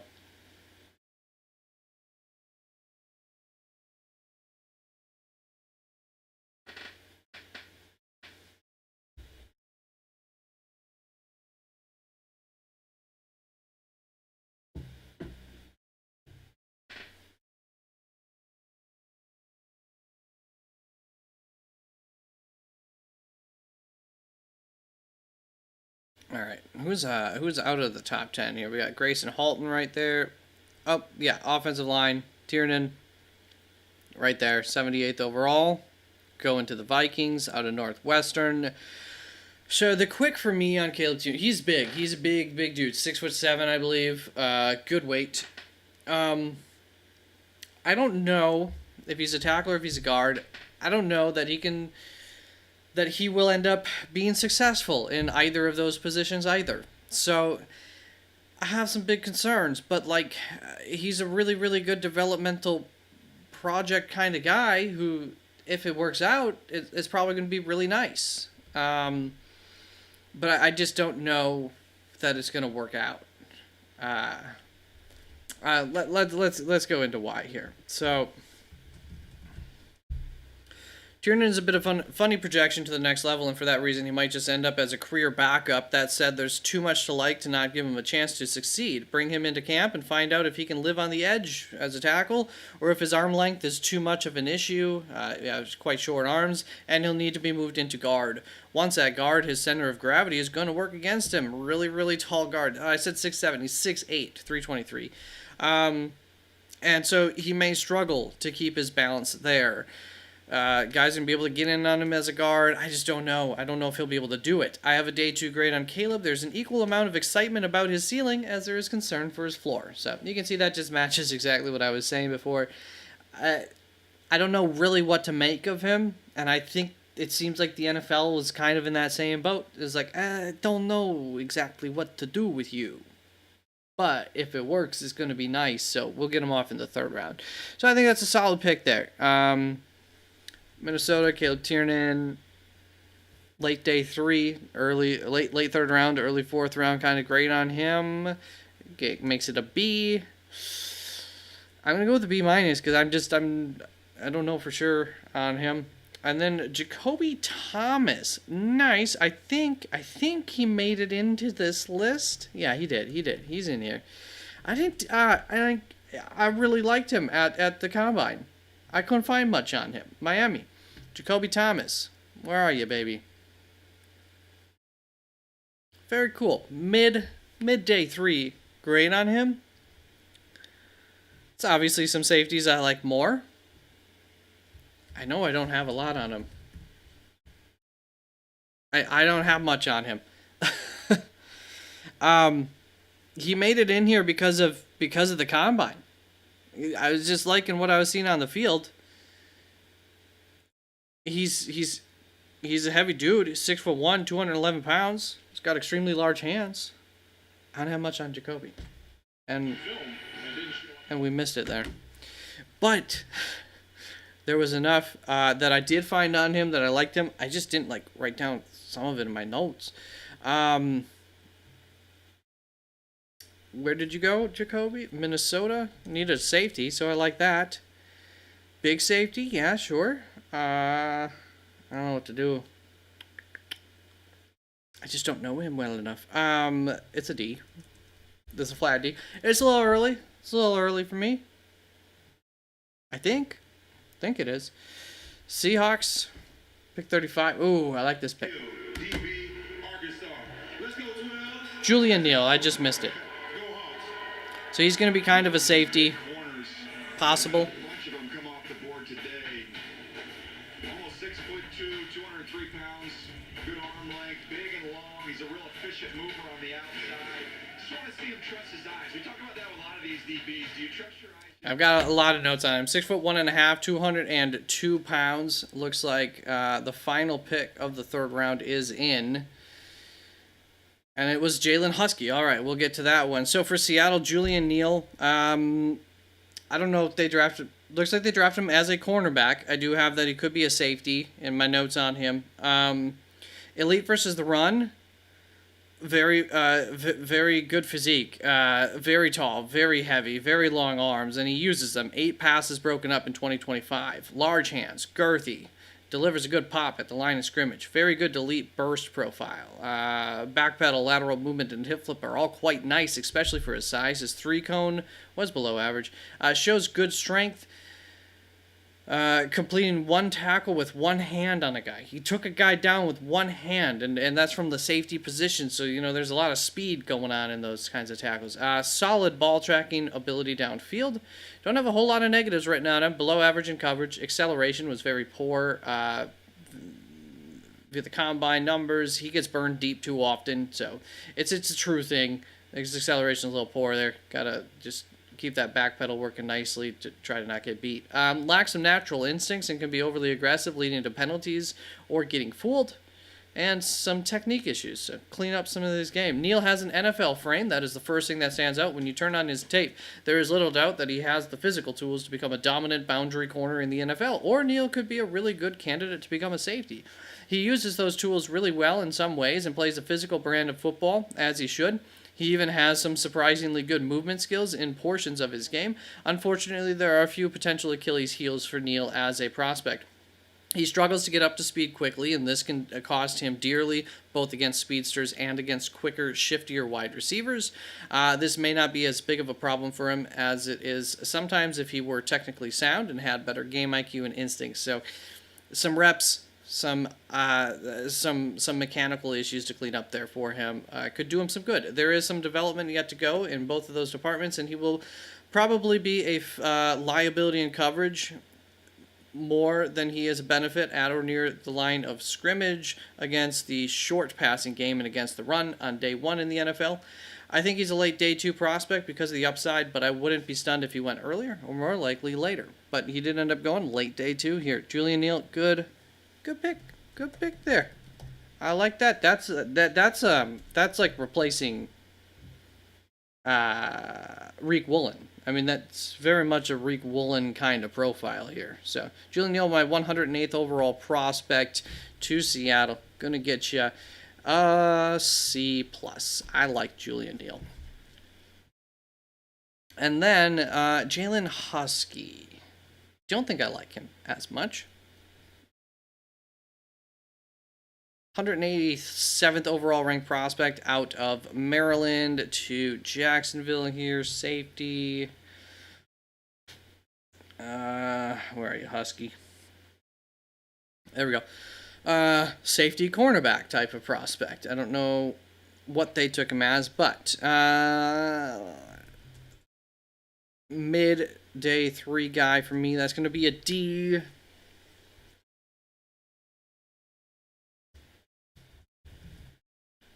Cornerback, safety, nickel, I have him listed as 6'1", 198 pounds, good in coverage, shows some recovery speed, sound player with good positioning, great run defender, above average tackler, short arms, could cause some issues at the next level though, consistent reactive click and close ability, experienced, reads defense as well, versatile, has played everywhere as a defensive back. I don't have a whole lot of weaknesses actually read for him, very undersized and underweight, inconsistent physicality at the point of contact, lacks some deep speed. So, like, there's some reasons I think he could succeed as a safety. As a cornerback.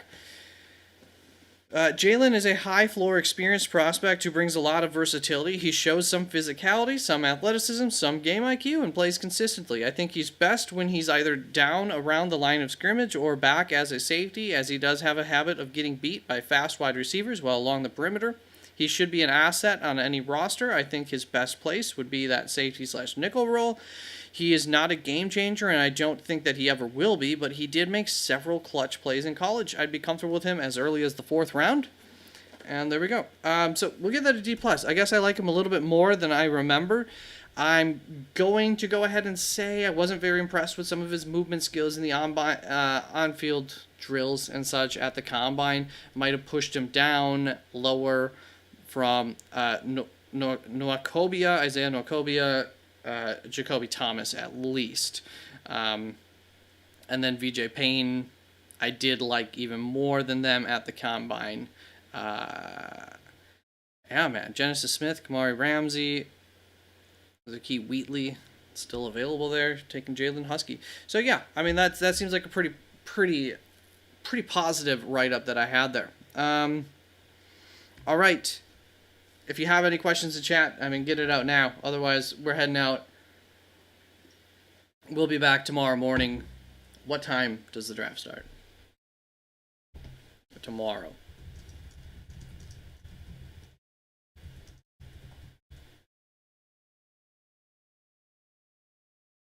We will be back at noon Eastern Time tomorrow for rounds 4, 5, 6, and 7.